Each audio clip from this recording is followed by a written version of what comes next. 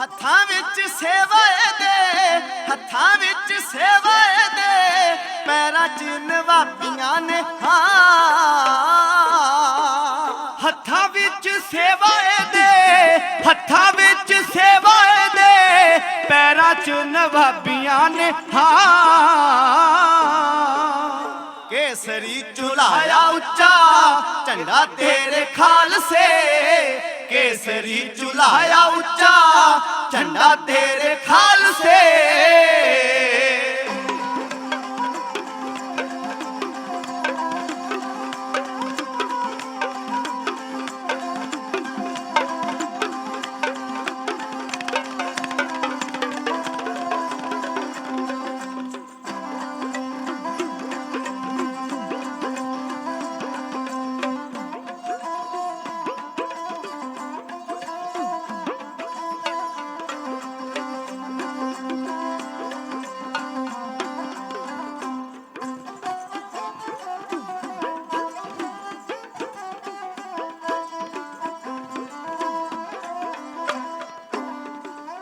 दिल विच प्यार दे, दिल विच प्यार दे, नैना च अकाल वसे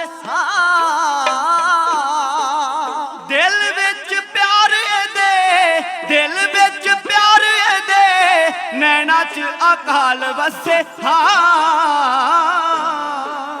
जालमां दा कट दिता, जालमां दा कट दिता, कंडा तेरे खालसे, जालमां दा कट दिता, कंडा तेरे खालसे।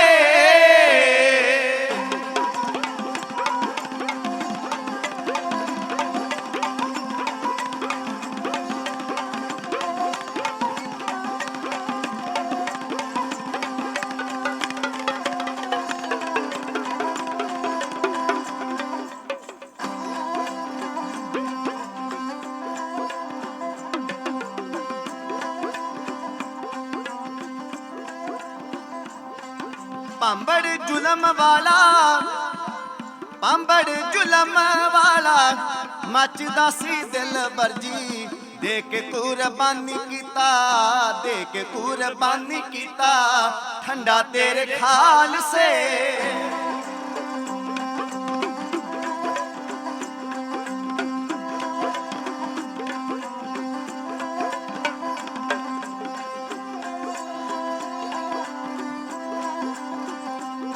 दुनिया एक मंसूर ते मान करदी, इत्थे पंथ मंसूरां दा पलदा ए।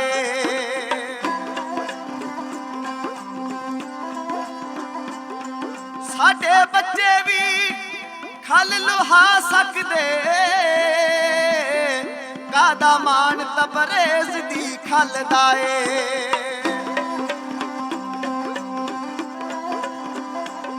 पिछों सिंह दशमेश दा सजदा ए, पिछों सिंह दशमेश दा सजदा ए, पहला सिर नजराने विच घलदा ए।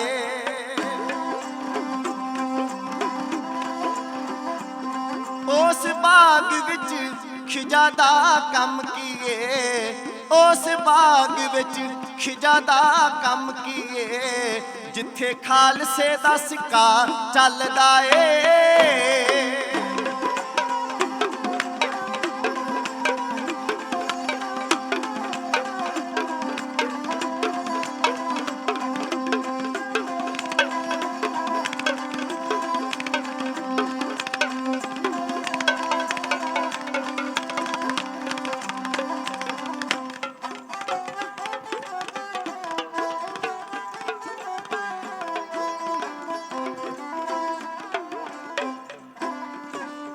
ਭਾਂਬੜ ਜ਼ੁਲਮ ਵਾਲਾ, ਭਾਂਬੜ ਜ਼ੁਲਮ ਵਾਲਾ ਮੱਚਦਾ ਸੀ ਦਿਲ ਵਰਜੀ। ਹਾਂ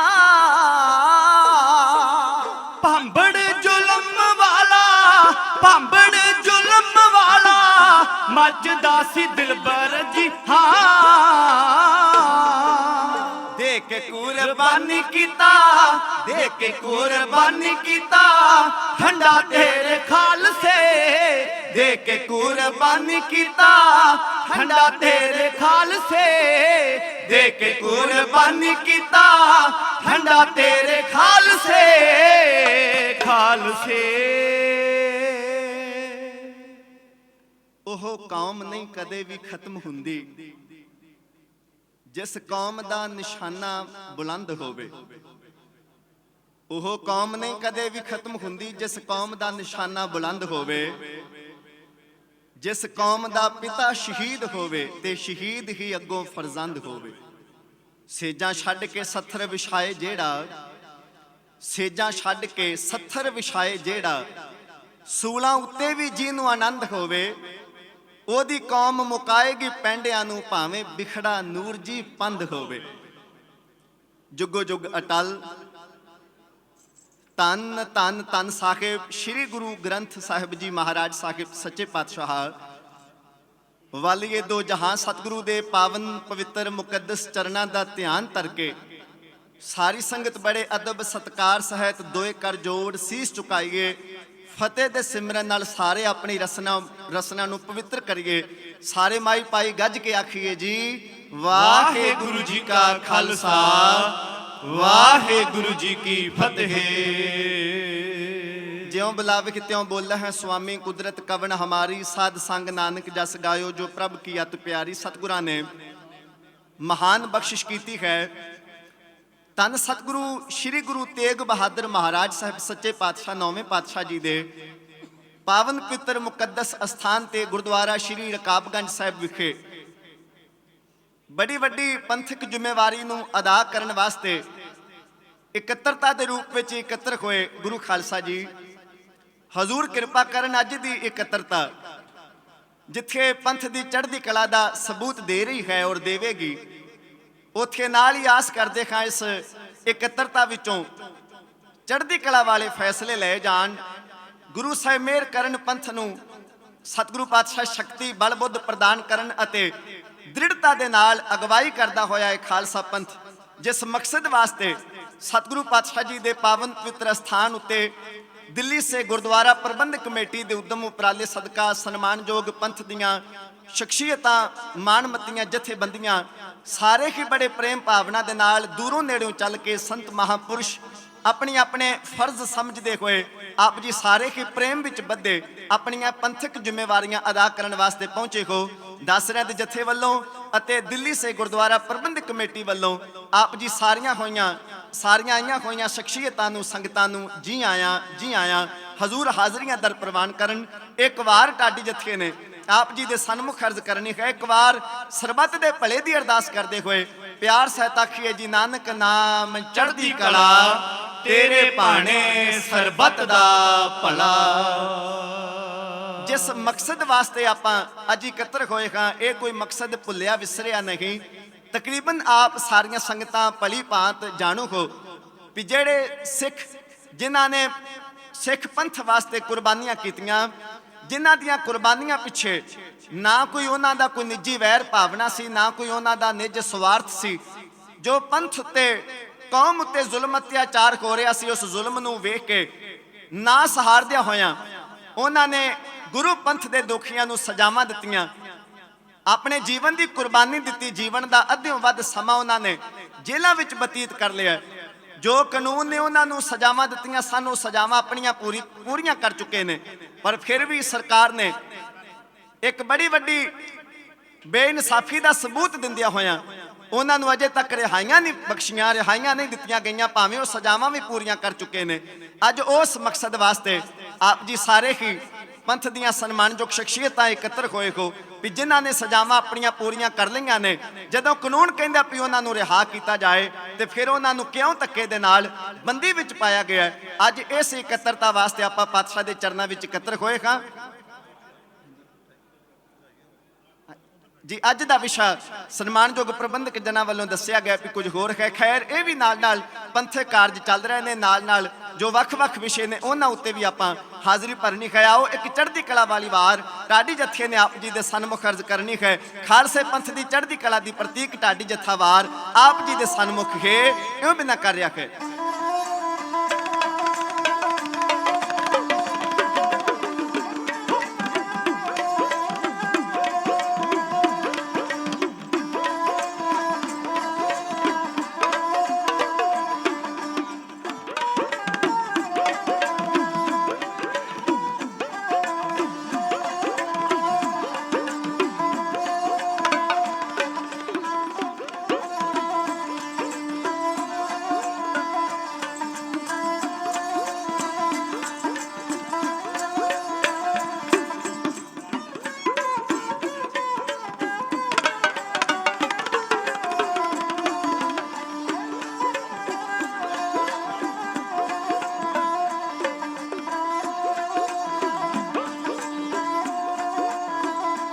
कलगीधर ने इनू सजाया सिक्खी दा है लाया, कलगीधर ने इनू सजाया बूटा सिक्खी दा है लाया, इनू खून पुतां दा पाया, खून पुतां दा पाया, अणख चाड़ी तलवारां दी।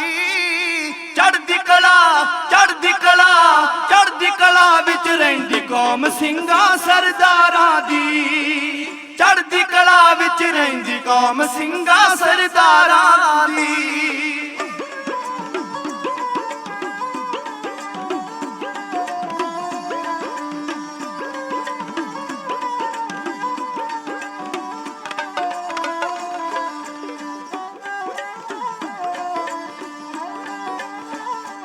जिन्नी होवे इन्हां ते सख्ती ओनी करदे ने ए भगती, जिन्नी होवे इन्हां ते सख्ती ओनी करदे ने ए भगती।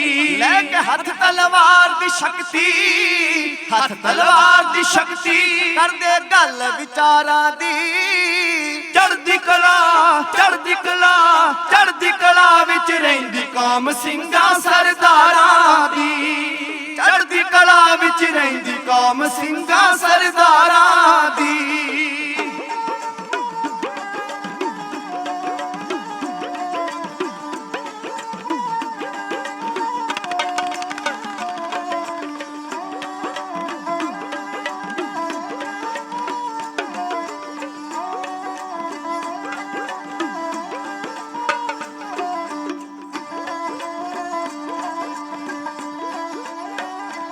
मन परवाने क्षमा ते मचदे, पर लथे देवी हसदे, मन परवाने क्षमा ते मचदे, पर लथे तो भी हसदे। दिल विच फिकर रताना रख दे, फिकर रताना रख दे, रंबी दियां तारा दी। चढ़दी कला चढ़दी कला चढ़दी कला विच रहिंदी कौम सिंघां सरदारां दी, चढ़दी कला विच रहिंदी कौम सिंघां सरदारां दी।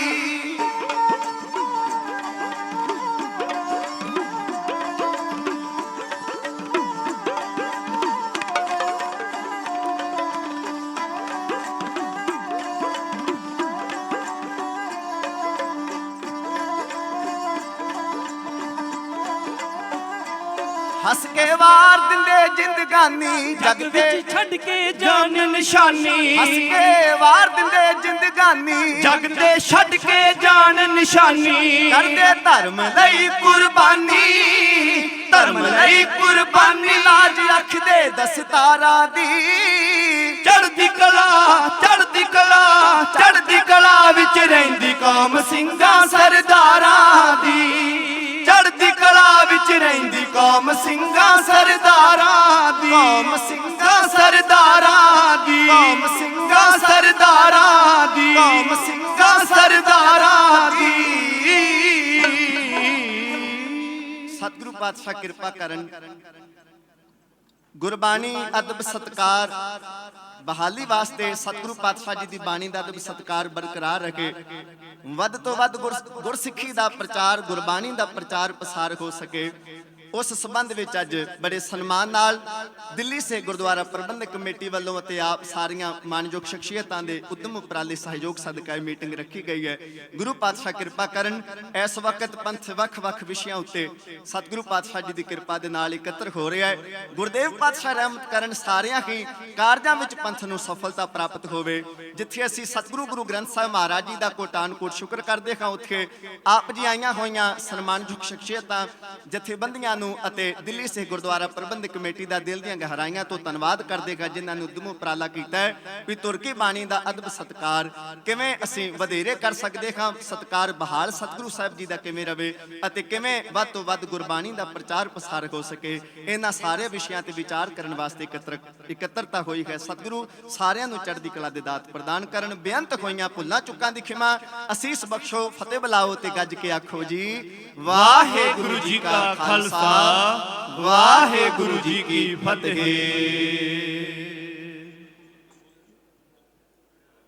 गुरु प्यारे गुरु सवारे खालसा जीओ फतेह प्रवान करनी जी। वाहिगुरु जी का खालसा वाहिगुरु जी की फतेह। वडभागे हाँ जो सतगुरां दी अपार बख्शिश सदका सानू सारियां नू गुरमत दे प्रचार करने वास्ते गुरु साहिबां दी बख्शिश सदका एक इहो जी इकत्तरता प्रदान हुई जिहदे विच आपां सारियां ने मिल के ये फैसले लैणे ने कि आपां जो दिल्ली साडी कमेटी बनी है ਉਹਦੇ ਵਿੱਚ ਅਸੀਂ ਆਉਣ ਵਾਲੇ ਸਮੇਂ ਦੇ ਵਿੱਚ किस तरह प्रचार करांगे। सो आप सारिਆਂ ही संत समाज जिन्हें भी पहुँचे ने मेरे अत सत्कारयोग और ਗਿਆਨੀ ਸਾਹਿਬਾਨ ਰਾਗੀ ਸਾਹਿਬਾਨ ਸਿੰਘ ਸਭਾਵਾਂ ਅਸੀਂ ਸਾਰਿਆਂ ਨੂੰ ਹੀ ਦਿੱਲੀ ਗੁਰਦੁਆਰਾ ਪ੍ਰਬੰਧਕ ਕਮੇਟੀ ਵੱਲੋਂ ਜੀ ਆਇਆਂ ਕਹਿੰਦੇ ਹਾਂ, ਖੈਰ ਮਕਦਮ ਕਹਿੰਦੇ ਹਾਂ, ਇਸਤਕਬਾਲ ਕਰਦੇ ਹਾਂ, ਸਰਹੰਦੀ ਪੇਸ਼ ਕਰਦੇ ਹਾਂ। ਆਪ ਸਾਰਿਆਂ ਨੂੰ ਹੀ ਅਸੀਂ ਅਤ ਸਤਿਕਾਰ ਦੇ ਨਾਲ ਜੀ ਆਇਆਂ ਕਹਿੰਦੇ ਹਾਂ। ਅੱਜ ਦਾ ਇਹ ਮੁੱਖ ਸਮਾਗਮ ਜੋ ਰੱਖਿਆ ਗਿਆ ਕਿ ਜੋ ਗੁਰੂ ਸਾਹਿਬ ਸਾਡੇ ਧੰਨ ਸ਼੍ਰੀ ਗੁਰੂ ਗ੍ਰੰਥ ਸਾਹਿਬ ਜੀ ਮਹਾਰਾਜ ਜਿਨ੍ਹਾਂ ਦੇ ਵਿੱਚ ਜਿਤਨੇ ਵੀ ਸਾਡੇ ਮਹਾਂਪੁਰਖਾਂ ਦੀ ਬਾਣੀ ਹੈ ਉਸ ਬਾਣੀ ਨੂੰ ਜਿੰਨੇ ਵੀ ਮਹਾਂਪੁਰਖਾਂ ਦੀ ਬਾਣੀ ਹੈ ਬਾਣੀ ਦਾ ਪ੍ਰਚਾਰ ਕਿਸ ਤਰ੍ਹਾਂ ਕੀਤਾ ਜਾਵੇ, ਕਿਸ ਤਰ੍ਹਾਂ ਅਸੀਂ ਇਸ ਪ੍ਰਚਾਰ ਦੀ ਲਹਿਰ ਨੂੰ ਤੋਰੀਏ, ਉਸ ਦੇ ਵਾਸਤੇ ਆਪ ਸਾਰੇ ਹੀ ਅਤ ਸਤਿਕਾਰਯੋਗ ਮਹਾਂਪੁਰਖਾਂ ਦੇ ਪਾਸੋਂ ਅਸੀਂ ਇਹ ਸਲਾਹ ਮੰਗਦੇ ਹਾਂ ਸਾਨੂੰ ਰਾਹ ਵਿਖਾਇਆ ਜਾਵੇ, ਸਾਡਾ ਮਾਰਗਦਰਸ਼ਨ ਕੀਤਾ ਜਾਵੇ ਤਾਂ ਕਿ ਬਾਣੀ ਨੂੰ ਗੁਰੂ ਨਾਨਕ ਦੇ ਸੰਦੇਸ਼ ਨੂੰ ਆਪਾਂ ਦੁਨੀਆ ਦੇ ਕੋਨੇ-ਕੋਨੇ ਤੱਕ ਪਹੁੰਚਾ ਸਕੀਏ। ਬਾਕੀ ਸੰਤ ਸਭਾ ਮੈਂ ਬੈਸ ਕੇ ਕੀਰਤ ਮੈਂ ਕਹਾਂ, ਆਪ ਤੇ ਸਾਰੇ ਹੀ ਮਹਾਂਪੁਰਖ ਪਰਮੇਸ਼ਰ ਦੇ ਪਿਆਰੇ ਹੋ, ਅਸੀਂ ਤੇ ਕੀ ਆਪ ਸਭ ਨੂੰ ਗੁਰਬਾਣੀ ਦਾ ਉਦਾਹਰਨ ਦੇ ਸਕਦੇ ਹਾਂ। ਅਸੀਂ ਤੇ ਆਪ ਸਾਰਿਆਂ ਤੋਂ ਅੱਜ ਇਹ ਉਦਾਹਰਨ ਲੈਣੇ ਨੇ। ਸੋ ਮੈਂ ਬੇਨਤੀ ਕਰਾਂ ਕਿ ਸਾਡੇ ਦਿੱਲੀ ਸਿੱਖ ਗੁਰਦੁਆਰਾ ਪ੍ਰਬੰਧਕ ਕਮੇਟੀ ਦੇ ਪ੍ਰਧਾਨ ਸਾਹਿਬ ਜੋ ਆਪ ਸਭ ਸੰਗਤਾਂ ਦਾ ਧੰਨਵਾਦ ਵੀ ਕਰਨਗੇ ਔਰ ਅੱਗੇ ਦੱਸਣਗੇ ਕਿ ਆਪਾਂ ਕੀ ਪ੍ਰੋਗਰਾਮ ਉਲੀਕਣਾ ਚਾਹੁੰਦੇ ਹਾਂ ਅਤੇ ਉਹਦੇ ਵਿੱਚ ਆਪ ਸਭ ਮਹਾਂਪੁਰਖਾਂ ਦੀ ਸਿੰਘ ਸਭਾਵਾਂ ਦੀ, ਗਿਆਨੀ ਸਿੰਘਾਂ ਦੀ, ਸਾਡੇ ਹੈੱਡ ਗ੍ਰੰਥੀ ਸਾਹਿਬਾਨ, ਰਾਗੀ ਸਾਹਿਬਾਨਾਂ ਦੀ ਸਾਨੂੰ ਕੀ ਸਲਾਹ ਚਾਹੀਦੀ ਆ।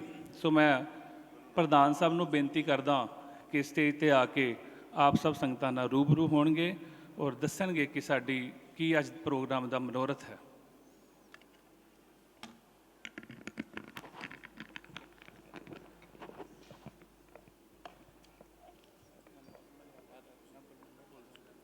ਗੁਰੂ ਤੇਗ ਬਹਾਦਰ ਸਾਹਿਬ ਜੀ ਦੇ ਇਸ ਪਵਿੱਤਰ ਸਥਾਨ ਗੁਰਦੁਆਰਾ ਰਕਾਬਗੰਜ ਸਾਹਿਬ ਦੇ ਮੇਨ ਹਾਲ ਗੁਰਦੁਆਰਾ ਲੱਖੀ ਸ਼ਾਹ ਵਣਜਾਰਾ ਹਾਲ ਦੇ ਵਿੱਚ ਅੱਜ ਵੱਖ-ਵੱਖ ਸੰਪਰਦਾਵਾਂ, ਵੱਖ-ਵੱਖ ਸੰਤ ਸਮਾਜ, ਬਹੁਤ ਹੀ ਸਤਿਕਾਰਯੋਗ ਦਿੱਲੀ ਦੀਆਂ ਸਿੰਘ ਸਭਾਵਾਂ ਦੇ ਵੱਖ-ਵੱਖ ਪ੍ਰਧਾਨ ਸਕੱਤਰ ਸਾਹਿਬ, ਪ੍ਰਚਾਰਕ ਗ੍ਰੰਥੀ ਸਾਹਿਬਾਨ, ਹੈੱਡ ਗ੍ਰੰਥੀ ਸਾਹਿਬਾਨ, ਦਿੱਲੀ ਸਿੱਖ ਗੁਰਦੁਆਰਾ ਪ੍ਰਬੰਧਕ ਕਮੇਟੀ ਦੇ ਸਮੁੱਚੇ ਗੁਰਦੁਆਰਾ ਸਾਹਿਬਾਂ ਤੋਂ ਇੱਥੇ ਆਏ ਹੋਏ, ਨਾਲ ਹੀ ਦਿੱਲੀ ਸਿੱਖ ਗੁਰਦੁਆਰਾ ਪ੍ਰਬੰਧਕ ਕਮੇਟੀ ਦੇ ਸਮੁੱਚੇ ਮੈਂਬਰ ਸਾਹਿਬਾਨ, ਸਭ ਤੋਂ ਪਹਿਲਾਂ ਤਾਂ ਗੁਰੂ ਮਹਾਰਾਜ ਦੀ ਫਤਿਹ ਸਾਂਝ ਕਰੀਏ। ਵਾਹਿਗੁਰੂ ਜੀ ਕਾ ਖਾਲਸਾ ਵਾਹਿਗੁਰੂ ਜੀ ਕੀ ਫਤਿਹ। ਮੈਂ ਬਹੁਤ ਹੀ ਦਿਲ ਦੀਆਂ ਗਹਿਰਾਈਆਂ 'ਚੋਂ ਧੰਨਵਾਦ ਕਰਦਾ ਸਮੁੱਚੀ ਸੰਪਰਦਾਵਾਂ ਦਾ, ਸਿੰਘ ਸਾਹਿਬ ਦਾ ਔਰ ਆਏ ਹੋਏ ਇੱਥੇ ਬਹੁਤ ਹੀ ਸੰਤ ਸਮਾਜ ਦੇ ਮੁਖੀ ਜਨਾਂ ਦਾ, ਜਿਨ੍ਹਾਂ ਨੇ ਦਿੱਲੀ ਸਿੱਖ ਗੁਰਦੁਆਰਾ ਪ੍ਰਬੰਧਕ ਕਮੇਟੀ ਦੇ ਇਸ ਪ੍ਰੋਗਰਾਮ ਦੇ ਵਿੱਚ ਆਉਣ ਦੀ, ਜਿੱਥੇ ਸਾਨੂੰ ਸ਼ਮੂਲੀਅਤ ਪਾਉਣ ਦੀ ਜਿੱਥੇ ਹਾਮੀ ਭਰੀ, ਔਰ ਅੱਜ ਇੱਥੇ ਆਪਣੇ ਦਲ ਪੰਥ ਦੇ ਨਾਲ ਇੱਥੇ ਸਾਰੇ ਪਹੁੰਚੇ। ਅੱਜ ਦਾ ਇਹ ਖਾਸ ਤੌਰ ਤੇ ਪ੍ਰੋਗਰਾਮ ਇਹ ਜਿਹੜਾ ਪ੍ਰਚਾਰ ਦੀ ਗੱਲ ਅਸੀਂ ਕਰਦੇ ਆ, ਧਰਮ ਦਾ ਪ੍ਰਚਾਰ ਕਿਸ ਤਰੀਕੇ ਦੇ ਨਾਲ ਹੋਵੇ, ਇਹਦਾ ਪ੍ਰਸਾਰ ਕਿਸ ਤਰੀਕੇ ਦੇ ਨਾਲ ਹੋਵੇ, ਕਿਉਂਕਿ ਪਿਛਲੇ ਸਮੇਂ ਦੇ ਵਿੱਚ ਕੋਵਿਡ ਦੀ ਮਹਾਮਾਰੀ ਤੋਂ ਬਾਅਦ ਇਹ 2 ਸਾਲ 2.5 ਸਾਲ ਜਿਸ ਤਰੀਕੇ ਦੇ ਨਾਲ ਇਲਾਕਿਆਂ ਦੇ ਵਿੱਚ ਇਸ ਪ੍ਰਚਾਰ ਦੀ ਬਹੁਤ ਕਮੀ ਰਹੀ। ਸੋਸ਼ਲ ਮੀਡੀਆ ਦੇ ਉੱਤੇ ਆਪਣੇ ਤੌਰ ਦੇ ਉੱਤੇ ਲੋਕਾਂ ਨੇ ਜ਼ਰੂਰ ਇਸ ਦੇ ਉੱਤੇ ਪ੍ਰਚਾਰ ਪ੍ਰਸਾਰ ਦੀ ਗੱਲ ਕੀਤੀ, ਮਗਰ ਇਲਾਕਿਆਂ ਦੇ ਵਿੱਚ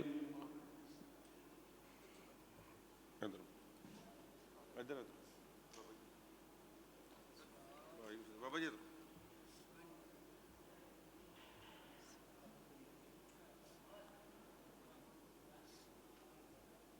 ਆਪਣੇ ਆਪਣੇ ਇਲਾਕਿਆਂ ਦੇ ਵਿੱਚ, ਦਿੱਲੀ ਦੇ ਵਿੱਚ, ਦਿੱਲੀ ਤੋਂ ਬਾਹਰ ਇਸ ਧਰਮ ਦੇ ਪ੍ਰਚਾਰ ਦਾ ਪ੍ਰਸਾਰ ਕਿਸ ਤਰੀਕੇ ਦੇ ਨਾਲ ਕੀਤਾ ਜਾਏ, ਅੱਜ ਬਹੁਤ ਵੱਡੀ ਇਹਦੀ ਮੰਗ ਆ ਰਹੀ ਹੈ। ਬਹੁਤ ਵੱਡੀ ਲੋੜ ਹੈ ਕਿ ਕੌਮ ਦੇ ਵਿੱਚ ਜਿਹੜੀ ਨੌਜਵਾਨ ਪੀੜ੍ਹੀ ਪਤਿਤ ਪੁਣੇ ਵੱਲ ਜਾ ਰਹੀ ਆ, ਨਸ਼ਿਆਂ ਵੱਲ ਵੱਧ ਰਹੀ ਹੈ, ਉਹਨਾਂ ਦੇ ਉੱਤੇ ਕਿਸ ਤਰੀਕੇ ਦੇ ਨਾਲ ਰੋਕ ਲਾਈ ਜਾਏ। ਬਹੁਤ ਅਹਿਮ ਜ਼ਿੰਮੇਵਾਰੀ ਜਿਹੜੀ ਦਿੱਲੀ ਦੀ ਸੰਗਤ ਨੇ ਸਾਨੂੰ ਦਿੱਤੀ ਆ, ਔਰ ਅਸੀਂ ਇੱਕ ਪ੍ਰੋਗਰਾਮ ਬਣਾ ਕੇ ਨਿਕਲੇ ਕਿ ਅੱਜ ਦਾ ਜਿਹੜਾ ਇਹ ਵਿਸ਼ੇਸ਼ ਪ੍ਰੋਗਰਾਮ ਦਾ ਤੁਸੀਂ ਨਾਮ ਵੀ ਦੇਖਿਆ ਕਿ ਲਿਖਿਆ ਕਿ ਧੰਨ ਲਿਖਾਰੀ ਨਾਨਕਾ।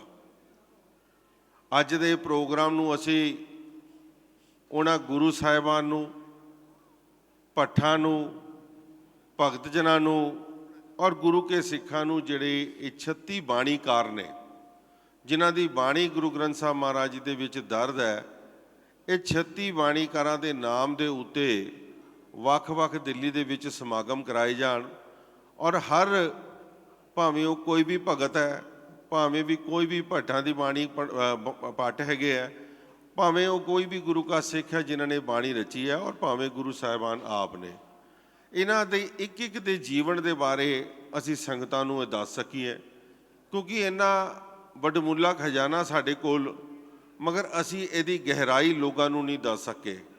ਅਸੀਂ ਨਹੀਂ ਦੱਸ ਸਕੇ ਕਿ ਇਹਨਾਂ ਦੇ ਵਿੱਚ ਕਿਹਨਾਂ ਦੀ ਬਾਣੀ ਹੈ, ਉਹਨਾਂ ਦਾ ਜੀਵਨ ਕੀ ਸੀ। ਇਹ ਉਦੇਸ਼ ਲੈ ਕੇ ਅਸੀਂ ਅੱਜ ਦਾ ਇੱਕ ਪ੍ਰੋਗਰਾਮ ਰੱਖਿਆ, ਔਰ ਚਾਹੁੰਦੇ ਸੀ ਕਿ ਜਿਸ ਤਰੀਕੇ ਦੇ ਨਾਲ ਇਹ ਪ੍ਰੋਗਰਾਮ ਸ਼ੁਰੂ ਹੋਵੇ, ਐਸੇ ਸੰਤ ਸਮਾਜ ਦਾ ਸਾਨੂੰ ਆਸ਼ੀਰਵਾਦ ਮਿਲੇ, ਇਹਨਾਂ ਦੀ ਦਿੱਤੀ ਹੋਈ ਰੂਪ ਰੇਖਾ ਦੇ ਉੱਤੇ ਅਸੀਂ ਇਹ ਕੰਮ ਕਰ ਸਕੀਏ। ਔਰ ਅੱਜ ਜਿਹੜੀਆਂ ਵੱਖ-ਵੱਖ ਕਰਮਸਰ ਸਾਹਿਬ ਹੁਣੇ ਸਭ ਦੇ ਨਾਮ ਲੈ ਕੇ ਜੀ ਆਇਆਂ ਵੀ ਕਹਿਣਗੇ, ਸਾਰਿਆਂ ਨਾਲ ਜਿੱਥੇ ਅਸੀਂ ਧੰਨਵਾਦ ਕਰਦੇ ਹਾਂ ਕਿ ਤੁਸੀਂ ਆਪਣਾ ਸਮਾਂ ਕੱਢ ਕੇ ਇੱਥੇ ਪਹੁੰਚੇ ਹੋ। ਅਸੀਂ ਚਾਹਾਂਗੇ ਕਿ ਵਾਰੀ-ਵਾਰੀ ਕਰਕੇ ਜਿਹੜੇ ਵੀ ਸੰਪਰਦਾਵਾਂ ਤੋਂ ਇੱਕ ਮੁਖੀ ਸਮੇਂ ਨੂੰ ਦੇਖਦੇ ਹੋਏ ਆਪਣੇ ਸੁਝਾਅ ਔਰ ਆਪਣੀ ਸਲਾਹਾਂ ਦੇ ਕੇ ਕਿ ਅਸੀਂ ਇਸ ਪ੍ਰੋਗਰਾਮ ਦਾ, ਅਸੀਂ ਆਪਣੀ ਗੁਰਬਾਣੀ ਦਾ, ਆਪਣੇ ਸਿੱਖ ਇਤਿਹਾਸ ਦਾ ਪ੍ਰਚਾਰ ਪ੍ਰਸਾਰ ਕਿਸ ਤਰੀਕੇ ਦੇ ਨਾਲ ਕਰ ਸਕੀਏ, ਇਹਦੇ ਸਾਰਿਆਂ ਨੂੰ ਮੁੱਖ ਉਦੇਸ਼ ਰੱਖਦੇ ਹੋਏ ਉਹਦੇ ਉੱਤੇ, ਇਸ ਟੌਪਿਕ ਦੇ ਉੱਤੇ ਰੱਖਣਾ। ਕਿਉਂਕਿ ਅੱਜ ਦੀ ਇਹ ਮੀਟਿੰਗ ਸਿਰਫ ਤੇ ਸਿਰਫ ਨਿਰੋਲ ਧਾਰਮਿਕ ਔਰ ਧਾਰਮਿਕ ਪੱਖੋਂ ਅਸੀਂ ਇਸ ਗੱਲ ਕਰਨੀ ਹੈ, ਕਿਉਂਕਿ ਬਹੁਤ ਵੱਡੀ ਜਿਹੜੀ ਜ਼ਿੰਮੇਵਾਰੀ ਹੈ ਕੌਮ ਦੇ ਵਿੱਚ, ਜਿਹੜੀਆਂ 2 ਸੰਪਰਦਾਵਾਂ ਨੂੰ ਮਿਲੀਆਂ, 2 ਜਥੇਬੰਦੀਆਂ ਨੂੰ ਜਾਂ 2 ਕਮੇਟੀਆਂ ਨੂੰ ਮੈਂ ਕਹਿ ਸਕਦਾ, ਜਿਹੜੀਆਂ ਚੁਣਿੰਦਾ ਕਮੇਟੀਆਂ, ਜਿੱਥੇ ਸ਼੍ਰੋਮਣੀ ਗੁਰਦੁਆਰਾ ਪ੍ਰਬੰਧਕ ਕਮੇਟੀ ਆਪਣੇ ਤਰਫੋਂ ਕੰਮ ਕਰ ਰਹੀ ਹੈ, ਮਗਰ ਦਿੱਲੀ ਸਿੱਖ ਗੁਰਦੁਆਰਾ ਪ੍ਰਬੰਧਕ ਕਮੇਟੀ ਦੇ ਉੱਤੇ ਬਹੁਤ ਵੱਡੀ ਆਸ ਦੁਨੀਆ ਦੀ ਹੈ, ਕਿਉਂਕਿ ਇਸ ਆਸ ਨੂੰ ਅਸੀਂ ਆਪਣੇ ਕੰਮਕਾਜ ਦੇ ਨਾਲ ਬਣਾਇਆ। ਲੋਕਾਂ ਦੇ ਵਿੱਚ ਇਸ ਗੱਲ ਦੀ ਉਮੀਦ ਹੈ ਕਿ ਇਹ ਜਿਹੜੀਆਂ ਕਮੇਟੀ ਦਿੱਲੀ ਦੇ ਵਿੱਚ ਕੰਮ ਕਰਦੀ ਹੈ, ਜਿੱਥੇ ਇਹ ਧਰਮ ਦੇ ਪ੍ਰਚਾਰ ਦੀ ਗੱਲ ਕਰਦੀ ਹੈ, ਆਪਣੇ ਧਰਮ ਦੀ ਰਾਖੀ ਲਈ ਕੋਈ ਵੀ ਲੜਾਈ ਨਹੀਂ ਹੋਏ, ਕੋਈ ਵੀ ਸੇਵਾ ਦੇ ਵਿੱਚ ਹੋਏ ਸਭ ਤੋਂ ਅੱਗੇ ਤਤਪਰ ਹੁੰਦੀ ਹੈ। ਔਰ ਇਸ ਨੂੰ ਅੱਗੇ ਰੱਖਦੇ ਹੋਏ ਅਸੀਂ ਅੱਜ ਦਾ ਮੁੱਖ ਉਦੇਸ਼ ਰਹਿ ਕੇ ਗੁਰਬਾਣੀ ਦਾ ਓਟ ਆਸਰਾ ਲੈਂਦੇ ਹੋਏ ਇਹ ਕਾਰਜ ਕਰਨੇ ਹੈ। ਸੋ ਮੈਂ ਸਟੇਟ ਸੈਕਟਰੀ ਸਾਹਿਬ ਸਾਡੇ ਧਰਮ ਪ੍ਰਚਾਰ ਦੇ ਮੁਖੀ ਸਰਦਾਰ ਜਸਪ੍ਰੀਤ ਸਿੰਘ ਜੀ ਕਰਮ ਸਰ ਉਹਨਾਂ ਨੂੰ ਕਹਾਂਗਾ ਕਿ ਜਿੱਥੇ ਸਾਰੇ ਪ੍ਰੋਗਰਾਮ ਦਾ ਤੁਹਾਡੇ ਨਾਲ ਸ਼ੁਰੂਆਤ ਕਰਵਾਉਂਦੇ ਹੈ, ਸਾਰਿਆਂ ਨੂੰ ਜੀ ਆਇਆਂ ਕਹਿੰਦੇ ਹੈ, ਕਿਉਂਕਿ ਸਭ ਤੋਂ ਪਹਿਲਾਂ ਮੈਂ ਇਸ ਰੂਪ ਰੇਖਾ ਦੀ ਗੱਲਬਾਤ ਸੰਤ ਬਲਜੀਤ ਸਿੰਘ ਜੀ ਦਾਦੂਵਾਲ ਸਾਹਿਬ ਨਾਲ ਗੱਲ ਕੀਤੀ ਹੈ। ਸਭ ਤੋਂ ਪਹਿਲਾਂ ਮੈਂ ਉਹਨਾਂ ਨੂੰ ਕਹਾਂਗਾ ਕਿ ਕਰਮ ਸਰ ਜੀ ਦੇ ਜੀ ਆਇਆਂ ਕਹਿਣ ਤੋਂ ਬਾਅਦ ਤੁਸੀਂ ਪਹਿਲੀ ਗੱਲ ਤੁਸੀਂ ਰੱਖਣੀ ਹੈ, ਕਿਉਂਕਿ ਇੱਕ ਵਿਚਾਰ ਔਰ ਆਪਣੀ ਰੂਪ ਰੇਖਾ ਵੀ ਤੁਹਾਡੇ ਨਾਲ ਅਸੀਂ ਡਿਸਕਸ ਕੀਤੀ ਹੈ ਕਿ ਅਸੀਂ ਕਿਸ ਤਰੀਕੇ ਦੇ ਨਾਲ ਇਹ ਕੰਮ ਸ਼ੁਰੂ ਕਰਨੇ ਹੈ। ਇੱਥੇ ਤੁਸੀਂ ਸ਼ੁਰੂਆਤ ਕਰਕੇ ਸਾਰੇ ਆਪਾਂ ਉਸੇ ਲਾਈਨ ਦੇ ਉੱਤੇ ਆਪਣੇ ਆਪਣੇ ਵਿਚਾਰ ਦਈਏ ਕਿ ਇਸ ਗੁਰੂ ਗ੍ਰੰਥ ਸਾਹਿਬ ਮਹਾਰਾਜ ਜੀ ਦੇ ਸਾਡੇ ਅਸੀਂ ਇਹਨਾਂ ਦਾ ਕਿੱਥੇ ਤੱਕ ਪ੍ਰਚਾਰ ਕਿਸ ਤਰੀਕੇ ਦੇ ਨਾਲ ਵੱਧ ਤੋਂ ਵੱਧ ਕਰ ਸਕਦੇ ਹਾਂ। ਸੋ ਇੱਕ ਵਾਰ ਫਿਰ ਤੋਂ ਮੈਂ ਤੁਹਾਡੇ ਸਾਰਿਆਂ ਦਾ ਜੀ ਆਇਆਂ ਕਹਿੰਦਾ, ਸਾਰਿਆਂ ਦਾ ਬਹੁਤ ਬਹੁਤ ਧੰਨਵਾਦ ਕਰਦਾ। ਸਰਦਾਰ ਜਸਪ੍ਰੀਤ ਸਿੰਘ ਜੀ ਕਰਮ ਸਰ ਸਾਹਿਬ। ਸੋ ਬਹੁਤ ਬਹੁਤ ਧੰਨਵਾਦ ਪ੍ਰਧਾਨ ਹਰਮੀਤ ਸਿੰਘ ਜੀ ਕਾਲਕਾ, ਜੋ ਕਾਫੀ ਸਮੇਂ ਤੋਂ ਅਸੀਂ ਉਲੀਕ ਰਹੇ ਸੀ ਵੀ ਕਿਸ ਤਰੀਕੇ ਨਾਲ ਪ੍ਰਚਾਰ ਸ਼ੁਰੂ ਕੀਤਾ ਜਾਵੇ, ਅਤੇ ਪ੍ਰਚਾਰ ਦੀਆਂ ਆਪ ਵੀ ਸਲਾਹਾਂ ਕੀਤੀਆਂ, ਵਿਚਾਰਾਂ ਕੀਤੀਆਂ ਸਾਰੀ ਕਮੇਟੀ ਨੇ। ਅਤੇ ਇਹ ਗੱਲ ਸਮਝ ਵਿੱਚ ਆਉਂਦੀ ਹੈ ਵੀ ਪ੍ਰਚਾਰ ਹੁੰਦਾ ਕੀ ਹੈ। ਪ੍ਰਚਾਰ ਅਸਲ ਵਿੱਚ ਜੀਵਨ ਹੁੰਦਾ, ਅਤੇ ਜਿਨ੍ਹਾਂ ਦਾ ਆਪਣਾ ਜੀਵਨ ਹੁੰਦਾ ਉਹੋ ਹੀ ਅਸਲ ਵਿੱਚ ਪ੍ਰਚਾਰ ਕਰ ਸਕਦੇ ਨੇ। ਅਤੇ ਇਸ ਕਰਕੇ ਆਪਾਂ ਇਹ ਸਲਾਹ ਕੀਤੀ ਵੀ ਜਿੰਨੇ ਵੀ ਜੀਵਨ ਵਾਲੇ ਸਾਡੇ ਮਹਾਂਪੁਰਖ ਨੇ, ਸੰਤ ਸਮਾਜ, ਆਪਾਂ ਉਹਨਾਂ ਨੂੰ ਆਪਣੇ ਨਾਲ ਲੈਂਦੇ ਹਾਂ ਅਤੇ ਆਪਾਂ ਪ੍ਰਚਾਰ ਦੀ ਲੜੀ ਨੂੰ ਤੋਰਦੇ ਹਾਂ। ਕਿਉਂਕਿ ਜੇ ਆਪਣੀ ਕਮਾਈ ਹੁੰਦੀ ਹੈ ਤਾਂ ਆਪਾਂ ਕਿਸੇ ਦੇ ਜੀਵਨ ਦੇ ਵਿੱਚ ਬਦਲਾਵ ਲਿਆ ਸਕਦੇ ਹਾਂ, ਜੇ ਆਪਣੀ ਕਮਾਈ ਨਹੀਂ ਹੁੰਦੀ ਤਾਂ ਬਦਲਾਵ ਨਹੀਂ ਲਿਆ ਸਕਦੇ। ਕਿਉਂਕਿ ਕਿਸੇ ਨੇ ਬੜਾ ਸੋਹਣਾ ਲਿਖਿਆ ਨਾ, ਇਲਮ ਦੀ ਲਿਆਕਤ ਹੋਵੇ, ਬੋਲਣੇ ਦੀ ਤਾਕਤ ਹੋਵੇ, ਕੰਮ ਤੋਂ ਫਿਰਾਕਤ ਹੋਵੇ, ਪੂਰਾ ਹੋਵੇ ਈਮਾਨ ਦਾ, ਦਿਲ ਦਾ ਗੰਭੀਰ ਹੋਵੇ, ਲੋਭ ਦਾ ਨਾ ਪੀਰ ਹੋਵੇ, ਸ਼ਾਂਤੀ ਸਰੀਰ ਹੋਵੇ, ਪੱਕਾ ਹੋਵੇ ਜ਼ੁਬਾਨ ਦਾ। ਸੋ ਸਾਰੇ ਹੀ ਸੰਤ ਸਮਾਜ ਨੂੰ ਅਸੀਂ ਜੀ ਆਇਆਂ ਕਹਿੰਦੇ ਹਾਂ। ਜੋ ਅੱਜ ਦਾ ਪ੍ਰੋਗਰਾਮ ਹੈ, ਜੋ ਸਾਡੇ ਗੁਰੂ ਗ੍ਰੰਥ ਸਾਹਿਬ ਜੀ ਮਹਾਰਾਜ ਦੇ ਵਿੱਚ ਸਾਡੇ 36 ਬਾਣੀਕਾਰ ਨੇ, ਉਹਨਾਂ ਦੇ ਆਪਾਂ ਦਿਨ ਮਨਾਉਣਾ ਚਾਹੁੰਦੇ ਹਾਂ, ਜਿਹਦੇ ਵਿੱਚ ਆਪਾਂ 36 ਪ੍ਰੋਗਰਾਮ ਰੱਖ ਸਕਦੇ ਹਾਂ ਦਿੱਲੀ ਦੇ ਵਿੱਚ। ਉਹਦੇ ਵਿੱਚ ਹੁਣ ਆਪ ਸਭ ਸੰਗਤਾਂ ਦੀ, ਸਾਡੇ ਮਹਾਂਪੁਰਖਾਂ ਦੀ, ਵਿਦਵਾਨ ਪੁਰਸ਼ਾਂ ਦੀ ਸਲਾਹ ਅਸੀਂ ਮੰਗਦੇ ਹਾਂ। ਅਸੀਂ ਇਹ ਵੇਖਿਆ ਵੀ ਜਿਹੜੇ 36 ਬਾਣੀਕਾਰ ਨੇ, ਉਹਨਾਂ ਦੇ ਵਿੱਚ ਇੱਕ ਚੀਜ਼ ਬੜੀ ਕਾਮਨ ਹੈ ਵੀ ਸਾਰਿਆਂ ਨੇ ਭਗਤੀ ਕੀਤੀ ਹੈ। ਇਹ ਸਾਰਿਆਂ ਦੇ ਵਿੱਚ ਬੜੀ ਕਾਮਨ ਹੈ। ਅਤੇ ਇੱਕ ਚੀਜ਼ ਬੜੀ ਵਿਲੱਖਣ ਹੈ ਕਿ ਸਾਰਿਆਂ ਦੀ ਭਾਸ਼ਾ ਅਲੱਗ ਸੀ, ਉਹਨਾਂ ਦਾ ਕਿੱਤਾ ਅਲੱਗ ਸੀ, ਉਹਨਾਂ ਦਾ ਜਿੱਥੇ ਉਹ ਰਹਿੰਦੇ ਸੀ ਉਹ ਜਗ੍ਹਾ ਅਲੱਗ ਸੀ। ਸੋ ਉਹਨਾਂ ਦਾ ਬਰਥ ਪਲੇਸ ਅਲੱਗ ਸੀ, ਉਹਨਾਂ ਦੀ ਕੁੱਲ ਅਤੇ ਜਾਤ ਅਲੱਗ ਸੀ, ਉਹਨਾਂ ਦਾ ਭਗਤੀ ਕਰਨ ਦਾ ਤਰੀਕਾ ਅਲੱਗ ਸੀ। ਫਿਰ ਵੀ ਸਾਰਿਆਂ ਨੂੰ ਗੁਰੂ ਗ੍ਰੰਥ ਸਾਹਿਬ ਜੀ ਮਹਾਰਾਜ ਦੇ ਵਿੱਚ ਗੁਰੂ ਨਾਨਕ ਨੇ ਜਗ੍ਹਾ ਦਿੱਤੀ ਆਪਣੇ ਹਿਰਦੇ ਦੇ ਵਿੱਚ। ਆਪਾਂ ਇਸ ਚੀਜ਼ ਨੂੰ ਕਿਸ ਤਰ੍ਹਾਂ ਹੋਰ ਅੱਗੇ ਪ੍ਰਚਾਰ ਸਕਦੇ ਹਾਂ? ਆਪਾਂ ਇਸ ਸੰਦੇਸ਼ ਨੂੰ ਦੁਨੀਆ ਨੂੰ ਦੱਸ ਸਕਦੇ ਹਾਂ ਕਿ ਤੁਸੀਂ ਆਪਣੇ ਕਿੱਤੇ ਦੇ ਵਿੱਚ ਰਹਿ ਕੇ, ਤੁਸੀਂ ਆਪੋ ਆਪਣੇ ਧਰਮ ਦੇ ਵਿੱਚ ਰਹਿ ਕੇ ਵੀ ਪਰਮੇਸ਼ਰ ਨੂੰ ਪਾ ਸਕਦੇ ਹੋ, ਜਿਸ ਤਰ੍ਹਾਂ ਸਾਡੇ ਭਗਤਾਂ ਨੇ, ਸਾਡੇ ਭੱਟਾਂ ਨੇ ਵੀ ਪਾਇਆ। ਸੋ ਇਹ ਸਾਡਾ ਛੋਟਾ ਜਿਹਾ ਮੈਂ ਤੁਹਾਨੂੰ ਬਰੀਫ ਕੀਤਾ ਵੀ ਸਾਡਾ ਕੀ ਮਨੋਰਥ ਹੈ। ਸੋ ਆਪ ਜਿਤਨੇ ਵੀ ਸੰਤ ਸਮਾਜ ਦੇ ਮੁਖੀ ਸਾਹਿਬਾਨ ਪਹੁੰਚੇ ਹੋ, ਅਸੀਂ ਤਹਿ ਦਿਲੋਂ, ਦਿਲ ਦੀਆਂ ਗਹਿਰਾਈਆਂ 'ਚੋਂ ਆਪ ਸਾਰਿਆਂ ਦਾ ਜੀ ਆਇਆਂ ਕਹਿੰਦੇ ਹਾਂ। ਸਾਡੇ ਵਿੱਚ ਬਾਬਾ ਸੇਵਾ ਸਿੰਘ ਜੀ ਕਾਰ ਸੇਵਾ ਵਾਲੇ ਖੰਡੂਰ ਸਾਹਿਬ ਤੋਂ ਪਹੁੰਚੇ ਨੇ, ਉਹਨਾਂ ਨੂੰ ਵੀ ਜੀ ਆਇਆਂ ਕਹਿੰਦੇ ਹਾਂ। ਬਾਬਾ ਜਸਦੀਪ ਸਿੰਘ ਜੀ ਜਗਾਦਰੀ ਵਾਲੇ ਸਾਡੇ ਵਿੱਚ ਪਹੁੰਚੇ ਨੇ, ਆਪ ਨੂੰ ਜੀ ਆਇਆਂ ਕਹਿੰਦੇ ਹਾਂ। ਬਾਬਾ ਮਹਿੰਦਰ ਸਿੰਘ ਜੀ ਭੜੀ ਵਾਲੇ, ਜੋ ਕੱਲ੍ਹ ਦਿੱਲੀ ਤੋਂ ਕਥਾ ਕਰਕੇ ਵਾਪਸ ਚਲੇ ਗਏ ਸੀ ਅਤੇ ਕਰਨਾਲ ਤੋਂ ਸਾਡੀ ਬੇਨਤੀ ਨੂੰ ਮੰਨ ਕੇ ਵਾਪਸ ਆਏ ਨੇ, ਉਹਨੂੰ ਅਸੀਂ ਤਹਿ ਦਿਲੋਂ ਜੀ ਆਇਆਂ ਕਹਿੰਦੇ ਹਾਂ। ਬਾਬਾ ਬਲਜੀਤ ਸਿੰਘ ਜੀ ਦਾਦੂਵਾਲ, ਜੋ ਲੰਮੇ ਸਮੇਂ ਤੋਂ ਇਸ ਪ੍ਰੋਗਰਾਮ ਨੂੰ ਉਲੀਕਣ ਵਾਸਤੇ ਬੜੀ ਮਸ਼ੱਕਤ ਕਰ ਰਹੇ ਨੇ ਤਾਂ ਕਿ ਆਪਾਂ ਪ੍ਰਚਾਰ ਕਰ ਸਕੀਏ, ਦੂਰ ਦੂਰ ਤੱਕ ਪ੍ਰਚਾਰ ਕਰ ਸਕੀਏ, ਕਿਉਂਕਿ ਅੱਜ ਪ੍ਰਚਾਰ ਦੀ ਬਹੁਤ ਕਮੀ ਹੈ। ਸੋ ਬਾਬਾ ਜੋਗਿੰਦਰ ਸਿੰਘ ਜੀ ਗੋਬਿੰਦ ਸਦਨ ਦਿੱਲੀ ਵਾਲੇ ਵੀ ਸਾਡੇ ਵਿੱਚ ਪਹੁੰਚੇ ਨੇ, ਜੀ ਆਇਆਂ ਕਹਿੰਦੇ ਹਾਂ। ਬਾਬਾ ਹਰਨਾਮ ਸਿੰਘ ਜੀ ਖਾਲਸਾ ਮੁਖੀ ਦਮਦਮੀ ਟਕਸਾਲ ਤੋਂ ਉਚੇਚੇ ਤੌਰ 'ਤੇ ਸਾਡੇ ਵਿੱਚ ਪਹੁੰਚੇ ਨੇ। ਜਦੋਂ ਵੀ ਟਕਸਾਲ ਤੋਂ ਸਿੰਘ ਗਿਆਨੀ ਸਿੰਘ ਕਥਾ ਕੀਰਤਨ ਕਰਨ ਵਾਸਤੇ ਆਉਂਦੇ ਨੇ ਅਤੇ ਜੀਵਨ ਉਹਨਾਂ ਦੇ ਵਿੱਚੋਂ ਝਲਕਦਾ। ਆਪਾਂ ਤਾਂ ਹਮੇਸ਼ਾ ਆਪਸ 'ਚ ਇੱਕ ਗੱਲ ਕਰਕੇ ਹੱਸਦੇ ਵੀ ਹੁੰਦੇ ਹਾਂ ਔਰ ਬੜਾ ਮਾਣ ਵੀ ਮਹਿਸੂਸ ਕਰਦੇ ਹਾਂ ਕਿ ਟਕਸਾਲ ਦੀ ਕੀਤੀ ਹੋਈ ਕਮਾਈ, ਟਕਸਾਲ ਦੀ ਆਪਣੇ ਵਿਦਿਆਰਥੀਆਂ ਨੂੰ ਦਿੱਤੀ ਹੋਈ ਸਿਖਲਾਈ ਤੇ ਟਕਸਾਲ ਦੀ ਵਰਤੀ ਹੋਈ ਸਖਤਾਈ, ਜਿਹਦੇ ਕਰਕੇ ਕਿੰਨਾ ਪ੍ਰਚਾਰ ਚੱਲਦਾ ਹੈ। ਸੋ ਬਾਬਾ ਜੀ ਨੂੰ ਅਸੀਂ ਜੀ ਆਇਆਂ ਕਹਿੰਦੇ ਹਾਂ। ਭਾਈ ਰਣਜੀਤ ਸਿੰਘ ਜੀ ਗੋਨਿਆਣਾ ਵਾਲੇ, ਉਹ ਵੀ ਸਾਡੇ ਵਿੱਚ ਪਹੁੰਚੇ ਨੇ, ਜੀ ਆਇਆਂ ਕਹਿੰਦੇ ਹਾਂ।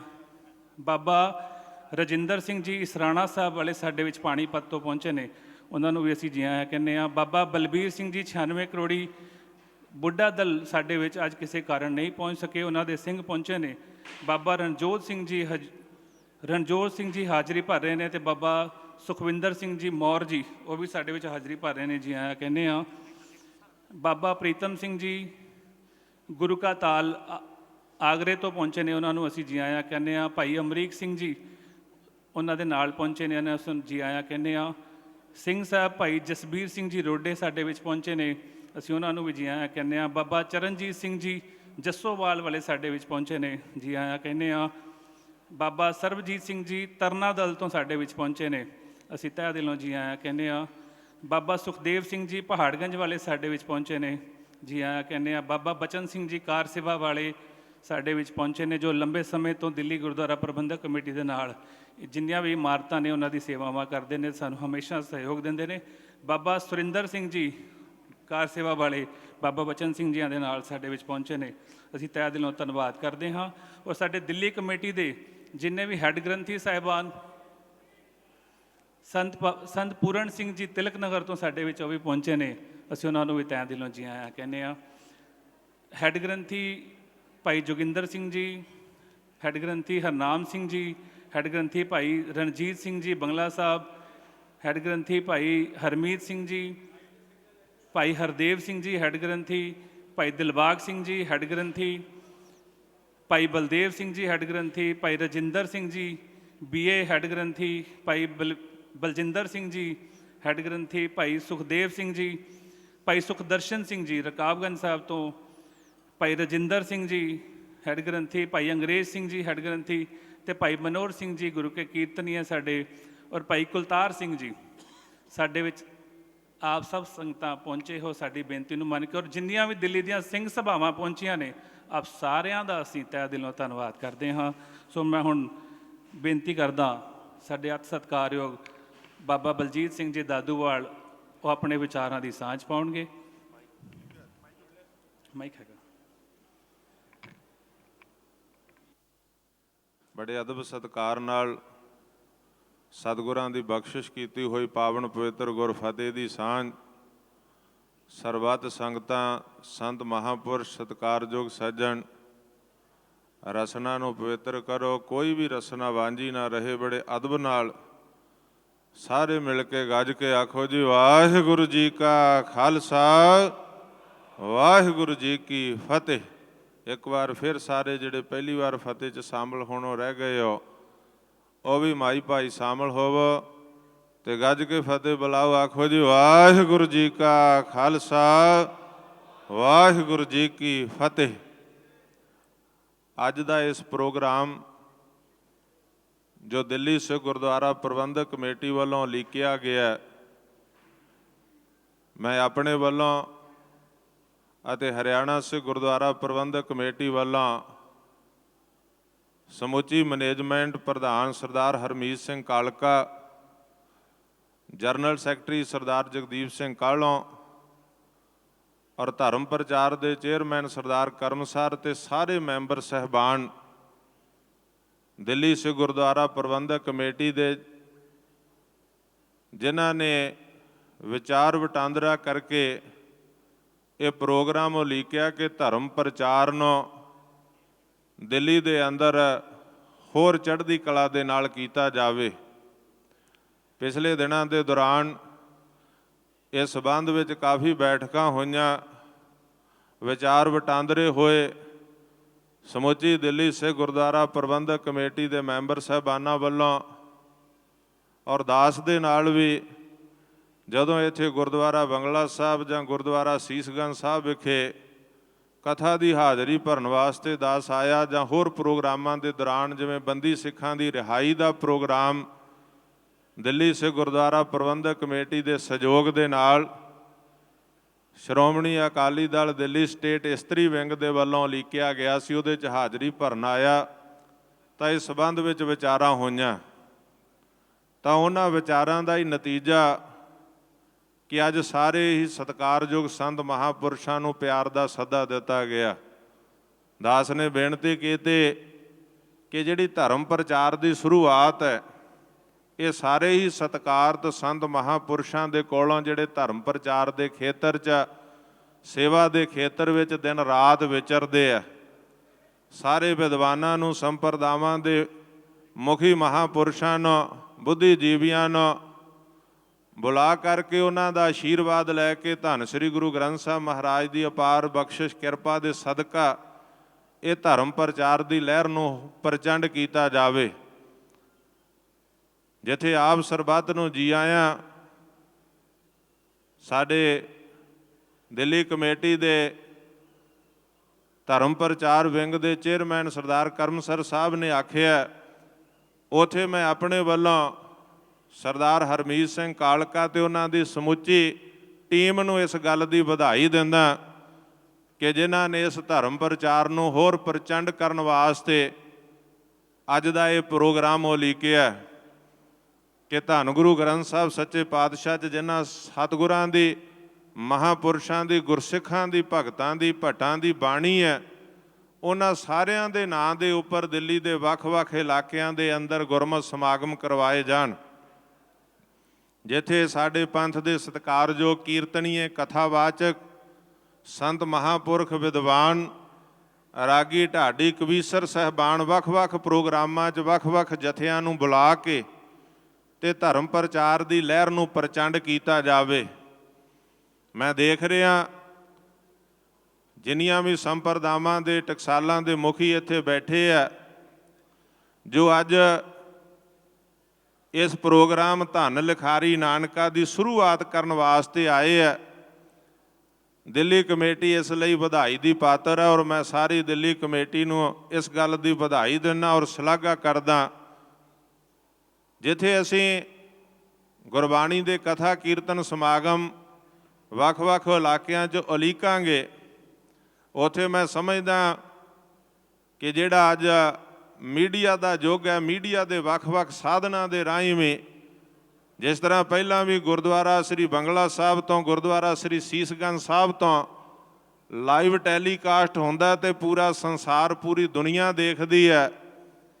ਚਾਹੇ ਦਿੱਲੀ ਕਮੇਟੀ ਦੇ ਆਪਣੇ ਵੈਬ ਚੈਨਲ ਹੈ, ਇਸ ਦੇ ਨਾਲ ਹੀ ਮੈਂ ਸਮਝਦਾ ਕਿ ਸੋਸ਼ਲ ਮੀਡੀਆ ਦੇ ਉੱਪਰ ਵੀ ਇਸ ਧਰਮ ਪ੍ਰਚਾਰ ਨੂੰ ਹੋਰ ਪ੍ਰਚੰਡ ਕੀਤਾ ਜਾਵੇ ਤਾਂ ਕਿ ਪੂਰੇ ਸੰਸਾਰ ਦੇ ਅੰਦਰ ਗੁਰਸਿੱਖੀ ਦੇ ਪ੍ਰਚਾਰ ਪ੍ਰਸਾਰ ਦੀ ਗੱਲ ਚੱਲ ਸਕੇ।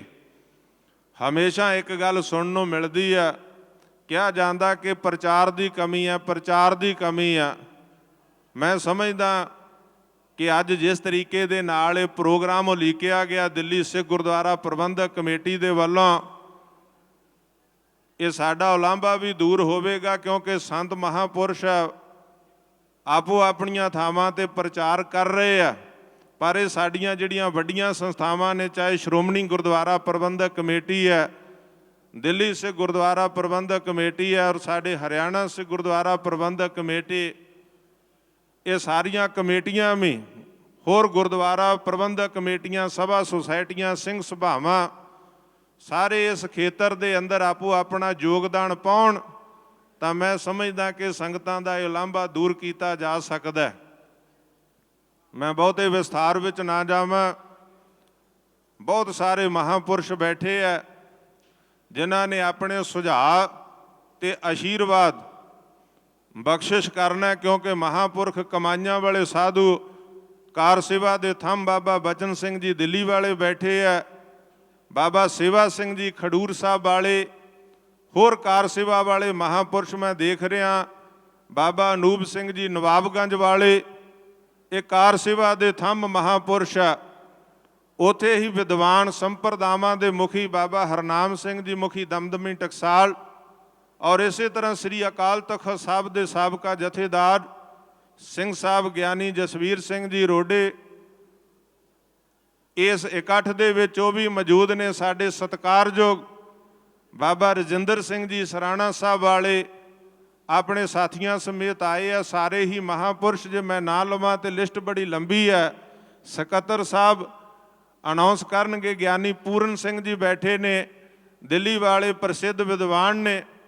ਔਰ ਮੇਰੇ ਨਾਲ ਹਰਿਆਣਾ ਸਿੱਖ ਗੁਰਦੁਆਰਾ ਪ੍ਰਬੰਧਕ ਕਮੇਟੀ ਦੇ ਮੀਤ ਪ੍ਰਧਾਨ ਸਰਦਾਰ ਸਵਰਨ ਸਿੰਘ ਰਤੀਆ, ਮੈਂਬਰ ਸਰਦਾਰ ਗੁਰਜੀਤ ਸਿੰਘ ਔਲਖ ਤੇ ਹੋਰ ਸਾਰੇ ਮੈਂਬਰ ਸਾਹਿਬਾਨ ਅੱਜ ਦੀ ਇਸ ਇਕੱਤਰਤਾ ਦੇ ਵਿੱਚ ਆਏ ਹੈ। ਔਰ ਸਾਡੇ ਸਤਿਕਾਰਯੋਗ ਸ੍ਰੀ ਬੰਗਲਾ ਸਾਹਿਬ ਦੇ ਔਰ ਗੁਰਦੁਆਰਾ ਸੀਸਗੰਜ ਸਾਹਿਬ ਦੇ ਹੈੱਡ ਗ੍ਰੰਥੀ ਸਾਹਿਬ ਸਿੰਘ ਸਾਹਿਬ ਗਿਆਨੀ ਰਣਜੀਤ ਸਿੰਘ ਜੀ, ਸਿੰਘ ਸਾਹਿਬ ਗਿਆਨੀ ਹਰਨਾਮ ਸਿੰਘ ਜੀ ਔਰ ਸਾਰੇ ਹੀ ਗੁਰੂ ਘਰਾਂ ਦੇ ਜੋ ਦਿੱਲੀ ਸਿੱਖ ਗੁਰਦੁਆਰਾ ਪ੍ਰਬੰਧਕ ਕਮੇਟੀ ਦੇ ਪ੍ਰਬੰਧ 'ਚ ਨੇ, ਉਹਨਾਂ ਦੇ ਹੈੱਡ ਗ੍ਰੰਥੀ ਸਾਹਿਬਾਨ ਔਰ ਗੁਰੂ ਕੇ ਕੀਰਤਨੀਏ ਕਥਾਵਾਚਕ ਅੱਜ ਦੇ ਇਸ ਇਕੱਠ ਦੇ ਵਿੱਚ ਬਿਰਾਜਮਾਨ ਨੇ। ਉੱਥੇ ਸਾਡੇ ਸੰਤ ਚਰਨਜੀਤ ਸਿੰਘ ਜੀ ਜੱਸੋਵਾਲ ਜਿਹੜੇ ਮੈਂਬਰ ਵੀ ਨੇ ਸ਼੍ਰੋਮਣੀ ਗੁਰਦੁਆਰਾ ਪ੍ਰਬੰਧਕ ਕਮੇਟੀ ਦੇ, ਉਹ ਵੀ ਬਿਰਾਜਮਾਨ ਨੇ। ਸੰਤ ਰਣਜੀਤ ਸਿੰਘ ਜੀ ਕਲਾਨੌਰ ਵਾਲੇ ਗੁਣਿਆਣਾ ਮੰਡੀ, ਉਹ ਵੀ ਬਿਰਾਜਮਾਨ ਨੇ।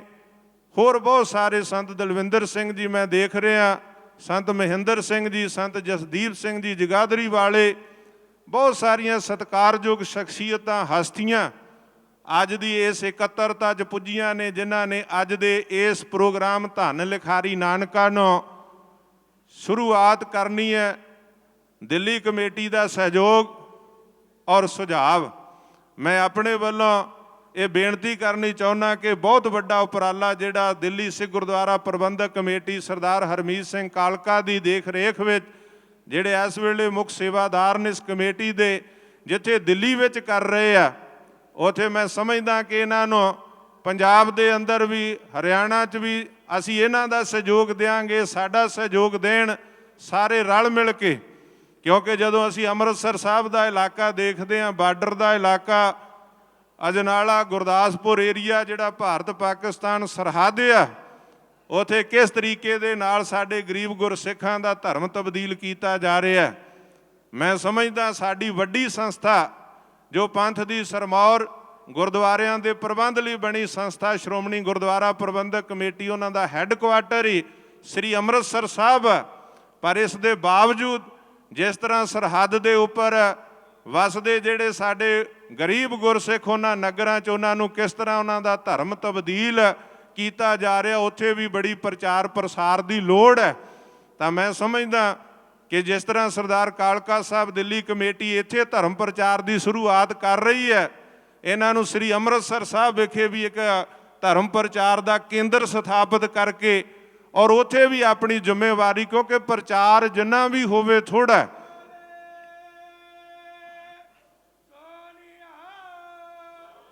ਮੈਂ ਸਮਝਦਾ ਕਿ ਉੱਥੇ ਸ੍ਰੀ ਅੰਮ੍ਰਿਤਸਰ ਸਾਹਿਬ ਵਿਖੇ ਵੀ, ਕਿਉਂਕਿ ਉੱਥੇ ਦਿੱਲੀ ਸਿੱਖ ਗੁਰਦੁਆਰਾ ਪ੍ਰਬੰਧਕ ਕਮੇਟੀ ਦੇ ਵੱਲੋਂ ਸੰਗਤਾਂ ਦੀ ਰਿਹਾਇਸ਼ ਵਾਸਤੇ ਸ੍ਰੀ ਗੁਰੂ ਤੇਗ ਬਹਾਦਰ ਸਾਹਿਬ ਨਿਵਾਸ ਸਰਾਂ ਵੀ ਬਣਾਈ ਹੋਈ ਹੈ।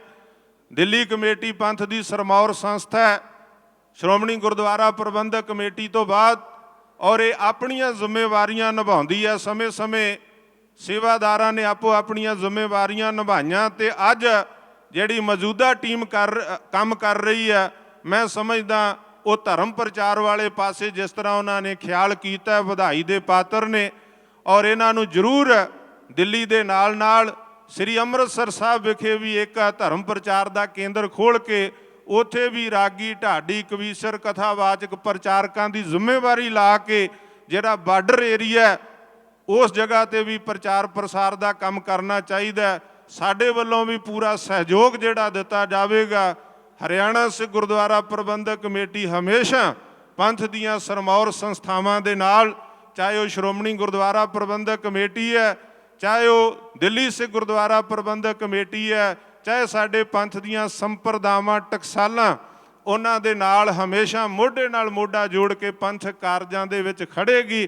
ਔਰ ਮੈਨੂੰ ਪੂਰੀ ਆਸ ਹੈ ਕਿ ਅਸੀਂ ਪੂਰੇ ਸੰਸਾਰ ਵਿੱਚ ਸੋਸ਼ਲ ਮੀਡੀਆ ਦੇ ਰਾਹੀਂ, ਪ੍ਰਿੰਟ ਮੀਡੀਆ, ਬਿਜਲਈ ਮੀਡੀਆ ਦੇ ਰਾਹੀਂ ਔਰ ਗੁਰੂ ਘਰਾਂ ਦੇ ਵਿੱਚ ਗੁਰਮਤਿ ਸਮਾਗਮਾਂ ਦੇ ਰਾਹੀਂ ਅਸੀਂ ਪ੍ਰਚਾਰ ਪ੍ਰਸਾਰ ਕਰਨ ਵਿੱਚ ਕਾਮਯਾਬ ਹੋਵਾਂਗੇ।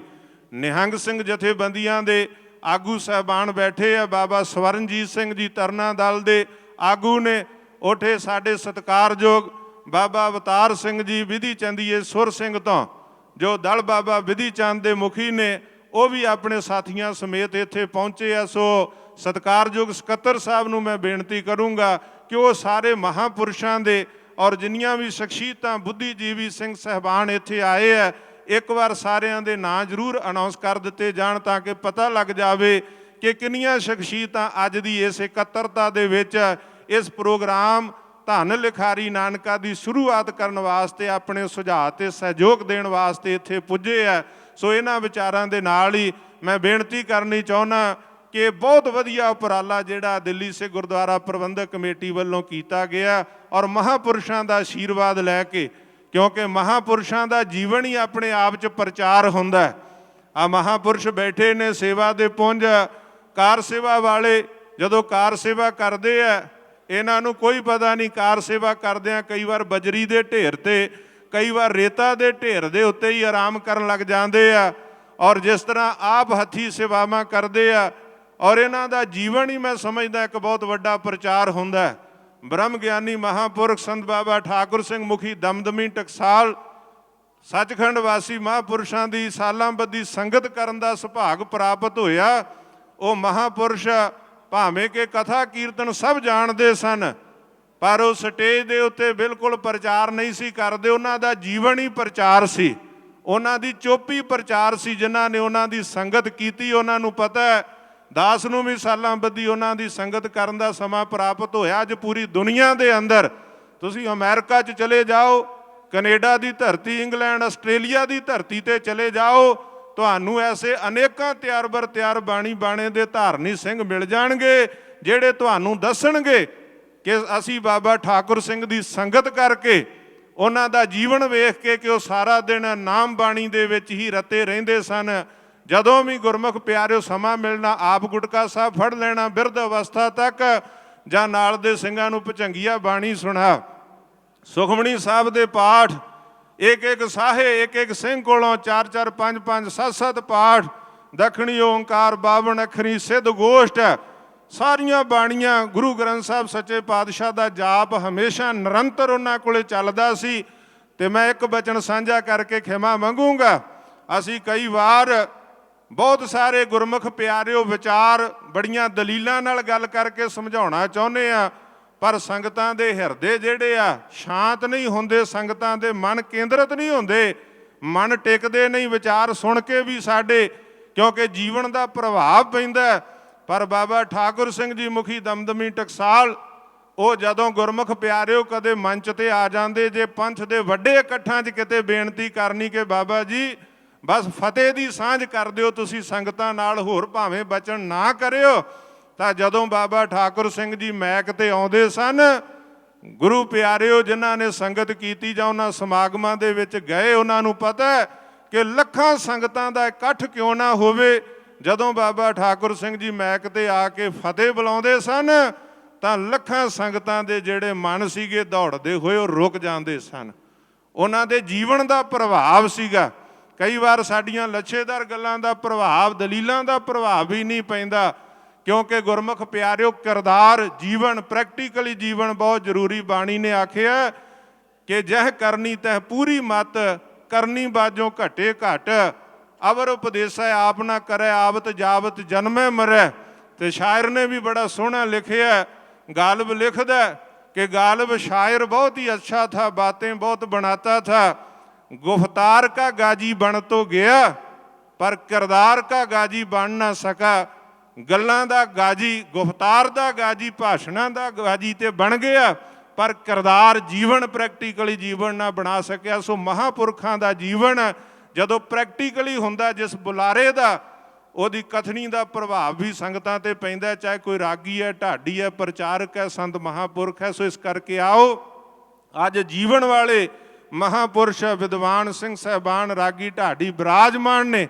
ਪੰਥ ਪ੍ਰਸਿੱਧ ਢਾਡੀ ਜਥੇ ਪਾਸੋਂ ਵੀ ਤੁਸੀਂ ਵਾਰ ਸਰਵਣ ਕੀਤੀ ਹੈ। ਸੋ ਮੈਂ ਇਹੀ ਬੇਨਤੀ ਕਰੂੰਗਾ ਕਿ ਆਓ ਸਾਰੇ ਗੁਰਬਾਣੀ ਦੇ ਪ੍ਰਚਾਰ ਪ੍ਰਸਾਰ ਦੇ ਨਾਲ ਅਸੀਂ ਆਪਣੇ ਜੀਵਨ ਨੂੰ ਬਾਣੀ ਬਾਣੇ ਦੇ ਧਾਰਨੀ ਬਣਾਈਏ, ਚੜ੍ਹਦੀ ਕਲਾ ਦੇ ਵਿੱਚ ਆਈਏ, ਔਰ ਇਸ ਬਾਣੀ ਬਾਣੇ ਦੇ ਧਾਰਨੀ ਬਣਾਉਣ ਵਾਸਤੇ ਸੰਗਤਾਂ ਨੂੰ ਪਤਤ ਪੁਣੇ ਤੋਂ, ਵਹਿਮਾਂ ਭਰਮਾਂ ਤੋਂ, ਪਖੰਡਾਂ ਤੋਂ ਦੂਰ ਕਰਨ ਵਾਸਤੇ ਪ੍ਰਚਾਰ ਦੀ ਲਹਿਰ ਜਿਹੜੀ ਹੈ ਦਿੱਲੀ ਸਿੱਖ ਗੁਰਦੁਆਰਾ ਪ੍ਰਬੰਧਕ ਕਮੇਟੀ ਵੱਲੋਂ ਆਰੰਭ ਕੀਤੀ ਜਾ ਰਹੀ ਹੈ। ਪਹਿਲਾਂ ਹੀ ਪ੍ਰਚਾਰ ਕਰ ਰਹੇ ਨੇ, ਧਰਮ ਪ੍ਰਚਾਰ, ਪਰ ਵਿਸ਼ੇਸ਼ ਤੌਰ ਤੇ ਜਿਨ੍ਹਾਂ ਗੁਰੂ ਸਾਹਿਬਾਨਾਂ, ਸੰਤਾਂ, ਭਗਤਾਂ, ਗੁਰਸਿੱਖਾਂ ਦੀ ਬਾਣੀ ਗੁਰੂ ਗ੍ਰੰਥ ਸਾਹਿਬ 'ਚ ਦਰਜ ਆ, ਉਹਨਾਂ ਦੇ ਨਾਂ ਦੇ ਉੱਪਰ ਵਿਸ਼ੇਸ਼ ਪ੍ਰੋਗਰਾਮ ਜਿਹੜੇ ਦਿੱਲੀ ਦੇ ਵੱਖ-ਵੱਖ ਖੇਤਰਾਂ 'ਚ ਕੀਤੇ ਜਾ ਰਹੇ। ਇਸ ਲਈ ਦਿੱਲੀ ਸਿੱਖ ਗੁਰਦੁਆਰਾ ਪ੍ਰਬੰਧਕ ਕਮੇਟੀ ਸਮੁੱਚੀ ਵਧਾਈ ਦੀ ਪਾਤਰ ਹੈ।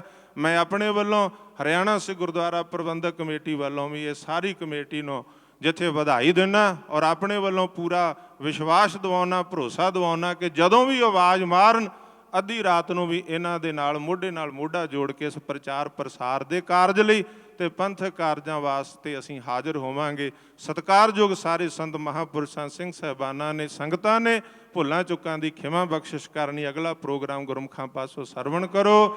ਝੁਕਾਓ ਸੀਸ, ਸਤਿਗੁਰ ਨੂੰ ਹਾਜ਼ਰ ਨਾਜ਼ਰ ਜਾਣ ਦੇ ਗੱਜ ਕੇ ਫਤਿਹ ਬੁਲਾਓ। ਆਖੋ ਜੀ ਵਾਹਿਗੁਰੂ ਜੀ ਕਾ ਖਾਲਸਾ, ਵਾਹਿਗੁਰੂ ਜੀ ਕੀ ਫਤਿਹ। ਇਹ ਸਨ ਬਾਬਾ ਬਲਜੀਤ ਸਿੰਘ ਜੀ ਦਾਦੂਵਾਲ ਤੋਂ, ਜਿਨ੍ਹਾਂ ਨੇ ਆਪਣੇ ਵਿਚਾਰ ਆਪ ਸਭ ਸੰਗਤਾਂ ਨਾਲ ਸਾਂਝੇ ਕੀਤੇ ਨੇ। ਬਹੁਤ ਬਹੁਤ ਧੰਨਵਾਦ ਕਰਦੇ ਹਾਂ। ਸਾਡੇ ਵਿੱਚ ਔਰ ਵੀ ਅਤ ਸਤਿਕਾਰਯੋਗ ਬਾਬਾ ਗੁਰਨਾਮ ਸਿੰਘ ਜੀ ਮਹਿੰਗਾਪੁਰ ਤੋਂ ਪਹੁੰਚੇ ਨੇ, ਉਹਨਾਂ ਨੂੰ ਵੀ ਅਸੀਂ ਜੀ ਆਇਆਂ ਕਹਿੰਦੇ ਹਾਂ। ਬਾਬਾ ਅਨੂਪ ਸਿੰਘ ਜੀ ਨਵਾਬਗੰਜ ਤੋਂ ਪਹੁੰਚੇ ਨੇ। ਬਾਬਾ ਜੋਗਾ ਸਿੰਘ ਜੀ ਭੂਰੀ ਵਾਲੇ ਸਾਡੇ ਵਿੱਚ ਪਹੁੰਚੇ ਨੇ, ਅਸੀਂ ਜੀ ਆਇਆਂ ਕਹਿੰਦੇ ਹਾਂ। ਔਰ ਅਤ ਸਤਿਕਾਰਯੋਗ ਬਾਬਾ ਅਵਤਾਰ ਸਿੰਘ ਜੀ ਸੰਪਰਦਾਇ ਦਲ ਖਾਲਸਾ ਬਿਧੀ ਚੰਦ ਸੁਰ ਸਿੰਘ ਝਬਾਲ ਤੋਂ ਪਹੁੰਚੇ ਨੇ। ਉਚੇਚੇ ਤੌਰ ਤੇ ਅਸੀਂ ਬਾਬਾ ਜੀਆਂ ਦਾ ਜੀ ਆਇਆਂ ਕਹਿੰਦੇ ਹਾਂ। ਹੁਣ ਮੈਂ ਬੇਨਤੀ ਕਰਦਾ ਬਾਬਾ ਹਰਨਾਮ ਸਿੰਘ ਜੀ ਖਾਲਸਾ, ਉਹਨਾਂ ਨੂੰ ਕਿਸੇ ਕਾਰਨ ਕਿਸੇ ਮੀਟਿੰਗ ਦੇ ਵਿੱਚ ਜ਼ਰੂਰੀ ਪਹੁੰਚਣਾ, ਤੇ ਉਹਨਾਂ ਨੂੰ ਅਸੀਂ ਬੇਨਤੀ ਕਰਦੇ ਹਾਂ ਕਿ ਆਪਣੇ ਵਿਚਾਰ ਸਾਡੇ ਨਾਲ ਸਾਂਝੇ ਕਰਨਗੇ। ਬਾਬਾ ਹਰਨਾਮ ਸਿੰਘ ਜੀ।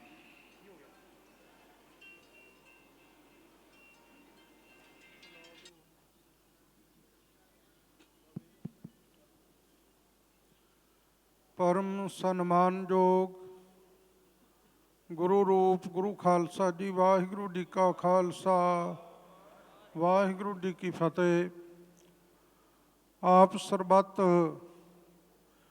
ਸਿੱਖ ਪੰਥ ਦੀ ਨੁਮਾਇੰਦਾ ਸੰਸਥਾ ਦਿੱਲੀ ਸਿੱਖ ਗੁਰਦੁਆਰਾ ਪ੍ਰਬੰਧਕ ਕਮੇਟੀ ਦੇ ਸੁਨੇਹੇ ਤੇ ਅੱਜ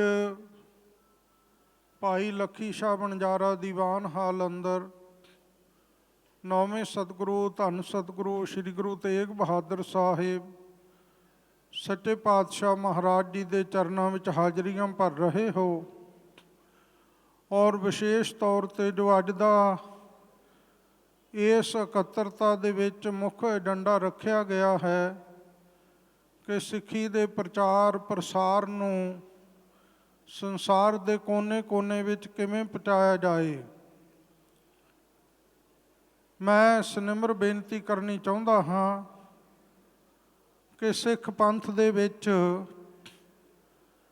ਇੱਕ ਗੁਰਸਿੱਖ ਨੇ, ਇੱਕ ਮਹਾਂਪੁਰਖ ਨੇ ਵੱਡੀਆਂ ਵੱਡੀਆਂ ਸੰਸਥਾਵਾਂ ਨਾਲੋਂ ਵੀ ਵੱਡੇ ਗੁਰਮਤਿ ਦੇ ਪ੍ਰਚਾਰ ਪ੍ਰਸਾਰ ਵਿੱਚ ਬਹੁਤ ਵੱਡੀਆਂ ਸੇਵਾਵਾਂ ਨਿਭਾਈਆਂ ਹਨ। ਧੰਨ ਸ਼੍ਰੀ ਗੁਰੂ ਨਾਨਕ ਦੇਵ ਮਹਾਰਾਜ ਜੀ ਦੇ ਸਮੇਂ ਤੋਂ ਲੈ ਕੇ 10ਵੇਂ ਪਾਤਸ਼ਾਹ ਜੀ ਤੱਕ ਜਿੱਥੇ 10 ਗੁਰੂ ਸਾਹਿਬਾਨਾਂ ਨੇ ਮਹਾਨ ਕਿਰਪਾ ਔਰ ਬਖਸ਼ਿਸ਼ ਇਸ ਲੁਕਾਈ ਉੱਤੇ ਕੀਤੀ, ਉੱਥੇ ਸਮੇਂ-ਸਮੇਂ ਉਸ ਸਮੇਂ ਦੇ ਗੁਰਸਿੱਖਾਂ ਨੇ ਵੀ ਬਹੁਤ ਵੱਡੀਆਂ ਸੇਵਾਵਾਂ ਸਿੱਖੀ ਦੇ ਪ੍ਰਚਾਰ ਪ੍ਰਸਾਰ ਲਈ ਨਿਭਾਈਆਂ। ਔਰ ਗੁਰੂ ਕਾਲ ਤੋਂ ਬਾਅਦ ਸਿੱਖ ਮਿਸਲਾਂ ਦਾ ਸਮਾਂ ਆਇਆ। ਉਸ ਸਮੇਂ ਸਿੱਖ ਕੌਮ ਦੇ ਜਰਨੈਲਾਂ ਨੇ ਜਿੱਥੇ ਜ਼ੁਲਮ ਦਾ ਟਾਕਰਾ ਕੀਤਾ, ਉੱਥੇ ਸਿੱਖੀ ਦੇ ਪ੍ਰਚਾਰ ਪ੍ਰਸਾਰ ਲਈ ਵੀ ਕਮਰ ਕੱਸੇ ਕਰਕੇ ਇਸ ਪੱਖ ਤੋਂ ਵੀ ਬਹੁਤ ਵੱਡਾ ਯੋਗਦਾਨ ਪਾਇਆ। ਸਰਦਾਰ ਜੱਸਾ ਸਿੰਘ ਆਹਲੂਵਾਲੀਆ ਦੇ ਜੀਵਨ ਵਿੱਚ ਆਉਂਦਾ, ਜੇ ਇੱਕ ਹੱਥ ਉਹਨਾਂ ਦੇ ਸ੍ਰੀ ਸਾਹਿਬ ਤਾਂ ਦੂਸਰੇ ਹੱਥ ਵਿੱਚ ਸਰੰਦਾ ਲੈ ਕੇ ਦੀਵਾਨ ਵਿੱਚ ਆਸਾ ਜੀ ਦੀ ਵਾਰ ਦਾ ਕੀਰਤਨ ਗੁਰੂ ਕੀ ਸੰਗਤ ਨੂੰ ਸਰਵਣ ਕਰਵਾਉਂਦੇ ਰਹੇ। ਇਹ ਬਹੁਤ ਵੱਡੀਆਂ ਘਾਲਣਾ, ਬਹੁਤ ਵੱਡੀਆਂ ਸੇਵਾਵਾਂ ਸਿੱਖ ਕੌਮ ਦੇ ਕੌਮੀ ਜਰਨੈਲਾਂ ਨੇ ਨਿਭਾਈਆਂ। ਔਰ ਉਸ ਤੋਂ ਬਾਅਦ ਅੰਗਰੇਜ਼ ਕਾਲ ਵਿੱਚ ਜਦੋਂ ਆਰੀਆ ਸਮਾਜੀਆਂ ਨੇ ਬਹੁਤ ਵੱਡਾ ਇੱਕ ਗਲਬਾ ਸਿੱਖਾਂ ਦੇ ਉੱਤੇ ਪਾਉਣ ਦਾ ਯਤਨ ਕੀਤਾ, ਉਦੋਂ ਮਹਾਂਪੁਰਖ ਬ੍ਰਹਮ ਗਿਆਨੀ ਸੰਤ ਬਾਬਾ ਅਤਰ ਸਿੰਘ ਜੀ ਮਸਤੂਆਣੇ ਵਾਲੇ ਉਹਨਾਂ ਪਾਸ ਸਿੰਘ ਗਏ, ਕਹਿਣ ਲੱਗੇ ਬਾਬਾ ਜੀ ਪੰਥ ਬਹੁਤ ਵੱਡੇ ਖਤਰੇ ਵਿੱਚ ਹੈ। ਤਾਂ ਬਾਬਾ ਜੀ ਨੇ ਮੁਸਕਰਾ ਕੇ ਕਿਹਾ ਕਿ ਪੰਥ ਨੂੰ ਕੋਈ ਖਤਰਾ ਨਹੀਂ ਹੈ। ਪੰਥ ਦੀ ਹੋਂਦ ਅਕਾਲ ਪੁਰਖ ਵਾਹਿਗੁਰੂ ਦੇ ਹੁਕਮ ਦੇ ਵਿੱਚ ਪੈਦਾ ਹੋਈ ਹੈ। ਖਾਲਸਾ ਜੋ ਹੈ ਉਹ ਅਕਾਲ ਪੁਰਖ ਵਾਹਿਗੁਰੂ ਦੀ ਮੌਜ ਵਿੱਚੋਂ ਪੈਦਾ ਹੋਇਆ ਹੈ। ਪ੍ਰਗਟਿਓ ਖਾਲਸਾ ਪਰਮਾਤਮ ਕੀ ਮੌਜ। ਇਸ ਪੰਥ ਦੀ ਹੋਂਦ ਹਸਤੀ ਨੂੰ ਦੁਨੀਆ ਦੀ ਸ਼ਕਤੀ ਨਹੀਂ ਕੋਈ ਮਿਟਾ ਸਕੇ। ਆਪਣੇ ਵਿੱਚ ਕਮੀ ਹੋ ਸਕਦੀ ਹੈ ਕਿ ਆਪਾਂ ਗੁਰੂ ਕੇ ਹੁਕਮਾਂ ਨੂੰ ਇਨ ਬਿਨ ਲਾਗੂ ਕਰਨ ਵਿੱਚ ਬਹੁਤ ਵੱਡੀ ਢਿਲਾਈ ਔਰ ਅਵੇਸਲੇਪਣ ਦੇ ਸ਼ਿਕਾਰ ਹਾਂ। ਗੁਰਬਾਣੀ ਦਾ ਫਰਮਾਨ ਹੈ, ਜਿਸ ਕੈ ਅੰਤਰ ਬਸੈ ਨਿਰੰਕਾਰ ਤਿਸ ਕੀ ਸੀਖ ਤਰੈ ਸੰਸਾਰ।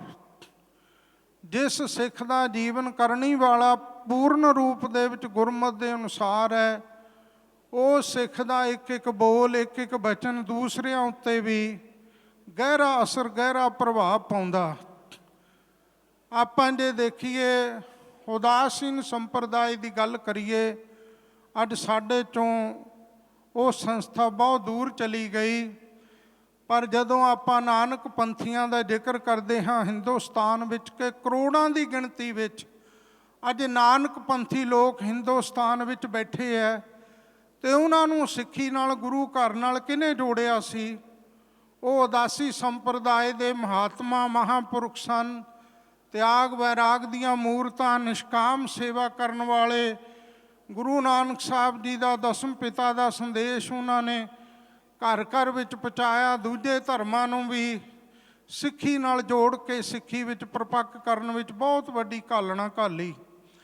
ਨਿਰਮਲ ਸੰਪਰਦਾਇ ਹੈ। ਔਰ ਇਸ ਤੋਂ ਇਲਾਵਾ ਸੇਵਾ ਪੰਥੀ ਸੰਸਥਾਵਾਂ, ਜਿਨ੍ਹਾਂ ਨੇ ਧੰਨ ਭਾਈ ਕਨ੍ਹਈਆ ਸਾਹਿਬ ਜੀ ਦੇ ਸਮੇਂ ਤੋਂ ਲੈ ਕੇ ਬਹੁਤ ਵੱਡੀਆਂ ਸਿੱਖ ਜਗਤ ਦੀਆਂ ਮਹਾਨ ਸੇਵਾਵਾਂ ਕੀਤੀਆਂ। ਸਿੱਖ ਦੀ ਕਰਨੀ ਹੀ ਸਿੱਖ ਦੇ ਜੀਵਨ ਦੇ ਵਿੱਚ ਦੁਨੀਆ ਲਈ ਚਾਨਣ ਮੁਨਾਰਾ ਹੈ।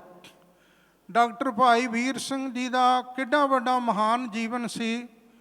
ਉਹਨਾਂ ਦੀ ਕਰਨੀ ਅੱਜ ਉਹਨਾਂ ਦੀਆਂ ਲਿਖਤਾਂ ਵਿੱਚੋਂ ਝਲਕ ਮਾਰਦੀ ਹੈ। ਵੱਡੇ ਵੱਡੇ ਨਾਸਤਿਕ ਮਨੁੱਖ ਜਦੋਂ ਉਹਨਾਂ ਦੀਆਂ ਲਿਖਤਾਂ ਨੂੰ ਪੜ੍ਹਦੇ ਆ ਨਾ, ਤੇ ਉਹਨਾਂ ਨੇ ਸਿੱਖੀ ਦੀ ਮੁੱਖ ਧਾਰਾ ਦੇ ਵਿੱਚ ਆਪਣੇ ਆਪ ਨੂੰ ਸ਼ਾਮਲ ਕਰਕੇ ਸਿੱਖੀ ਦੇ ਪ੍ਰਚਾਰ ਪ੍ਰਸਾਰ ਵਿੱਚ ਬਹੁਤ ਵੱਡੀ ਸੇਵਾ ਨਿਭਾਈ। ਪ੍ਰੋਫੈਸਰ ਪੂਰਨ ਸਿੰਘ ਜੀ ਆਰੀਆ ਸਮਾਜੀਆਂ ਦਾ ਸ਼ਿਕਾਰ ਹੋ ਕੇ ਸਿੱਖੀ ਤੋਂ ਦੂਰ ਹੋ ਗਏ। ਔਰ ਜਦੋਂ ਡਾਕਟਰ ਭਾਈ ਵੀਰ ਸਿੰਘ ਜੀ ਦੀ ਉਹਨਾਂ ਨੂੰ ਖਿੰਨ ਪਲ ਲਈ ਸੰਗਤ ਮਿਲੀ, ਤਾਂ ਉਹਨਾਂ ਨੇ ਉਸੇ ਵਕਤ ਹੀ ਆਪਣੀ ਕੀਤੀ ਗਲਤੀ ਦਾ ਇਤਨਾ ਪਛਤਾਤਾਪ ਕੀਤਾ ਕਿ ਸਾਰੀ ਰਾਤ ਭਾਈ ਸਾਹਿਬ ਕੋਲੇ ਚੌਂਕੜਾ ਮਾਰ ਕੇ ਗੋਡਣੇ ਪਰਨੀ ਹੋ ਕੇ ਵੈਰਾਗ ਦੇ ਅਥਰੂ ਕੇਰਦੇ ਰਹੇ ਕਿ ਭਾਈ ਸਾਹਿਬ ਮੈਂ ਮੁੱਢ ਨਾਲੋਂ ਟੁੱਟ ਗਿਆ, ਤੁਹਾਡੀ ਸੰਗਤ ਨੇ ਅੱਜ ਮੇਰਾ ਜੀਵਨ ਬਦਲ ਦਿੱਤਾ। ਇਸੇ ਤਰ੍ਹਾਂ ਖਾਲਸਾ ਜੀ ਭਗਤ ਪੂਰਨ ਸਿੰਘ ਜੀ ਪਿੰਗਲਵਾੜਾ ਵਾਲੇ ਕਿੱਡੀ ਵੱਡੀ ਮਹਾਨ ਹਸਤੀ ਹੋਈ।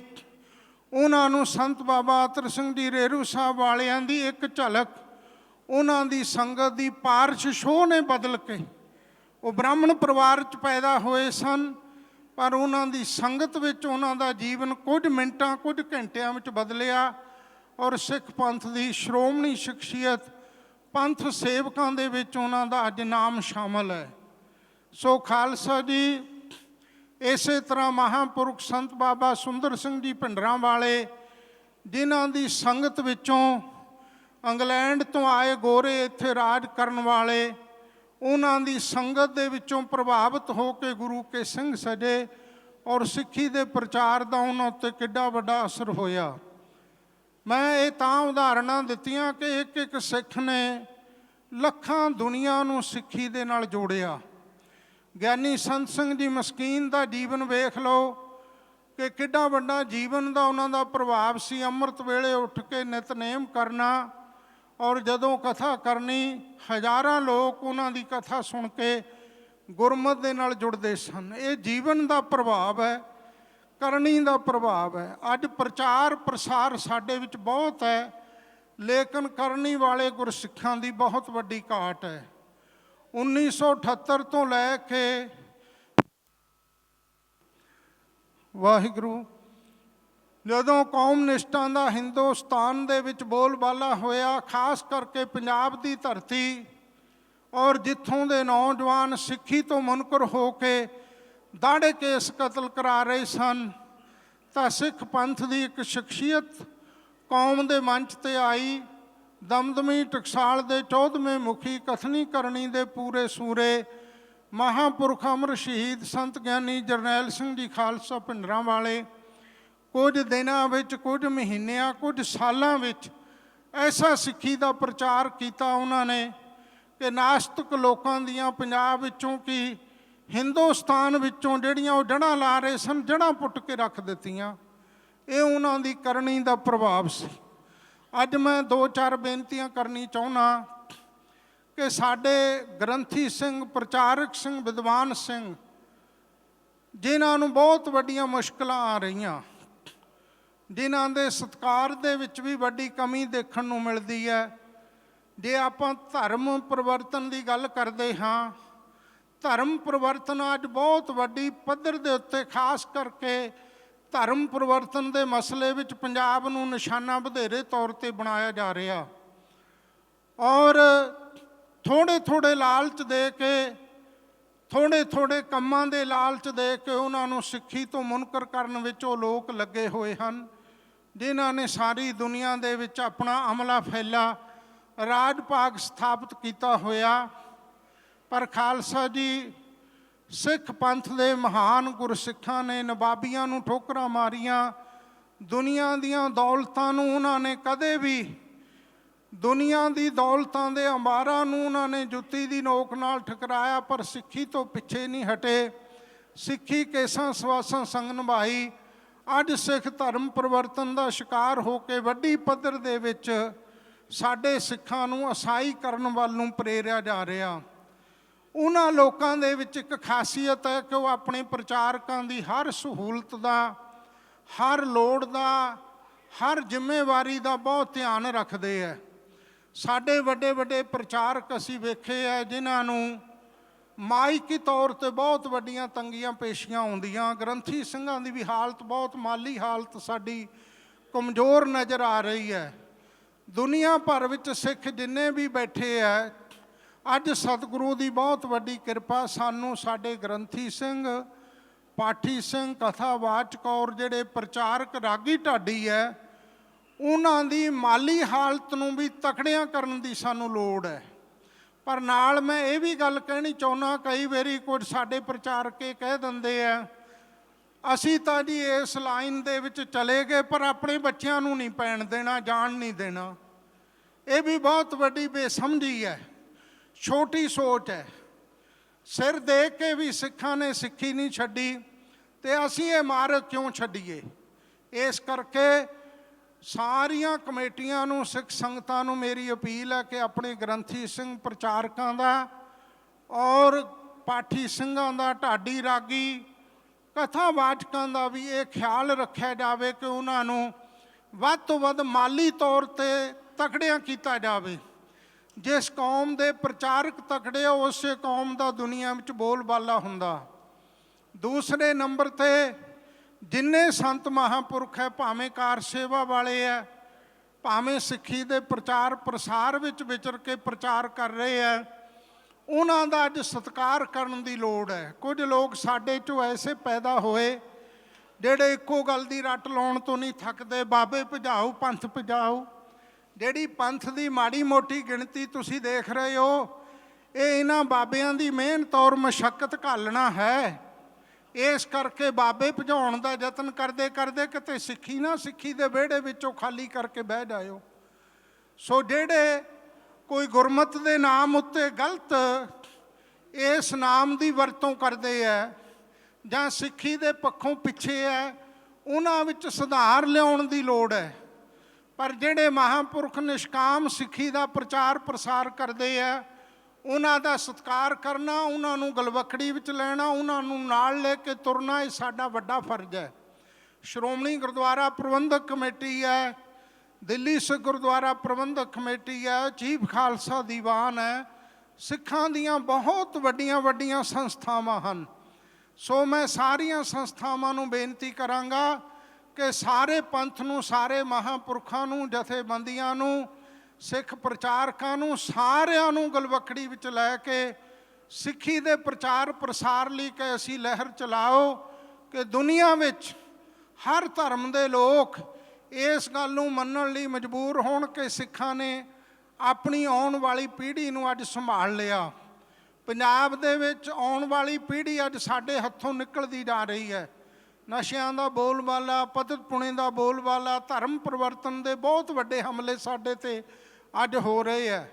ਸੋ ਮੈਂ ਬੇਨਤੀ ਕਰਾਂਗਾ ਕਿ ਦਿੱਲੀ ਸਿੱਖ ਗੁਰਦੁਆਰਾ ਪ੍ਰਬੰਧਕ ਕਮੇਟੀ, ਜਿਸ ਸੰਸਥਾ ਦੀ ਬਹੁਤ ਵੱਡੀ ਸੇਵਾ ਹੈ ਪੰਥ ਦੇ ਖੇਤਰ ਵਿੱਚ, ਕੋਵਿਡ ਦੇ 2 ਸਾਲਾਂ ਵਿੱਚ ਇਸ ਸੰਸਥਾ ਨੇ ਇੰਨੀ ਸੇਵਾ ਕੀਤੀ ਹੈ, ਸੇਵਾ ਦੀ ਬਦੌਲਤ ਇਹਨਾਂ ਦਾ ਨਾਮ ਪਹਿਲੇ ਨੰਬਰ 'ਤੇ ਆਇਆ। ਔਰ ਦਿੱਲੀ ਸਿੱਖ ਗੁਰਦੁਆਰਾ ਪ੍ਰਬੰਧਕ ਕਮੇਟੀ ਨੇ ਕੌਮ ਦੇ ਵਿੱਚ ਮਾਰੂ ਆਫਤਾਂ ਦੇ ਸਮੇਂ ਵੀ ਬਹੁਤ ਵੱਡੇ ਯੋਗਦਾਨ ਹਿੰਦੁਸਤਾਨ ਦੇ ਕੋਨੇ-ਕੋਨੇ ਵਿੱਚ ਪਾਏ ਹੈ।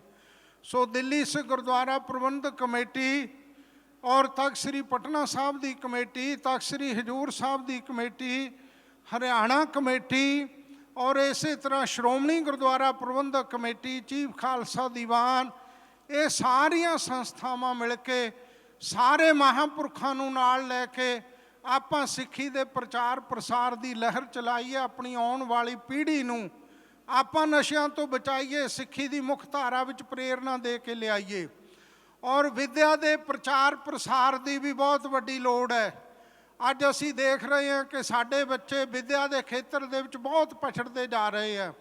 ਵਿਦੇਸ਼ਾਂ ਦੀ ਹੋੜ ਲੱਗੀ ਹੈ। ਅਸੀਂ ਆਵਾਜ਼ ਹਿੰਦੁਸਤਾਨ ਦੀ ਧਰਤੀ 'ਤੇ ਬੁਲੰਦ ਕਰੀਏ। ਜਿਵੇਂ ਬੰਦੀ ਸਿੰਘਾਂ ਲਈ ਹੁਣ ਆਵਾਜ਼ ਉੱਠੀ ਹੈ, ਇਸੇ ਤਰ੍ਹਾਂ ਇਹ ਵੀ ਇੱਕ ਆਵਾਜ਼ ਬੁਲੰਦ ਕਰੀਏ ਕਿ ਪੰਜਾਬ ਦੇ ਨੌਜਵਾਨ ਵਿਦੇਸ਼ਾਂ ਨੂੰ ਕਿਉਂ ਜਾ ਰਹੇ, ਉਹਦਾ ਕਾਰਨ ਕੀ ਹੈ। ਕਾਰਨ ਇਹੋ ਹੀ ਹੈ ਕਿ ਆਰਥਿਕ ਪੱਖ ਤੋਂ ਬੇਰੁਜ਼ਗਾਰੀ ਬਹੁਤ ਵੱਡੀ ਪੱਧਰ 'ਤੇ ਫੈਲ ਚੁੱਕੀ ਹੈ। ਸਾਡੇ ਬੱਚੇ ਘੱਟ ਪੜ੍ਹ ਕੇ ਵੀ ਜ਼ਮੀਨਾਂ ਜਾਇਦਾਦਾਂ ਵੇਚ-ਵੇਚ ਕੇ ਉਹਨਾਂ ਦੇ ਮਾਪੇ ਉਹਨਾਂ ਨੂੰ ਵਿਦੇਸ਼ਾਂ ਵਿੱਚ ਕਿਉਂ ਘਲਾ ਰਹੇ ਆ। ਸਾਨੂੰ ਸਰਕਾਰ ਦੇ ਉੱਤੇ ਆ ਕੇ ਇਸ ਗੱਲ ਦਾ ਦਬਾਅ ਬਣਾਉਣਾ ਚਾਹੀਦਾ ਕਿ ਪੰਜਾਬ ਵਿੱਚ ਰੋਜ਼ਗਾਰ ਦੇ ਐਸੇ ਸਾਧਨ ਮੁਹੱਈਆ ਕਰਾਓ ਕਿ ਸਾਡੇ ਬੱਚੇ ਵਿਦੇਸ਼ਾਂ ਵੱਲ ਜਾਣ ਤੋਂ ਆਪਣਾ ਰੁਖ ਰੋਕ ਕੇ ਇੱਥੇ ਰਹਿ ਕੇ ਆਪਣੇ ਕਾਰੋਬਾਰ ਕਰਨ ਔਰ ਚੰਗੀਆਂ ਨੌਕਰੀਆਂ ਕਰਨ, ਧਰਮ ਦੀ ਕਿਰਤ ਕਰਨ, ਧਰਮ ਦੇ ਪ੍ਰਚਾਰ ਪ੍ਰਸਾਰ ਵਿੱਚ ਆਪਣਾ ਦਸਵੰਧ ਦੇਣ ਔਰ ਸਿੱਖੀ ਨਾਲ ਮੁੱਖ ਧਾਰਾ ਨਾਲ ਜੁੜ ਕੇ ਆਪਣਾ ਜੀਵਨ ਪੰਥ ਨੂੰ ਸਮਰਪਿਤ ਕਰਨ। ਸੋ ਇਹ ਕੁਝ ਬੇਨਤੀਆਂ ਸਨ ਜਿਹੜੀਆਂ ਦਾਸ ਨੇ ਆਪ ਜੀ ਦੇ ਚਰਨਾਂ ਵਿੱਚ ਕੀਤੀਆਂ। ਮੈਂ ਸਾਰੀਆਂ ਸਿੱਖ ਸੰਪਰਦਾਵਾਂ, ਸੰਤ ਮਹਾਂਪੁਰਖ, ਜਿੰਨੇ ਵੀ ਪ੍ਰਚਾਰਕ ਸਾਹਿਬਾਨ ਆਏ ਹੈ, ਵਿਦਵਾਨ ਆਏ ਹੈ, ਸਾਰਿਆਂ ਦਾ ਮੈਂ ਰੋਮ ਕਰਕੇ ਧੰਨਵਾਦ ਕਰਦਾ। ਦਿੱਲੀ ਸਿੱਖ ਗੁਰਦੁਆਰਾ ਪ੍ਰਬੰਧਕ ਕਮੇਟੀ ਦੇ ਪ੍ਰਧਾਨ ਸਰਦਾਰ ਹਰਮੀਤ ਸਿੰਘ ਜੀ ਕਾਲਕਾ, ਜਿਨ੍ਹਾਂ ਨੇ ਇਹ ਇੰਨਾ ਵੱਡਾ ਸ਼ਲਾਘਾਯੋਗ ਉੱਦਮ ਕੀਤਾ, ਜਿੰਨੀ ਇਸ ਦੀ ਸ਼ਲਾਘਾ ਕੀਤੀ ਜਾਏ ਥੋੜ੍ਹੀ ਤੋਂ ਥੋੜ੍ਹੀ ਹੈ। ਪੰਥ ਨੂੰ ਇਕੱਠਿਆਂ ਕਰਕੇ ਇੱਕ ਮੰਚ 'ਤੇ ਬਿਠਾਉਣਾ ਇਹ ਸਭ ਤੋਂ ਵੱਡੀ ਸੇਵਾ ਹੈ। ਇਸ ਕਰਕੇ ਮੈਂ ਦਿੱਲੀ ਸਿੱਖ ਗੁਰਦੁਆਰਾ ਪ੍ਰਬੰਧਕ ਕਮੇਟੀ ਦੇ ਸਾਰੇ ਮੈਂਬਰ ਸਾਹਿਬਾਨਾਂ ਦਾ, ਜਨਰਲ ਸਕੱਤਰ ਸਾਹਿਬ ਦਾ, ਧਰਮ ਪ੍ਰਚਾਰ ਕਮੇਟੀ ਦਾ, ਪ੍ਰਧਾਨ ਸਾਹਿਬ ਦਾ ਬਹੁਤ ਬਹੁਤ ਧੰਨਵਾਦ ਕਰਦਾ। ਔਰ ਦਮਦਮੀ ਟਕਸਾਲ ਗੁਰਮਤਿ ਸਿਧਾਂਤ ਪ੍ਰਚਾਰਕ ਸੰਤ ਸਮਾਜ, ਜੋ ਦਿੱਲੀ ਕਮੇਟੀ ਸਾਡੀ ਡਿਊਟੀ ਪੰਥ ਦੀ ਸੇਵਾ ਵਿੱਚ ਲਾਏਗੀ, ਅਸੀਂ ਮੁਰਲੀ ਕਤਾਰ ਵਿੱਚ ਦਿੱਲੀ ਕਮੇਟੀ ਦਾ ਸਾਥ ਦੇ ਕੇ ਹਰ ਤਰ੍ਹਾਂ ਦਾ ਯੋਗਦਾਨ ਪਾਉਣ ਦੇ ਵਿੱਚ ਹਮੇਸ਼ਾ ਅੱਗੇ ਹੋ ਕੇ ਸੇਵਾ ਨਿਭਾਵਾਂਗੇ। ਇਤਨੀਆਂ ਬੇਨਤੀਆਂ ਪ੍ਰਵਾਨ ਕਰਨੀਆਂ, ਭੁੱਲਾਂ ਚੁੱਕਾਂ ਖਿਮਾ ਕਰਨੀਆਂ। ਵਾਹਿਗੁਰੂ ਜੀ ਕਾ ਖਾਲਸਾ, ਵਾਹਿਗੁਰੂ ਜੀ ਕੀ ਫਤਿਹ। ਪ੍ਰਧਾਨ ਹਰਮੀਤ ਸਿੰਘ ਜੀ ਕਾਲਕਾ, ਜਨਰਲ ਸਕੱਤਰ ਸਾਡੇ ਜਗਦੀਪ ਸਿੰਘ ਜੀ ਕਾਲੋਂ, ਉਹਨਾਂ ਪਾਸੋਂ ਮੈਂ ਮਹਾਂਪੁਰਖਾਂ ਦਾ ਬਹੁਤ ਬਹੁਤ ਧੰਨਵਾਦ ਕਰਦਾ। ਬਾਬਾ ਹਰਨਾਮ ਸਿੰਘ ਜੀ ਖਾਲਸਾ ਦਮਦਮੀ ਟਕਸਾਲ ਵਾਲਿਆਂ ਦਾ। ਸੋ ਮੈਂ ਹੁਣ ਬੇਨਤੀ ਕਰਦਾ ਬਾਬਾ ਜਸਵੀਰ ਸਿੰਘ ਜੀ ਰੋਡੇ, ਸਾਬਕਾ ਜਥੇਦਾਰ ਸ਼੍ਰੀ ਅਕਾਲ ਤਖਤ ਸਾਹਿਬ, ਆਪਣੇ ਸੰਗਤਾਂ ਦੇ ਨਾਲ ਵਿਚਾਰ ਸਾਂਝੇ ਕਰਨਗੇ। ਬਸ ਇੱਕ ਛੋਟੀ ਜਿਹੀ ਬੇਨਤੀ ਹੈ ਸਾਡੀ ਕਿ ਸਮੇਂ ਦਾ ਧਿਆਨ ਰੱਖ ਕੇ, ਕਿਉਂਕਿ ਬਹੁਤ ਮਹਾਂਪੁਰਖ ਸਾਡੇ ਵਿੱਚ ਆਏ ਨੇ, ਆਪਾਂ ਸਾਰਿਆਂ ਦੇ ਵਿਚਾਰ ਲੈਣੇ ਨੇ। ਵਾਹਿਗੁਰੂ ਜੀ ਖਾਲਸਾ, ਵਾਹਿਗੁਰੂ ਜੀ ਕੀ ਫਤਿਹ। ਗੁਰੂ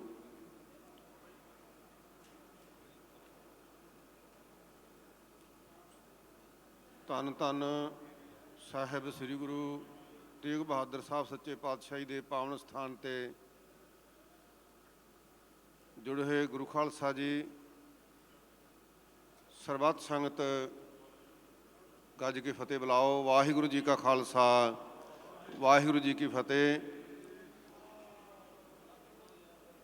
ਸਾਰੇ ਹੀ ਜਿੰਨੇ ਮਹਾਂਪੁਰਖ, ਹੈੱਡ ਗ੍ਰੰਥੀ ਸਾਹਿਬਾਨ, ਮੈਂਬਰ ਸਾਹਿਬਾਨ ਔਰ ਦੂਰ ਦਰੇਡਿਆਂ ਤੋਂ ਆਏ ਹੋਏ ਵਿਦਵਾਨ, ਸਭ ਦਾ ਨਾਂ ਹੀ ਸੰਤ ਬਾਬਾ ਬਲਜੀਤ ਸਿੰਘ ਜੀ ਦਾਦੂਵਾਲ ਨੇ ਜਾਂ ਸਕੱਤਰ ਸਾਹਿਬ ਨੇ ਨਾਮ ਲਿਆ ਹੈ, ਕਿਉਂਕਿ ਦੁਬਾਰਾ ਉਸ ਨੂੰ ਰਿਪੀਟ ਕਰਨ ਦਾ ਸਮਾਂ ਨਹੀਂ।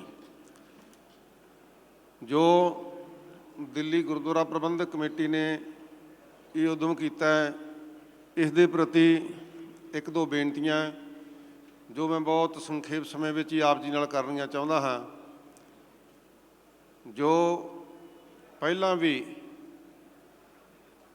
ਭਾਵੇਂ ਉਹ ਲਾਲ ਕਿਲ੍ਹੇ ਦਾ ਫਤਿਹ ਮਾਰਚ ਹੋਵੇ ਜਾਂ ਇੱਦਾਂ ਦੇ ਵੱਡੇ ਪ੍ਰੋਗਰਾਮ ਦਿੱਲੀ ਸਿੱਖ ਗੁਰਦੁਆਰਾ ਪ੍ਰਬੰਧਕ ਕਮੇਟੀ ਵੱਲੋਂ ਕੀਤੇ ਜਾਂਦੇ ਆ, ਉਹਦੇ ਨਾਲ ਇੱਕ ਹੁਲਾਰਾ ਮਿਲਦਾ, ਸੰਗਤ ਨੂੰ ਉਤਸ਼ਾਹ ਪੈਦਾ ਹੁੰਦਾ ਹੈ।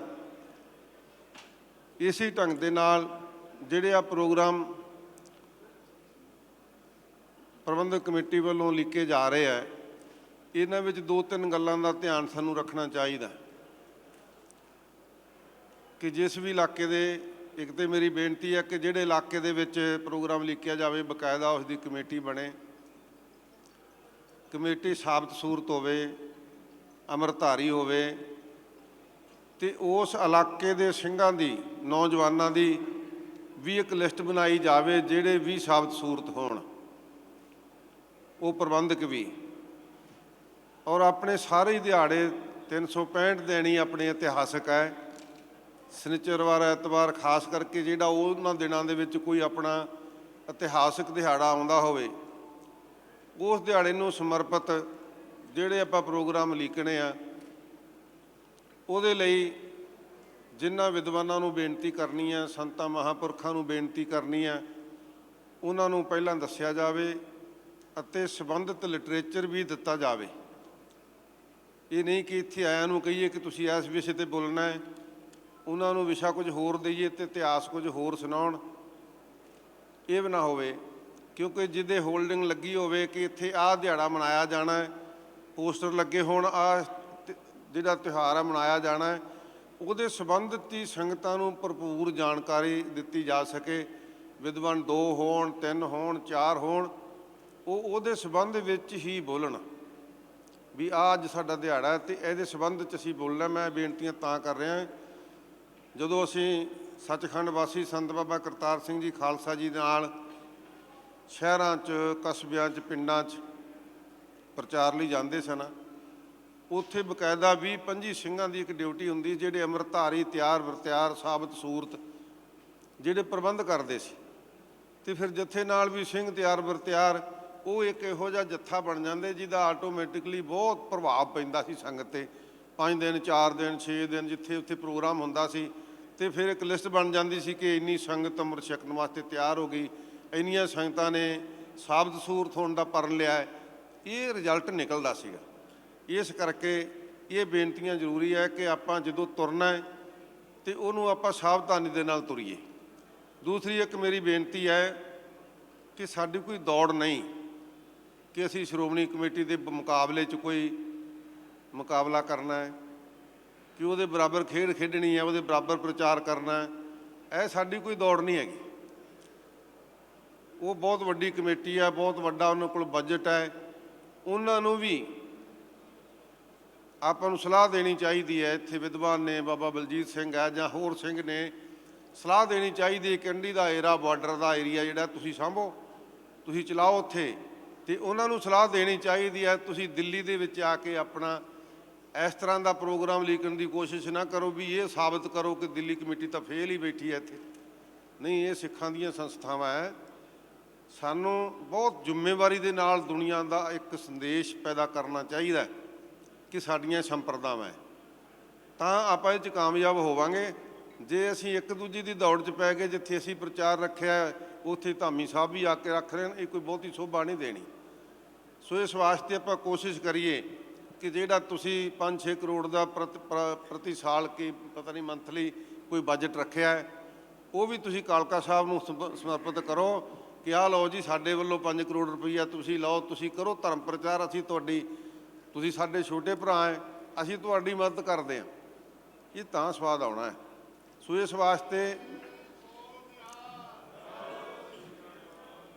ਇਸ ਵਾਸਤੇ ਆਪਾਂ ਇਸ ਦੌੜ ਤੋਂ ਨਿਕਲ ਕੇ, ਇਹ ਐਸੀ ਕੋਈ ਗੱਲ ਨਹੀਂ, ਉਹ ਵੀ ਕਮੇਟੀ ਆਪਣੀ ਹੈ ਤੇ ਇਹ ਵੀ ਆਪਣੀ ਕਮੇਟੀ ਹੈ। ਇਹਨਾਂ ਦੀਆਂ ਗੋਲਕਾਂ ਵਿੱਚ ਵੀ ਸੰਗਤ ਦਾ ਪੈਸਾ ਜਾਂਦਾ ਤੇ ਉੱਥੇ ਵੀ ਸੰਗਤ ਦਾ ਜਾਂਦਾ, ਇਹਨਾਂ ਦਾ ਨਿੱਜੀ ਕੁਝ ਨਹੀਂ ਹੈਗਾ। ਆਪਾਂ ਇਸ ਗੱਲ 'ਚ ਨਹੀਂ ਪੈਣਾ ਕਿ ਅੱਜ ਸਾਨੂੰ ਕਾਲਕਾ ਸਾਹਿਬ ਨੇ ਸੱਦਿਆ ਤੇ ਅਸੀਂ ਇਹਦੀ ਜਿੰਦਾਬਾਦ ਕਰਕੇ ਚਲੇ ਜਾਈਏ। ਇਹਨਾਂ ਨੇ ਬਹੁਤ ਵੱਡਾ ਉਪਰਾਲਾ ਕੀਤਾ ਹੈ, ਇਸ ਕਰਕੇ ਸ਼ਲਾਘਾ ਕਰਨੀ ਬਣਦੀ ਹੈ। ਪਰ ਇਸ ਪ੍ਰੋਗਰਾਮ ਨੂੰ ਇਹਨੂੰ ਅੱਗੇ ਸਿਰੇ ਚੜਾਉਣ ਵਾਸਤੇ, ਕਾਮਯਾਬ ਕਰਨ ਵਾਸਤੇ ਸਾਨੂੰ ਸਹੀ ਸਲਾਹ ਦੇਣੀ ਚਾਹੀਦੀ ਹੈ। ਕਲਕੱਤਾ ਸਾਹਿਬ ਤੁਹਾਡੀ ਸਾਰੀ ਜਥੇਬੰਦੀ ਨੇ, ਦਿੱਲੀ ਸਿੱਖ ਗੁਰਦੁਆਰਾ ਪ੍ਰਬੰਧਕ ਕਮੇਟੀ ਨੇ ਬਹੁਤ ਵੱਡਾ ਉਪਰਾਲਾ ਕੀਤਾ ਹੈ। ਪਰ ਇਹਨੂੰ ਜੇ ਆਪਾਂ ਯੂਪੀ 'ਚ ਸਾਰੀਆਂ ਸਟੇਟਾਂ 'ਚ ਲੈ ਕੇ ਜਾਣਾ ਹੈ, ਇਹ ਇੰਨਾ ਤਾਂ ਹੈ ਨਹੀਂ ਕਿ ਆਪਾਂ ਦਿੱਲੀ 'ਚ ਪ੍ਰਚਾਰ ਕਰ ਦਈਏ। ਸਾਰੀਆਂ ਸਟੇਟਾਂ ਮੰਗ ਕਰਦੀਆਂ। ਅੱਜ ਜਿਹੜੇ ਮਹਾਂਪੁਰਖ ਬੈਠੇ ਆ ਸਾਰੇ ਹਿੰਦੁਸਤਾਨ ਜਾਂਦੇ ਆ, ਇਹਨਾਂ ਨੂੰ ਪੁੱਛੋ ਕਿ ਹਰ ਥਾਂ 'ਤੇ ਮੰਗ ਆ ਕਿ ਸਾਡੇ ਵੀ ਪ੍ਰਚਾਰ ਕਰੋ। ਆਪਾਂ ਹਰ ਸਟੇਟ ਦੀ ਕਮੇਟੀ ਬਣਾਈਏ, ਉਹਦੇ ਵਿੱਚ ਇਨਵਾਲਵ ਕਰੀਏ ਸ਼੍ਰੋਮਣੀ ਕਮੇਟੀ ਨੂੰ ਵੀ, ਪਰ ਜਿੰਨਾ ਆਪਾਂ ਕਰ ਸਕਦੇ ਹਾਂ ਪਹਿਲਾਂ ਆਪਾਂ ਕਰੀਏ। ਇੱਕ ਮਿਸਾਲ ਪੈਦਾ ਕਰਦੀ ਵੀ ਆਹ ਕੀਤਾ ਬਿਨਾਂ ਕਿਸੇ ਤੇ ਕਿੰਤੂ ਕੀਤਿਆਂ। ਜੇ ਇਹ ਧਰਮ ਪ੍ਰਚਾਰ ਹੈ, ਧਰਮ ਦਾ ਕਰਮ ਹੈ, ਤਾਂ ਫਿਰ ਵਾਕਿਆ ਹੀ ਆਪਾਂ ਧਾਰਮਿਕ ਬਣ ਕੇ ਕਰੀਏ ਤੇ ਸਤਿਗੁਰੂ ਨੇ ਤਾਂ ਸਾਡੀ ਮਦਦ ਕਰਨੀ, ਬਹੁਤ ਵੱਡੀ ਕਾਮਯਾਬੀ ਮਿਲਣੀ ਹੈ। ਕਿਉਂਕਿ ਅੱਗੇ ਵੀ ਤੁਸੀਂ ਬੈਠੇ ਦਿੱਲੀ 'ਚ, ਦਿੱਲੀ ਜਿਹੜੀ ਦੁਨੀਆ ਦੇ ਵਿੱਚ ਸਿੱਖ ਵਸਦੇ ਆ ਨਾ, ਉਹਨਾਂ ਦੀ ਧੜਕਣ ਦਿੱਲੀ ਆ। ਭਾਵੇਂ ਵਾਸੀ ਪੰਜਾਬ ਦੇ ਨੇ, ਪਰ ਇੱਥੇ ਨਾਲ ਬਹੁਤਾ ਕਰੋ ਸਹਾਰਾ ਹੈ। ਤੁਸੀਂ ਹਮੇਸ਼ਾ ਹੀ, ਕੋਈ ਵੀ ਪ੍ਰਧਾਨ ਰਿਹਾ ਇੱਥੇ, ਤੁਸੀਂ ਹਮੇਸ਼ਾ ਦਿੱਲੀ ਕਮੇਟੀ ਨੇ ਸਿੱਖਾਂ ਦੀ ਦੁੱਖ ਦੀ ਰਾਹ ਨੂੰ ਫੜਿਆ ਹੈ, ਉਹਨੂੰ ਮਰਮ ਲਾਉਣ ਦੀ ਕੋਸ਼ਿਸ਼ ਕੀਤੀ ਹੈ। ਤੁਹਾਡੀ ਦੁਨੀਆ 'ਚ ਸ਼ਲਾਘਾ ਹੋਈ ਇਸ ਗੱਲ ਦੀ। ਮਸਲਾ ਕੋਈ ਹੁੰਦਾ ਹੈ, ਤੁਸੀਂ ਅੱਗੇ ਹੋ ਕੇ ਉਹਦੀ ਪਕੜ ਕਰਦੇ ਆ, ਉਹਦੇ ਸਾਰੇ ਉਹਨੂੰ ਫਾਲੋ ਕਰਦੇ ਆ, ਇਸ ਕਰਕੇ ਤੁਹਾਡੀ ਸ਼ਲਾਘਾ ਹੁੰਦੀ ਹੈ। ਅਤੇ ਜੇ ਤੁਸੀਂ ਸਾਰੇ ਰਲ ਕੇ ਆਹ ਇੱਕ ਵੱਡਾ ਪ੍ਰਬੰਧ ਕਰਨ ਲੱਗੇ ਆ, ਅਤੇ ਇਹਦੇ ਵਿੱਚ ਸਾਨੂੰ ਫੰਡ ਦੀ ਵੀ ਲੋੜ ਹੈ। ਫੰਡ ਦੀ ਕਮੀ ਕੋਈ ਨਹੀਂ ਰਹਿਣੀ। ਮੈਂ ਇੱਕ ਬੇਨਤੀ ਕਰਾਂ, ਕੋਈ ਫੰਡ ਦੀ ਕਮੀ ਨਹੀਂ ਰਹਿਣੀ। ਸਾਨੂੰ ਦਿੱਲੀ ਗੁਰਦੁਆਰਾ ਪ੍ਰਬੰਧਕ ਕਮੇਟੀ 'ਚੋਂ ਫੰਡ ਲਾਉਣ ਦੀ ਸ਼ਾਇਦ ਲੋੜ ਨਾ ਰਵੇ, ਜੇ ਆਪਾਂ ਸਾਰਥਕ ਰੂਪ ਵਿੱਚ ਸਾਰੇ ਮਹਾਂਪੁਰਖਾਂ ਨੂੰ ਨਾਲ ਲੈ ਕੇ ਇੱਕ ਪ੍ਰੋਗਰਾਮ ਦੇ ਦਈਏ ਕਿ ਆਹ ਪ੍ਰੋਗਰਾਮ ਦਮਦਮੀ ਟਕਸਾਲ ਦਾ ਹੈ, ਆਹ ਪ੍ਰੋਗਰਾਮ ਬਾਬਾ ਬਚਨ ਸਿੰਘ ਜੀ ਦਾ ਹੈ, ਅਤੇ ਇਹਨਾਂ ਨੇ ਆਪੇ ਹੀ ਸਾਂਭ ਲੈਣੇ ਆ। ਇਹਨਾਂ ਦੇ ਜਿਹੜੇ ਵਰਕਰ ਨੇ, ਜਿਹੜੇ ਸ਼ਰਧਾਲੂ ਨੇ, ਸੇਵਾਦਾਰ ਨੇ, ਉਹ ਵੀ ਡੈਲੀਗੇਟਡ ਨੇ, ਉਹ ਬਹੁਤ ਸਮਰਪਿਤ ਭਾਵਨਾ ਦੇ ਨਾਲ ਸੇਵਾ ਕਰਨਗੇ, ਅਤੇ ਉਹਦੇ ਨਾਲ ਆਪਾਂ ਨੂੰ ਵੀ ਉਤਸ਼ਾਹ ਮਿਲੂ। ਜਿਹੜੇ ਇਲਾਕੇ ਦੇ ਆਪਾਂ ਪ੍ਰੋਗਰਾਮ ਲੀਕਾਂਗੇ, ਉੱਥੇ ਆਪਾਂ ਨੂੰ ਵੀ ਬਹੁਤ ਵੱਡਾ ਉਤਸ਼ਾਹ ਮਿਲੂਗਾ। ਮੈਂ ਆਪ ਜੀ ਦਾ ਬਹੁਤਾ ਸਮਾਂ ਨਾ ਲੈਂਦਾ, ਤੁਸੀਂ ਸਾਰੇ ਮੇਰੇ ਤੋਂ ਸਿਆਣੇ ਆ, ਤਜਰਬੇਕਾਰ ਹੋ, ਪਰ ਮੈਂ ਇੱਕ ਬੇਨਤੀ ਕਰਦਾ ਕਿ ਇਹਨੂੰ ਆਪਾਂ ਇਸ ਸਾਰਥਕ ਢੰਗ ਦੇ ਨਾਲ ਚਲਾਉਣਾ ਹੈ, ਨਾ ਕਿ ਇਸ ਢੰਗ ਦੇ ਨਾਲ ਅਸੀਂ ਲਿਜਾਉਣਾ ਕਿ ਦਿੱਲੀ ਕਮੇਟੀ ਆਪਦਾ ਝੰਡਾ ਚਲਾਉਣਾ ਚਾਹੁੰਦੀ ਹੈ। ਨਹੀਂ, ਦਿੱਲੀ ਕਮੇਟੀ ਇੱਕ ਮੋਹਰੀ ਰੋਲ ਅਦਾ ਕਰਨਾ ਚਾਹੁੰਦੀ ਹੈ ਕਿ ਅਸੀਂ ਧਰਮ ਪ੍ਰਚਾਰ ਦਾ ਬੀੜਾ ਚੁੱਕਿਆ ਹੈ, ਅਤੇ ਉਸ ਬੀੜੇ ਦੇ ਵਿੱਚ ਸਾਰਿਆਂ ਨੂੰ ਅਸੀਂ ਕਲਾਵੇ ਵਿੱਚ ਲੈ ਕੇ ਅੱਗੇ ਵਧਣਾ, ਗੁਰੂ ਦੀਆਂ ਖੁਸ਼ੀਆਂ ਪ੍ਰਾਪਤ ਕਰਨੀਆਂ। ਜਿੱਥੇ ਵੀ ਸਾਡੀ ਡਿਊਟੀ ਲਾਓਗੇ, ਬਾਬਾ ਜੀ ਕਹੀ ਗਏ ਆ, ਬਾਬਾ ਹਰਨਾਮ ਸਿੰਘ ਜੀ ਖਾਲਸਾ, ਜਿੱਥੇ ਵੀ ਡਿਊਟੀ ਲਾਓਗੇ, ਜਿੰਨੇ ਪ੍ਰਚਾਰਕਾਂ ਦੀ ਜ਼ਰੂਰਤ ਹੋਵੇਗੀ, ਕਾਲਕਾ ਸਾਹਿਬ ਸਾਨੂੰ ਦੱਸਣ, ਦਿੱਲੀ ਕਮੇਟੀ ਦੱਸੇ, ਉਹ 15 ਦਿਨ ਘੱਟੋ ਘੱਟ ਪਹਿਲਾਂ ਸਾਨੂੰ ਦੱਸਣ ਕਿ ਇਸ ਇਲਾਕੇ ਦੇ ਵਿੱਚ ਇਸ ਵਿਸ਼ੇ 'ਤੇ ਤੁਹਾਡੇ ਪ੍ਰਚਾਰਕਾਂ ਨੇ ਆ ਕੇ ਪ੍ਰਚਾਰ ਕਰਨਾ ਹੈ, ਕੀਰਤਨ ਕਰਨਾ ਹੈ, ਜਾਂ ਢਾਡੀ ਜਿੱਥੇ ਚਾਹੀਦੇ ਨੇ, ਉਹ ਸਾਰੇ ਅਸੀਂ ਤੁਹਾਡੇ ਮੋਢੇ ਨਾਲ ਮੋਢਾ ਲਾ ਕੇ ਚੱਲਾਂਗੇ। ਆਪਾਂ ਸਾਰੇ ਰਲ ਕੇ ਚੱਲਾਂਗੇ, ਅਤੇ ਮਿਲਵੇ ਕੀ ਸੋਭਾ ਵਰਨ ਨਾ ਸਾਕੋ, ਜਾਂ ਨਾਨਕ ਪਰਾ ਪਰੀਲਾ, ਜਦੋਂ ਮਿਲ ਕੇ ਚੱਲਾਂਗੇ ਭਾਈ, ਉਹਦੇ ਵਿੱਚ ਤਾਂ ਬਰਕਤ ਹੋਣੀ ਹੈ। ਦੂਸਰੀ ਮੈਂ ਬੇਨਤੀ ਕਰਾਂ ਕਿ ਸ਼੍ਰੀਮਾਨ ਸੰਤ ਬਾਬਾ ਜਰਨੈਲ ਸਿੰਘ ਜੀ ਖਾਲਸਾ, ਭਿੰਡਰਾਂ ਵਾਲੇ ਮਹਾਂਪੁਰਖਾਂ ਦਾ ਜਿਹੜਾ ਆਉਣ ਵਾਲਾ ਅਗਲਾ ਹਫ਼ਤਾ ਹੈ, ਉਹ ਘੱਲੂਘਾਰ ਹਫ਼ਤਾ ਹੈ, ਉਹ ਸ਼ਹੀਦੀਆਂ ਦਾ ਹਫ਼ਤਾ ਹੈ। ਉਹ ਸਾਰੀ ਦੁਨੀਆ ਵਿੱਚ ਮਨਾਇਆ ਜਾਂਦਾ ਹੈ। ਜਦੋਂ ਅਸੀਂ ਸ੍ਰੀ ਅਕਾਲ ਤਖਤ ਸਾਹਿਬ 'ਤੇ ਮਨਾ ਲਿਆ, ਅਤੇ ਇਹ ਕੇਂਦਰ 'ਤੇ ਮਨਾਇਆ ਜਾਂਦਾ ਅਤੇ ਮਨਾਇਆ ਗਿਆ ਸਾਰਿਆਂ 'ਚ। ਪਰ ਇਹਦੇ ਤੋਂ ਇਲਾਵਾ ਦਮਦਮੀ ਟਕਸਾਲ ਵਿੱਚ, ਮਹਿਤੇ ਵਿਖੇ, ਜਾਂ ਹੋਰ ਸਟੇਟਾਂ ਦੇ ਵਿੱਚ ਦੂਰ ਤੱਕ ਮਨਾਇਆ ਜਾਂਦਾ। ਸੋ ਉਹਨਾਂ ਦਾ ਜਨਮ ਦਿਹਾੜਾ 2 ਜੂਨ ਨੂੰ ਹੈ। 2 ਜੂਨ 1947 ਨੂੰ ਉਹਨਾਂ ਦਾ ਜਨਮ ਹੋਇਆ ਰੋਡੇ ਨਗਰ ਵਿੱਚ।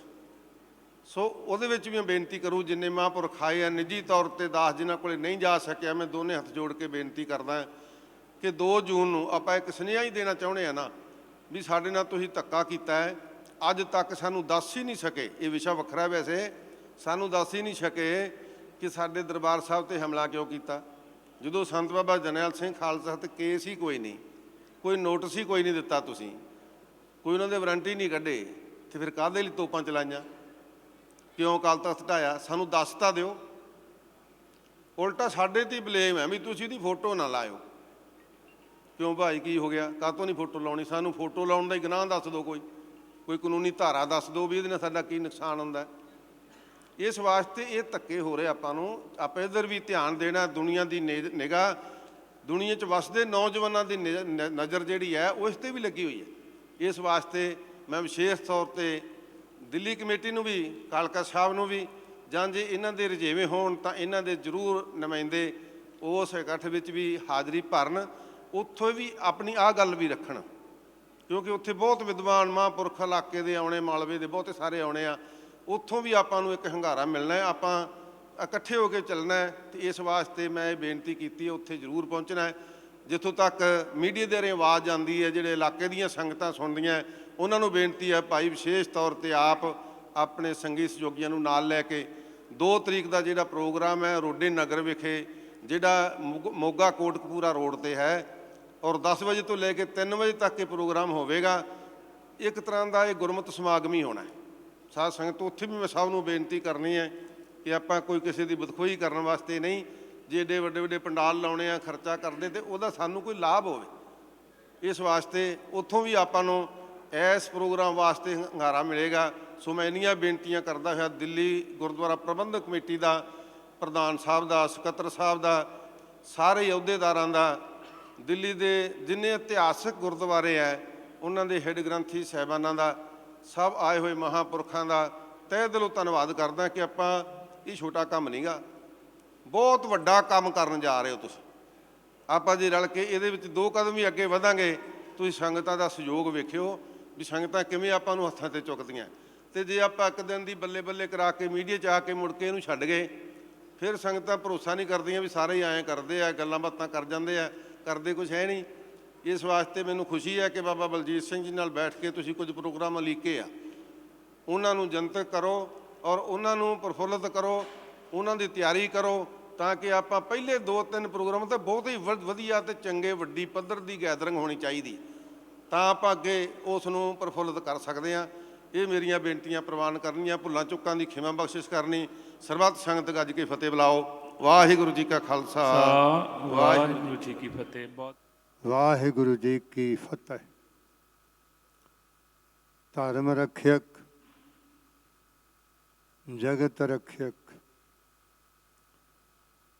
ਧੰਨ ਸ੍ਰੀ ਗੁਰੂ ਤੇਗ ਬਹਾਦਰ ਸਾਹਿਬ ਜੀ ਦੇ ਪਾਵਨ ਪਵਿੱਤਰ ਸ਼ਹੀਦੀ ਅਸਥਾਨ 'ਤੇ, ਜਿੱਥੇ ਉਹਨਾਂ ਨੇ ਸਰੀਰਕ ਤੌਰ 'ਤੇ ਸदैਵੀ ਨਿਵਾਸ ਕੀਤਾ, ਉੱਥੇ ਸਿੱਖੀ ਦੇ ਧਰਮ ਪ੍ਰਚਾਰ ਲਈ ਆਪਣੀ ਨਵੀਂ ਜਨਰੇਸ਼ਨ ਨੂੰ ਸਿੱਖੀ ਸੰਭਾਲਣ ਦੀ ਪ੍ਰੇਰਨਾ ਦੇਣ ਲਈ ਗੁਰਦੁਆਰਾ ਪ੍ਰਬੰਧਕ ਕਮੇਟੀ ਦਿੱਲੀ ਵੱਲੋਂ ਦੁਨੀਆ ਭਰ ਦੇ ਗੁਰਮੁਖਾਂ, ਗੁਰਸਿੱਖਾਂ, ਮਹਾਂਪੁਰਸ਼ਾਂ ਨੂੰ, ਸਿੱਖੀ ਦੇ ਹਮਦਰਦਾਂ ਨੂੰ, ਸਿੱਖੀ ਤੋਂ ਆਪਾ ਨਿਸ਼ਾਵਰ ਕਰਨ ਵਾਲਿਆਂ ਨੂੰ ਬੇਨਤੀ ਕਰਕੇ ਧਰਮ ਰੱਖਿਅਕ ਜੀ ਦੇ ਪਾਵਨ ਅਸਥਾਨ 'ਤੇ ਉਹਨਾਂ ਦੇ ਵਿਚਾਰਾਂ ਦੁਆਰਾ, ਉਹਨਾਂ ਦੀ ਕਮਾਈ ਦੀ ਰੌਸ਼ਨੀ ਦੁਆਰਾ ਸਿੱਖੀ ਦਾ ਚਾਨਣ ਸੰਸਾਰ, ਭਾਰਤ ਦੀ ਧਰਤੀ, ਪੰਜਾਬ ਦੀ ਧਰਤੀ 'ਤੇ ਰੌਸ਼ਨ ਕੀਤਾ ਜਾਵੇ। ਇਹ ਦਿੱਲੀ ਗੁਰਦੁਆਰਾ ਪ੍ਰਬੰਧਕ ਕਮੇਟੀ ਨੇ ਸਾਰਿਆਂ ਨੂੰ ਬੇਨਤੀ ਕੀਤੀ ਹੈ। ਮੇਰੇ ਸਭ ਤੋਂ ਜ਼ਿਆਦਾ ਪਿਆਰੇ ਜਮਾਤੀ ਜੋ ਮੈਨੂੰ ਡੇਰੇ ਵਿੱਚ ਲਿਆਇਆ, ਹੁਣ ਤਾਂ ਉਹ ਸਰੀਰਕ ਤੌਰ 'ਤੇ ਰਹੇ ਨੇ, ਜਿਨ੍ਹਾਂ ਨੂੰ ਅਸੀਂ ਮਾਣ ਨਾਲ ਸ਼ਹੀਦ ਕਹਿੰਦੇ ਹੁੰਦੇ ਸਾਂ। ਭਾਈ ਦਰਸ਼ਨ ਸਿੰਘ ਸ਼ਹੀਦ, ਕਰਨਾਲ ਦੇ ਨਾਲ ਹੀ ਉਹਨਾਂ ਦਾ ਪਿੰਡ ਸੀ। ਅਸੀਂ ਕੁਝ ਵਿਚਾਰਾਂ ਕਰ ਰਹੇ ਸਾਂ ਧਰਮ ਦੇ ਸੰਬੰਧ ਵਿੱਚ, ਤਾਂ ਉਹਨੇ ਮੈਨੂੰ ਇੱਕ ਘਟਨਾ ਦਾ ਜ਼ਿਕਰ ਕੀਤਾ। ਕਹਿਣ ਲੱਗਾ ਕਿ ਬਾਬਾ ਈਸ਼ਰ ਸਿੰਘ ਜੀ ਰਾੜਾ ਸਾਹਿਬ ਵਾਲਿਆਂ ਦਾ ਕੀਰਤਨ ਸੁਣ ਕੇ, ਬਾਬਾ ਫਤਿਹ ਸਿੰਘ ਸਾਹਿਬ ਜੀ ਦਾ ਕੀਰਤਨ ਸੁਣ ਕੇ ਜੋ ਮਨ ਨੂੰ ਪ੍ਰੇਰਨਾ ਪ੍ਰਾਪਤ ਹੁੰਦੀ ਹੈ, ਉਹ ਹੋਰ ਥਾਂ ਤੋਂ ਨਹੀਂ ਪ੍ਰਾਪਤ ਹੁੰਦੀ। ਕਹਿਣ ਲੱਗਾ ਮੈਂ ਬਾਬਾ ਫਤਿਹ ਸਿੰਘ ਨੂੰ ਬੇਨਤੀ ਕੀਤੀ, ਬਾਬਾ ਫਤਿਹ ਸਿੰਘ ਜੀ ਉਹਨੂੰ ਆਪਣੇ ਬੇਟਿਆਂ ਵਾਂਗ ਪਿਆਰ ਕਰਦੇ ਸਨ। ਇਹ ਵੀ ਇੱਕ ਸੰਯੋਗ ਹੈ। ਭਾਈ ਸਾਹਿਬ ਭਾਈ ਰਣਜੀਤ ਸਿੰਘ ਜੀ ਬੈਠੇ ਨੇ, ਇਹ ਵਿਦਵਾਨ ਲੋਕ ਪੜ੍ਹਨ ਵਾਲੇ। ਪੰਥ ਰਤਨ ਮਾਸਟਰ ਤਾਰਾ ਸਿੰਘ ਜੀ ਨੇ ਆਪਣੀ ਜੀਵਨੀ ਵਿੱਚ ਲਿਖਿਆ ਕਿ ਅਸੀਂ ਗੁਰਦੁਆਰੇ ਪਤਾਸਿਆਂ ਦਾ ਪ੍ਰਸ਼ਾਦ ਲੈਣ ਬੱਚਿਆਂ ਨਾਲ ਜਾਂਦੇ ਸਾਂ। ਉਸ ਪ੍ਰਸ਼ਾਦ ਦੇ ਬਹਾਨੇ ਹੌਲੀ ਹੌਲੀ ਕੀਰਤਨ ਸੁਣਨ ਲੱਗ ਪਏ ਤੇ ਫਿਰ ਸਿੱਖੀ ਦੀ ਪ੍ਰਾਪਤੀ ਦਾ ਮਨ ਵਿੱਚ ਉਤਸ਼ਾਹ ਤੇ ਉਮਾ ਆਇਆ। ਐਸੇ ਸਿੱਖ ਬਣੇ ਜਿਨ੍ਹਾਂ ਨੇ ਸਾਰੇ ਸਿੱਖ ਜਗਤ ਦੀ 1947 ਵਿੱਚ ਅਗਵਾਈ ਕੀਤੀ। ਲਾਹਾ ਹੋਇਆ ਜਾਂ ਨਾ ਹੋਇਆ ਇਹ ਤੇ ਤੁਸੀਂ ਸਾਰੇ ਜਾਣਦੇ ਤੇ ਸਮਝਦੇ ਹੋ, ਪਰ ਇਸ ਵਿੱਚ ਕੋਈ ਸ਼ੱਕ ਨਹੀਂ। ਉਹ ਸਿੱਖੀ ਦੇ ਮਹਾਨ ਸਿਖਰਾਂ ਤੇ ਆਦਰਸ਼ਾਂ ਤੇ ਪਹੁੰਚੇ। ਅੱਜ ਕਿਤੇ ਸਿੱਖ ਰਾਜਨੀਤੀ ਵਿੱਚ ਤਿਆਗ ਦਾ ਜੇ ਜ਼ਿਕਰ ਪੜ੍ਹਨਾ ਸੁਣਨਾ ਹੋਵੇ ਤਾਂ ਮਾਸਟਰ ਤਾਰਾ ਸਿੰਘ ਜੀ ਦਾ ਜੀਵਨ ਪੜ੍ਹ ਲਓ ਤੇ ਸੁਣ ਲਓ। ਜਦੋਂ ਉਹਨਾਂ ਨੇ ਸਰੀਰ ਤਿਆਗਿਆ, ਉਹਨਾਂ ਦੇ ਦੋਨਾਂ ਪੁੱਤਰਾਂ ਵਾਸਤੇ 2 ਕਮਰੇ ਰਹਿਣ ਵਾਸਤੇ ਨਹੀਂ ਸਨ, ਜਿਨ੍ਹਾਂ ਵਿੱਚੋਂ ਉਹ ਆਪਣੀਆਂ ਪਤਨੀਆਂ ਆਪਣੇ ਬੱਚਿਆਂ ਦੇ ਨਾਲ ਰਹਿ ਸਕਦੇ। ਅੱਜ ਕੱਲ੍ਹ ਤਾਂ ਅਸੀਂ ਹੋਰ ਕੁਝ ਸੁਣਦੇ ਹਾਂ, ਪਿਆਰ ਨਾਲ ਆਖੋ ਸ੍ਰੀ ਵਾਹਿਗੁਰੂ। ਇਹ ਮਾਸਟਰ ਜੀ ਦਾ ਜੀਵਨ ਸੀ ਕਿ ਗੁਰਦੁਆਰੇ ਵਿੱਚ ਪ੍ਰਸ਼ਾਦ ਲੈਣ ਜਾਂਦੇ ਸਾਂ, ਪਤਾਸਿਆਂ ਦਾ, ਫੁੱਲੀਆਂ ਦਾ। ਉਂਝ ਸਿੱਖੀ ਵਿੱਚ ਅਸਲ ਪ੍ਰਸ਼ਾਦ ਤਾਂ ਸਿਰਫ ਕੜਾ ਪ੍ਰਸਾਦ ਹੀ ਹੈ, ਬਾਕੀ ਪ੍ਰਸਾਦ ਤਾਂ ਅਸੀਂ ਬਣਾਏ ਨੇ। ਇਹੋ ਜੀਵਨ ਬਾਬਾ ਫਤਿਹ ਸਿੰਘ ਸਾਹਿਬ ਦਾ ਹੈ। ਅੱਜ ਕੋਈ ਮੰਨੇ ਜਾਂ ਨਾ ਮੰਨੇ, ਅੱਜ ਕੋਈ ਪ੍ਰਵਾਨ ਕਰੇ ਜਾਂ ਨਾ ਕਰੇ, ਜਿਨ੍ਹਾਂ ਨੂੰ ਬਾਬਾ ਫਤਿਹ ਸਿੰਘ ਜੀ ਨੇ ਮੁੱਖ ਮੰਤਰੀਆਂ ਤੇ ਮੰਤਰੀਆਂ ਦੀਆਂ ਪਦਵੀਆਂ ਦਿਵਾਈਆਂ, ਅੱਜ ਕੱਲ੍ਹ ਤਾਂ ਉਹ ਉਹਨਾਂ ਦਾ ਸਾਲਾਨਾ ਦਿਨ ਵੀ ਯਾਦ ਨਹੀਂ ਕਰਦੇ। ਮਹਾਰਾਜਾ ਰਣਜੀਤ ਸਿੰਘ ਦੇ ਰਾਜ ਤੋਂ ਬਾਅਦ ਪੰਥ ਦਾ ਰਾਜ, ਸਿੱਖੀ ਦਾ ਰਾਜ ਜੇ ਕਿਸੇ ਨੇ ਮੁੜ ਦਿਵਾਇਆ ਤੇ ਉਹਦਾ ਨਾਮ ਸੀ ਬਾਬਾ ਫਤਿਹ ਸਿੰਘ ਸਾਹਿਬ। ਮਹਾਂਪੁਰਖ ਸਨ। 5 Khalsa college, 11 higher secondary school, 21 primary school Sikh ਕੌਮ ਨੂੰ ਭੇਟ ਕਰਕੇ ਬਾਬਾ ਫਤਿਹ ਸਿੰਘ ਚਲਾ ਗਿਆ। ਉਹਨਾਂ ਨੇ ਵੀ ਇਹੋ ਲਿਖਿਆ ਕਿ ਉਹ ਗੁਰਦੁਆਰੇ ਸਿਰਫ ਪ੍ਰਸ਼ਾਦ ਲੈਣ ਵਾਸਤੇ ਜਾਂਦੇ ਸਨ। ਹੌਲੀ ਹੌਲੀ ਕੀਰਤਨ ਸੁਣਨ ਲੱਗ ਪਏ। ਫਿਰ ਮਾਤਾ ਪਿਤਾ ਨੇ ਆਪਣੀ ਗੋਦ ਵਿੱਚ ਸੰਭਾਲ ਕੇ ਮਹਾਨ ਸਾਧੂ ਬਣਾ ਦਿੱਤਾ। ਅਸੀਂ ਆਪਣੇ ਵਿਦਿਆ ਦਾਤੇ ਪੰਥ ਰਤਨ ਸੰਤ ਗਿਆਨੀ ਗੁਰਬਚਨ ਸਿੰਘ ਜੀ ਖਾਲਸਾ, ਜਿਨ੍ਹਾਂ ਨੇ ਮਹਾਨ ਤਿਆਗੀ ਸ਼੍ਰੀਮਾਨ ਸੰਤ ਗਿਆਨੀ ਮੋਹਨ ਸਿੰਘ ਜੀ ਵਰਗੀਆਂ, ਸ਼੍ਰੀਮਾਨ ਸੰਤ ਕਰਤਾਰ ਸਿੰਘ ਜੀ ਮਹਿਤੇ ਵਰਗੀਆਂ, ਸ਼੍ਰੀਮਾਨ ਸੰਤ ਜਰਨੈਲ ਸਿੰਘ ਜੀ ਵਰਗੀਆਂ ਸ਼ਖਸੀਅਤਾਂ ਕੌਮ ਨੂੰ ਬਖਸ਼ੀਆਂ। ਅਸੀਂ ਯਤਨ ਕਰ ਰਹੇ ਹਾਂ, ਇਹ ਯਤਨ ਬੜਾ ਸ਼ਲਾਘਾਯੋਗ ਹੈ, ਬਹੁਤ ਅੱਛਾ ਹੈ। ਪਰ ਜਿਨ੍ਹਾਂ ਰਾਹਾਂ ਵਿੱਚੋਂ ਸੰਤ ਜਰਨੈਲ ਸਿੰਘ ਲੰਘ ਜਾਂਦੇ ਸਨ, ਲੋਕ ਲਾਈਨਾਂ ਲਗਾ ਕੇ ਅੰਮ੍ਰਿਤ ਛਕਣ ਲਈ ਤਿਆਰ ਹੋ ਜਾਂਦੇ ਸਨ। ਭਾਈ ਜਸਵੀਰ ਸਿੰਘ ਜੀ 2 ਮਿੰਟ ਬੈਠੋ, ਮੈਂ ਬਾਅਦ ਵਿੱਚ ਤੁਹਾਡੇ ਦਰਸ਼ਨ ਕਰਨੇ। ਜਿਨ੍ਹਾਂ ਰਾਹਾਂ ਵਿੱਚੋਂ ਸੰਤ ਜਰਨੈਲ ਸਿੰਘ ਗੁਜ਼ਰ ਜਾਂਦੇ ਸਨ, ਸੈਂਕੜੇ ਤੇ ਹਜ਼ਾਰਾਂ ਲੋਕ ਅੰਮ੍ਰਿਤਧਾਰੀ ਹੋਣ ਵਾਸਤੇ ਬੇਨਤੀਆਂ ਕਰਦੇ ਸਨ, ਕਿਉਂਕਿ ਇਹ ਕਰਨੀ ਤੇ ਕਮਾਈ ਦਾ। ਮੈਂ ਜ਼ਿਆਦਾ ਸਮਾਂ ਨਾ ਲੈਂਦਿਆਂ ਹੋਇਆਂ ਫਿਰ ਆਪਣੇ ਮਜ਼ਮੂਨ ਵੱਲ ਆਉਂਦਾ। ਦਰਸ਼ਨ ਸਿੰਘ ਸ਼ਹੀਦ ਕਹਿਣ ਲੱਗਾ ਕਿ ਮੈਂ ਬਾਬਾ ਫਤਿਹ ਸਿੰਘ ਸਾਹਿਬ ਨੂੰ ਅਰਜ਼ ਕੀਤੀ, ਜੀ ਇਹ ਕੀ ਕਾਰ ਨੇ ਵੱਡੇ ਵੱਡੇ ਕਥਾਕਾਰਾਂ ਦਾ, ਵੱਡੇ ਵੱਡੇ ਸੰਗੀਤਕਾਰਾਂ ਦਾ, ਵੱਡੇ ਵੱਡੇ ਵਿਦਵਾਨਾਂ ਦਾ ਜੋ ਕੋਈ ਅਸਰ ਨਹੀਂ ਹੁੰਦਾ। ਪਰ ਜਦੋਂ ਬਾਬਾ ਈਸ਼ਰ ਸਿੰਘ ਜੀ ਰਾੜਾ ਸਾਹਿਬ ਵਾਲੇ ਤੇ ਤੁਸੀਂ ਕੀਰਤਨ ਕਰਦੇ ਹੋ, ਜਾਂ ਪਿੰਡਰਾਂ ਵਾਲੇ ਮਹਾਂਪੁਰਸ਼, ਮੈਂ ਮੇਰੇ ਖਿਆਲ 3ਰੀ ਕਲਾਸ ਵਿੱਚ ਪੜ੍ਹਦਾ ਸਾਂ, ਆਪਣੇ ਟੀਚਰ ਦੇ ਨਾਲ ਭਿੰਡਰੀ ਸਾਲਾਨਾ ਜੋੜ ਮੇਲੇ ਸਮਾਗਮ 'ਤੇ ਗਏ। ਬੁੱਢਿਆਂ ਮਹਾਂਪੁਰਸ਼ਾਂ ਨੇ ਉਦੋਂ ਉਹਨਾਂ ਦਾ ਸਰੀਰ ਅਰੋਗ ਸੀ। ਚੜ੍ਹਦੀ ਕਲਾ ਦਾ ਜੀਵਨ, ਚੜ੍ਹਦੀ ਕਲਾ ਦੀ ਜ਼ਿੰਦਗੀ ਦਰਸ਼ਨ ਦੀਦਾਰ ਕਰਦਿਆਂ ਇੰਝ ਮਹਿਸੂਸ ਹੁੰਦਾ ਸੀ ਕਿ ਜਿਸ ਤਰ੍ਹਾਂ ਅਕਾਲ ਪੁਰਖ ਵਾਹਿਗੁਰੂ ਨੇ ਆਪਣੇ ਪਹਿਲੇ ਪੁਰਾਣੇ ਸਿੰਘਾਂ ਵਿੱਚੋਂ ਕਿਸੇ ਨੂੰ ਭੇਜ ਦਿੱਤਾ ਹੋਵੇ।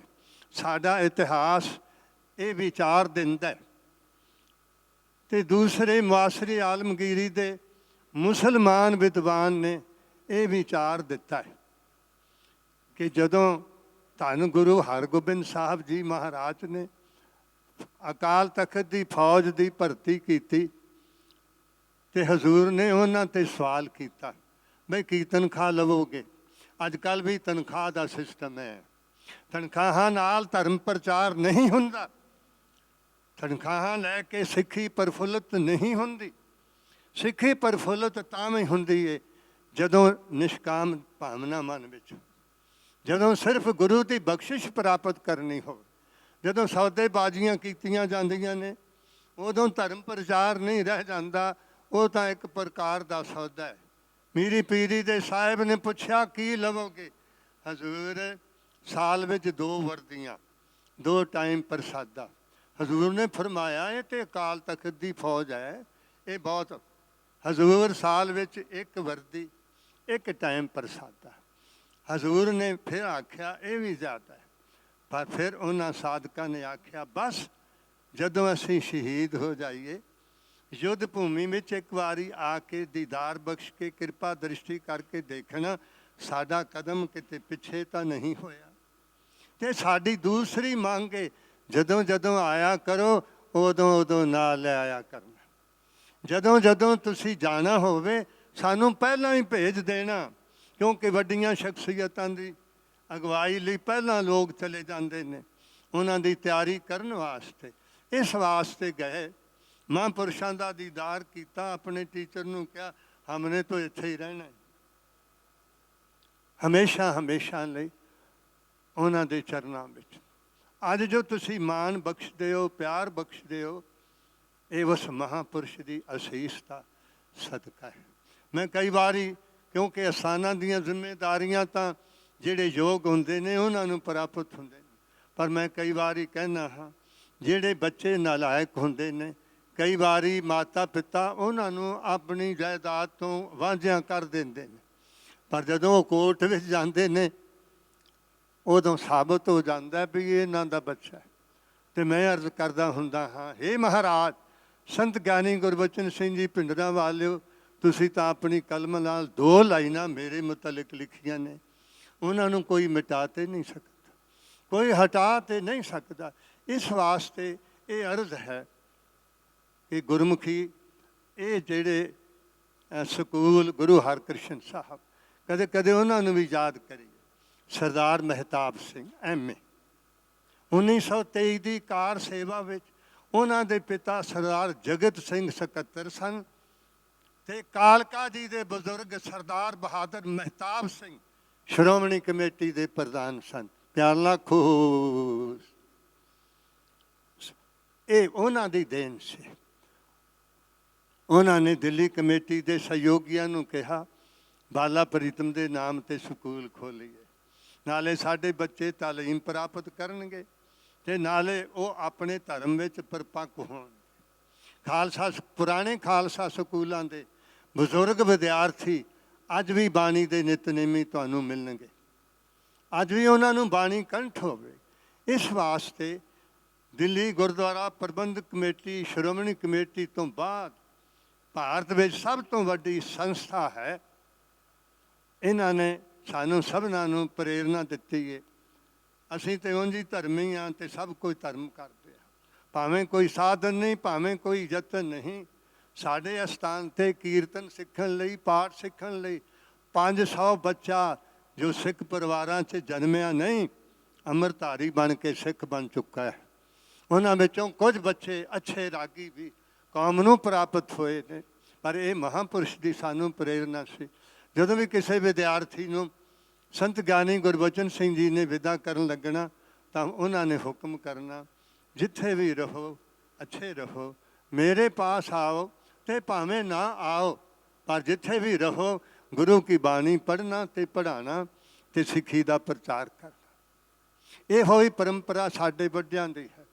ਮੇਰਾ ਭਾਈ ਮੱਲਾ ਸਿੰਘ ਜੀ ਮੰਗਵਾਲ ਵਾਲਿਆਂ ਦੇ ਅਸਥਾਨ ਨਾਲ ਸੰਬੰਧਿਤ ਹੈ। ਪਿੱਛੇ ਸ਼੍ਰੋਮਣੀ ਗੁਰਦੁਆਰਾ ਪ੍ਰਬੰਧਕ ਕਮੇਟੀ ਦੇ ਮੈਗਜ਼ੀਨ ਗੁਰਮਤਿ ਪ੍ਰਕਾਸ਼ ਵਿੱਚ ਇੱਕ ਆਰਟੀਕਲ ਆਇਆ ਸੀ ਤੇ ਲਿਖਿਆ ਸੀ, ਚੌਥੇ ਮਹਾਰਾਜ ਭਾਈ ਬੁੱਧ ਸਿੰਘ ਸਾਹਿਬ ਜਿਵੇਂ ਸਿੱਖੀ ਦਾ ਪ੍ਰਚਾਰ ਕਰਦੇ ਸਨ, ਹੁਣ ਸਾਧੂ ਮਹਾਤਮਾ ਤੇ ਧਾਰਮਿਕ ਸੰਸਥਾਵਾਂ ਕਿਉਂ ਨਹੀਂ ਕਰਦੇ?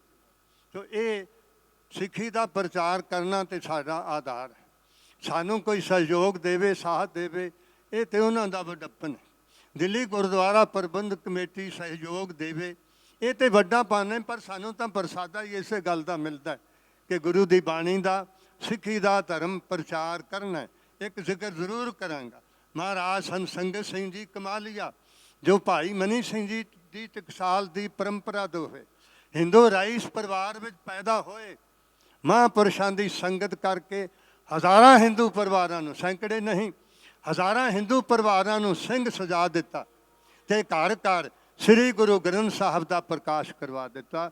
ਉਹਨਾਂ ਦੇ ਜਾਨਸ਼ੀਨ ਸੰਤ ਪਰਨਪਾਲ ਸਿੰਘ ਜੀ ਝਾਂਸੀ ਵਾਲਿਆਂ ਨੇ ਇਸ ਪਰੰਪਰਾ ਨੂੰ ਨਿਭਾਇਆ। ਉਹਨਾਂ ਦੇ ਸਪੁੱਤਰ ਸੰਤ ਕਰਤਾਰ ਸਿੰਘ ਜੀ ਕਮਾਲੀਆ ਪਟਿਆਲੇ ਵਾਲੇ ਅਖੀਰ ਤੱਕ ਸਹਿਜਧਾਰੀ ਪਰਿਵਾਰਾਂ ਨੂੰ ਗੁਰੂ ਘਰ ਨਾਲ ਜੋੜਦੇ ਰਹੇ। ਮੈਂ ਆਪਣੇ ਵੱਲੋਂ ਗੁਰਦੁਆਰਾ ਪ੍ਰਬੰਧਕ ਕਮੇਟੀ ਦੇ ਸਾਰੇ ਹੀ ਮੈਂਬਰ ਸਾਹਿਬਾਨਾਂ ਦਾ, ਪ੍ਰਧਾਨ ਜੀ ਦਾ, ਸਕੱਤਰ ਜੀ ਦਾ ਬਹੁਤ ਬਹੁਤ ਧੰਨਵਾਦੀ ਹਾਂ। ਸਰਦਾਰ ਆਤਮਾ ਸਿੰਘ ਜੀ, ਇਹਨਾਂ ਨਾਲ ਸਾਡਾ ਡੂੰਘਾ ਸੰਬੰਧ ਹੈ। ਪਿੰਡਰਾਂ ਦੀ ਟਕਸਾਲ ਇਹਨਾਂ ਦੇ ਇਲਾਕੇ ਵਿੱਚੋਂ ਸੀ, ਇਸ ਕਰਕੇ ਉਸ ਅਸਥਾਨ ਨੂੰ ਅਸੀਂ ਸਤਿਕਾਰਦੇ ਹਾਂ ਜਿਨ੍ਹਾਂ ਦੇ ਮੁਖੀ ਹੁਣ ਬੀਬੀ ਜਗੀਰ ਕੌਰ ਜੀ ਨੇ। ਸਨਮਾਨਦੇ ਹਾਂ। ਸੀਸਗੰਜ ਕਥਾ ਕਰਕੇ ਬੈਠਾ ਤਾਂ ਬਾਬਾ ਹਰਨਾਮ ਸਿੰਘ ਜੀ ਉਦੋਂ ਮੰਤਰੀ ਸਨ, ਮੈਨੂੰ ਇਸ਼ਾਰਾ ਕਰਕੇ ਕੋਲ ਸੱਦ ਕੇ ਕਹਿਣ ਲੱਗੇ, ਕਾਕਾ ਕਿੱਥੋਂ ਪੜ੍ਹਿਆ? ਮੈਂ ਚੁੱਪ ਰਿਹਾ। ਕਹਿਣ ਲੱਗੇ ਕਥਾ ਤਾਂ ਮੇਰੇ ਘਰ ਦੀ ਏ। ਫਿਰ ਕਹਿਣ ਲੱਗੇ ਮੈਂ ਬਾਬਾ ਹਰਨਾਮ ਸਿੰਘ। ਮੈਂ ਮੱਥਾ ਟੇਕਿਆ ਕਿ ਸਾਡੇ ਵੱਡੇ, ਕਿਉਂਕਿ ਪਿੰਡਰਾਂ ਦੀ ਟਕਸਾਲ ਇਹਨਾਂ ਦੇ ਇਲਾਕੇ ਵਿੱਚੋਂ ਆਈ ਏ। ਅੱਜ ਕੱਲ੍ਹ ਤਾਂ ਹੁਣ ਹੋਰ ਵਕਤ 'ਤੇ ਬਹੁਤ ਬਹੁਤ ਧੰਨਵਾਦ, ਬਹੁਤ ਬਹੁਤ ਸ਼ੁਕਰੀਆ। ਪੁਲਜੋਗ ਦੀ ਖਿਮਾ ਬਖਸ਼ਿਸ਼ ਕਰਨਾ। ਇਹਨਾਂ ਦੇ ਯਤਨ ਨਾਲ ਜਿੱਥੇ ਸਤਿਗੁਰੂ ਗੁਰੂ ਕੀਆਂ ਸੰਗਤਾਂ, ਉੱਥੇ ਸਾਰਿਆਂ ਮਹਾਂਪੁਰਸ਼ਾਂ ਦੇ ਦਰਸ਼ਨ ਹੋਏ ਨੇ। ਸਾਰਿਆਂ ਨੂੰ ਵਾਰ-ਵਾਰ ਨਮਸਕਾਰ। ਵਾਹਿਗੁਰੂ ਜੀ ਕਾ ਖਾਲਸਾ, ਵਾਹਿਗੁਰੂ ਜੀ ਕੀ ਫਤਿਹ। ਧੰਨਵਾਦ ਬਾਬਾ ਪੂਰਨ ਸਿੰਘ ਜੀ ਤਿਲਕ ਨਗਰ ਵਾਲਿਆਂ ਦਾ, ਵਿਦਿਆਰਥੀ ਦਮਦਮੀ ਟਕਸਾਲ। ਸੋ ਹੁਣ ਮੈਂ ਬੇਨਤੀ ਕਰਦਾ ਕਿ ਬਾਬਾ ਸੁਖਦੇਵ ਸਿੰਘ ਜੀ ਖਡੂਰ ਸਾਹਿਬ ਵਾਲਿਆਂ ਦਾ, ਕਿ ਉਹ ਬਾਬਾ ਸੇਵਾ ਸਿੰਘ ਜੀ ਖਡੂਰ ਸਾਹਿਬ ਵਾਲੇ ਆਪ ਸਭ ਸੰਗਤਾਂ ਨਾਲ ਵਿਚਾਰ ਸਾਂਝੇ ਕਰਨਗੇ। ਸਾਡੀ ਇੱਕੋ ਹੀ ਬੇਨਤੀ ਹੈ ਕਿ ਸਮੇਂ ਦਾ ਖਿਆਲ ਰੱਖਿਆ ਜਾਵੇ। ਸਾਡੇ ਵਿੱਚ ਬਹੁਤ ਹੀ ਮਹਾਨ ਔਰ ਵਿਦਵਾਨ ਸ਼ਖਸੀਅਤਾਂ ਪਹੁੰਚੀਆਂ ਨੇ। ਬਾਬਾ ਬਲਜਿੰਦਰ ਸਿੰਘ ਜੀ ਰਾੜਾ ਸਾਹਿਬ ਕਰਮਸਰ ਤੋਂ ਮੁਖੀ ਰਾੜਾ ਸਾਹਿਬ ਗੁਰਦੁਆਰਾ ਕਰਮਸਰ ਦੇ ਉਚੇਚੇ ਤੌਰ ਤੇ ਪਹੁੰਚੇ ਨੇ। ਅਸੀਂ ਦਿੱਲੀ ਗੁਰਦੁਆਰਾ ਪ੍ਰਬੰਧਕ ਕਮੇਟੀ ਵੱਲੋਂ ਬਾਬਾ ਜੀਆਂ ਦਾ ਜੀ ਆਇਆਂ ਕਹਿੰਦੇ ਹਾਂ। ਬਾਬਾ ਵਰਿੰਦਰ ਸਿੰਘ ਜੀ ਸਪਲਾਨੀ ਕੁਰੂਕਸ਼ੇਤਰ ਤੋਂ ਪਹੁੰਚੇ ਨੇ, ਉਹਨਾਂ ਨੂੰ ਵੀ ਜੀ ਆਇਆਂ ਕਹਿੰਦੇ ਹਾਂ। ਬਾਬਾ ਕਰਤਾਰ ਸਿੰਘ ਜੀ ਡੇਰਾ ਸੰਤ ਸੁਜਾਨ ਸਿੰਘ ਜੀ ਰਜੌਰੀ ਗਾਰਡਨ ਵਾਲੇ ਸਾਡੇ ਵਿੱਚ ਪਹੁੰਚੇ ਨੇ, ਅਸੀਂ ਉਹਨਾਂ ਨੂੰ ਵੀ ਜੀ ਆਇਆਂ ਕਹਿੰਦੇ ਹਾਂ। ਬਾਬਾ ਦਿਲਬਾਗ ਸਿੰਘ ਜੀ ਅਨੰਦਪੁਰ ਸਾਹਿਬ ਵਾਲਿਆਂ ਵੱਲੋਂ, ਬਾਬਾ ਜਸਪਾਲ ਸਿੰਘ ਜੀ ਬਿੱਟੂ ਜੀ ਹਾਜ਼ਰੀ ਭਰ ਰਹੇ ਨੇ, ਅਸੀਂ ਉਹਨਾਂ ਨੂੰ ਵੀ ਜੀ ਆਇਆਂ ਕਹਿੰਦੇ ਹਾਂ। ਮੈਂ ਜਿੰਨੇ ਵੀ ਸਾਡੇ ਪਾਸ ਸੰਤ ਸਮਾਜ ਤੋਂ ਵਿਦਵਾਨ ਸੱਜਣ ਪਹੁੰਚੇ ਨੇ, ਕੇਵਲ ਇੱਕੋ ਹੀ ਬੇਨਤੀ ਹੈ ਕਿ ਸਮੇਂ ਦਾ ਖਿਆਲ ਰੱਖਿਆ ਜਾਵੇ ਤਾਂ ਕਿ ਇਸ ਪ੍ਰੋਗਰਾਮ ਦਾ ਆਨੰਦ ਬਣਿਆ ਰਹੇ, ਤਾਂ ਕਿ ਇਸ ਪ੍ਰੋਗਰਾਮ ਦੀ ਆਊਟਪੁੱਟ ਨਿਕਲੇ ਵੀ ਜਿਸ ਮਨੋਰਥ ਨੂੰ ਲੈ ਕੇ ਅਸੀਂ ਇਸ ਪ੍ਰੋਗਰਾਮ ਨੂੰ ਲੈ ਕੇ ਚੱਲੇ ਹਾਂ, ਉਸ ਦਾ ਟੀਚਾ ਅਸੀਂ ਅੱਜ ਮਿੱਥ ਸਕੀਏ। ਸੋ ਮੈਂ ਬਾਬਾ ਜੀਆਂ ਨੂੰ ਬੇਨਤੀ ਕਰਦਾ ਕਿ ਆਪਣੇ ਵਿਚਾਰ ਚੰਦ ਲਫ਼ਜ਼ਾਂ ਦੇ ਵਿੱਚ ਸਮੇਂ ਦਾ ਖਿਆਲ ਰੱਖ ਕੇ ਸਾਡੇ ਨਾਲ ਸਾਂਝੇ ਕਰਨਗੇ ਜੀ। ਵਾਹਿਗੁਰੂ ਜੀ ਕਾ ਖਾਲਸਾ, ਵਾਹਿਗੁਰੂ ਜੀ ਕੀ ਫਤਿਹ। ਗੁਰੂ ਪਿਆਰੇ ਖਾਲਸਾ ਸਾਧ ਸੰਗਤ ਜੀ, ਗੁਰਫਤਿਹ ਦੀ ਸਾਂਝ ਪਾਈਏ। ਵਾਹਿਗੁਰੂ ਜੀ ਕਾ ਖਾਲਸਾ, ਵਾਹਿਗੁਰੂ ਜੀ ਕੀ ਫਤਿਹ। ਦਿੱਲੀ ਸਿੱਖ ਗੁਰਦੁਆਰਾ ਪ੍ਰਬੰਧਕ ਕਮੇਟੀ ਵੱਲੋਂ ਜੋ ਉਪਰਾਲਾ ਸਿੱਖ ਧਰਮ ਦਾ, ਗੁਰਬਾਣੀ ਦਾ ਪ੍ਰਚਾਰ ਪ੍ਰਸਾਰ ਵਾਸਤੇ ਜੋ ਲਿਖਿਆ ਗਿਆ ਪ੍ਰੋਗਰਾਮ, ਸਮੂਹ ਜਥੇਬੰਦੀਆਂ, ਨਿਹੰਗ ਸਿੰਘ ਜਥੇਬੰਦੀਆਂ, ਸਮੂਹ ਟਕਸਾਲਾਂ ਔਰ ਬਹੁਤ ਹੀ ਮਹਾਂਪੁਰਸ਼ ਔਰ ਖ਼ਾਸ ਤੌਰ 'ਤੇ ਜੋ ਵਿਦਵਾਨ ਗੁਰਮੁਖ ਪਿਆਰੇ ਗ੍ਰੰਥੀ ਸਿੰਘ, ਮੁੱਖ ਗ੍ਰੰਥੀ ਸਿੰਘ ਸਾਹਿਬ ਇਕੱਤਰ ਹੋਏ ਨੇ। ਇੱਕ ਦੂ ਇੱਕ ਚੜ੍ਹਦੀਆਂ ਕੌਣ ਜਾਣੇ ਮੇਰਾ ਨਾਉ ਜੀਓ। ਸੋ ਇਸ ਮੰਚ 'ਤੇ ਬੋਲਣਾ ਕੋਈ ਛੋਟਾ ਬਚਨ ਨਹੀਂ, ਪਰ ਅਰਦਾਸ ਦਾ ਕੋਈ ਕਾਰ ਸੇਵਾ ਦਾ ਕਾਰਜ ਹੀ ਕਈ ਟੋਕਰੀ ਦਾ ਹੁੰਦਾ ਹੈ, ਪਰ ਹੁਕਮ ਹੋਇਆ 2-4 ਮਿੰਟ ਆਪ ਹੀ ਨਾਲ ਬਚਨ ਸਾਂਝੇ ਕਰਨ ਦੇ ਕਿਉਂਕਿ ਜਿਵੇਂ ਸਿੱਖੀ ਦਾ ਪ੍ਰਚਾਰ ਬਹੁਤ ਹੋ ਰਿਹਾ ਹੈ ਔਰ ਹੁਣ ਹੋਰ ਵੀ ਕਰਨ ਦਾ ਵੀ ਉਪਰਾਲਾ ਕੀਤਾ ਜਾ ਰਿਹਾ ਹੈ। ਬਹੁਤ ਵੱਡੇ ਕਾਰਜ ਦਿੱਲੀ ਸਿੱਖ ਗੁਰਦੁਆਰਾ ਪ੍ਰਬੰਧਕ ਕਮੇਟੀ ਲਿਖੇ ਨੇ, ਕਿਉਂਕਿ ਇਹਨਾਂ ਦੀ ਸਮੇਂ ਦੀ ਲੋੜ ਵੀ ਹੈਗੀ ਹੈ। ਕਿਉਂਕਿ ਸਮੇਂ ਜੋ ਜਿਵੇਂ ਹਰ ਮਹੱਲੇ ਵਿੱਚ, ਹਰ ਗਲੀ ਵਿੱਚ, ਹਰ ਸ਼ਹਿਰ ਦੇ ਵਿੱਚ ਇਹ ਆਪਾਂ ਪ੍ਰਚਾਰ ਕਰਨ ਦਾ ਪ੍ਰੋਗਰਾਮ ਲਿਖਿਆ ਹੈ। ਮੈਂ 2-4 ਮਿੰਟ ਵਚਨ ਕਰਨੇ ਨੇ ਕਿ ਇਹਦੇ ਨਾਲ ਇੱਕ ਹੋਰ ਪ੍ਰਚਾਰ ਵੀ ਆਪਾਂ ਵੱਡੇ ਪੱਧਰ 'ਤੇ ਕਰ ਸਕਦੇ ਹਾਂ। ਜਿਵੇਂ ਆਪਾਂ ਗੁਰਸਿੱਖ ਬੱਚੇ ਸਾਰੇ ਦੇਸ਼ ਵਿੱਚੋਂ ਚੁਣ ਕੇ ਜਾਂ ਉਹਦੀ ਚੋਣ ਕਰਕੇ ਦਿੱਲੀ ਬੈਠੇ, ਇੱਥੇ ਬੜਾ ਕੇਂਦਰ ਬਣਨਾ ਕਿ ਦਿੱਲੀ ਦੇ ਵਿੱਚ ਹੈਗਾ ਏ। ਸੋ ਇੱਥੇ ਕੋਈ ਐਸਾ ਕੋਈ ਸਟੱਡੀ ਬਣ ਜੇ, ਵਿੱਦਿਆ ਦੀ ਕੋਚਿੰਗ ਦੀ ਬਣ ਜਾਵੇ, ਜਾਂ ਇੱਥੇ ਕੋਈ ਰਿਹਾਇਸ਼ ਦਾ ਪ੍ਰਬੰਧ ਹੋ ਜੇ, UPSC ਜਾਂ IAS ਗੁਰਸਿੱਖ ਬੱਚੇ ਸਾਡੇ ਬਣਨ, ਤਾਂ ਇੱਕ ਬੱਚਾ ਜੇ ਗੁਰਸਿੱਖ IAS ਬਣ ਗਿਆ ਤਾਂ ਬਹੁਤ ਵੱਡਾ ਪ੍ਰਚਾਰ ਹੋਏਗਾ ਕੌਮ ਦਾ। ਮੈਂ 2 ਮਿੰਟ ਉਦਾਹਰਨਾਂ ਦੇਣੀਆਂ। ਗਵਾਲੀਅਰ ਦੀ ਸੰਗਤਾਂ ਦੇ ਦਰਸ਼ਨਦਾਰੇ ਕੀਤੇ ਹੋਣੇ ਆਪ ਜੀ ਨੇ, ਬਹੁਤ ਸੰਗਤਾਂ ਦੇ ਵਿੱਚੋਂ ਤਕਰੀਬਨ ਉਹਦੇ 350 ਸਾਲ ਸਤਿਗੁਰਾਂ ਨੇ ਚਰਨ ਪਾਇਨ ਹੋ ਗਏ ਸੀ, ਪਰ ਉੱਥੇ ਕੋਈ ਗੁਰਦੁਆਰਾ ਸਾਹਿਬ ਸਥਾਪਿਤ ਨਹੀਂ ਹੋਇਆ। 1964 ਵਿੱਚ ਸਰਦਾਰ ਬਲਦੇਵ ਸਿੰਘ IAS ਕਲੈਕਟਰ ਦੇ ਤੌਰ 'ਤੇ ਗਵਾਲੀਅਰ ਉੱਥੇ ਉਹਨੇ ਜੁਆਇਨ ਕੀਤਾ। ਜਦੋਂ ਕਿਲ੍ਹੇ ਦੇ ਉੱਪਰ ਗਏ ਦਰਸ਼ਨ ਕਰਨ ਵਾਸਤੇ, ਛੋਟਾ ਥੜਾ ਸੀ, ਕੋਈ ਨਿਸ਼ਾਨ ਸਾਹਿਬ ਨਹੀਂ ਸੀ, ਗੁਰਦੁਆਰਾ ਸਾਹਿਬ ਨਹੀਂ ਸੀ, ਪ੍ਰਕਾਸ਼ ਨਹੀਂ ਸੀ। ਜਦੋਂ ਉਹਨੇ ਦੇਖ ਕੇ ਉਹਦੇ ਮਨ 'ਚ ਆਇਆ ਵੀ ਐਡਾ ਵੱਡਾ ਇਤਿਹਾਸ ਆ ਸਿੱਖ ਕੌਮ ਦਾ, ਗੁਰੂ ਹਰਗੋਬਿੰਦ ਦਾਦਾ ਬੰਦੀ ਛੋੜ ਮੀਰੀ ਪੀਰੀ ਦੇ ਮਾਲਕ ਨੇ ਐਡਾ ਪਰਵਕਾਰ ਕੀਤਾ ਏ, ਇੱਥੇ ਕੋਈ ਸਥਾਨ ਨਹੀਂ ਬਣਿਆ। ਉਹ ਜਦੋਂ ਥੱਲੇ ਆਏ, ਉਹਨਾਂ ਦਿਨਾਂ ਯੂਕੋ ਬੈਂਕ ਦੇ ਵਿੱਚ ਮੈਨੇਜਰ ਸਨ ਸਰਦਾਰ ਇੰਦਰਜੀਤ ਸਿੰਘ, ਜੋ ਬਾਅਦ ਚੇਅਰਮੈਨ ਬਣੇ ਪੰਜਾਬ ਐਂਡ ਸਿੰਧ ਬੈਂਕ ਦੇ। ਜਦੋਂ ਸਰਦਾਰ ਬਲਦੇਵ ਸਿੰਘ ਨੇ ਉਹਨਾਂ ਨੂੰ ਬਚਨ ਕੀਤਾ, ਸਰਦਾਰ ਇੰਦਰਜੀਤ ਸਿੰਘ ਜੀ, ਮੈਂ ਬਤੌਰ ਸਿੱਖ, ਗੁਰੂ ਦਾ ਸਿੱਖ ਹਾਂ, ਮੈਨੂੰ ਬੜੀ ਇਹ ਮਨ ਦੇ ਵਿੱਚ ਠੇਸ ਪਹੁੰਚੀ ਵੀ ਐਡਾ ਵੱਡਾ ਇਤਿਹਾਸਕ ਸਥਾਨ ਹੈ ਅਤੇ ਇੱਥੇ ਗੁਰਦੁਆਰਾ ਸਾਹਿਬ ਸਥਾਪਿਤ ਨਹੀਂ ਹੋਇਆ। ਉਹਨੇ ਕਿਹਾ ਇੱਥੇ ਜਗ੍ਹਾ ਹੈ ਨਹੀਂ, ਪੁਰਾਤਨ ਭਾਗ ਦੇ ਵਸ ਵਿੱਚ ਹੈ, ਜਗ੍ਹਾ ਨਹੀਂ ਮਿਲਦੀ ਅਤੇ ਗੁਰਦੁਆਰਾ ਸਥਾਪਿਤ ਨਹੀਂ ਹੋ ਸਕਦਾ।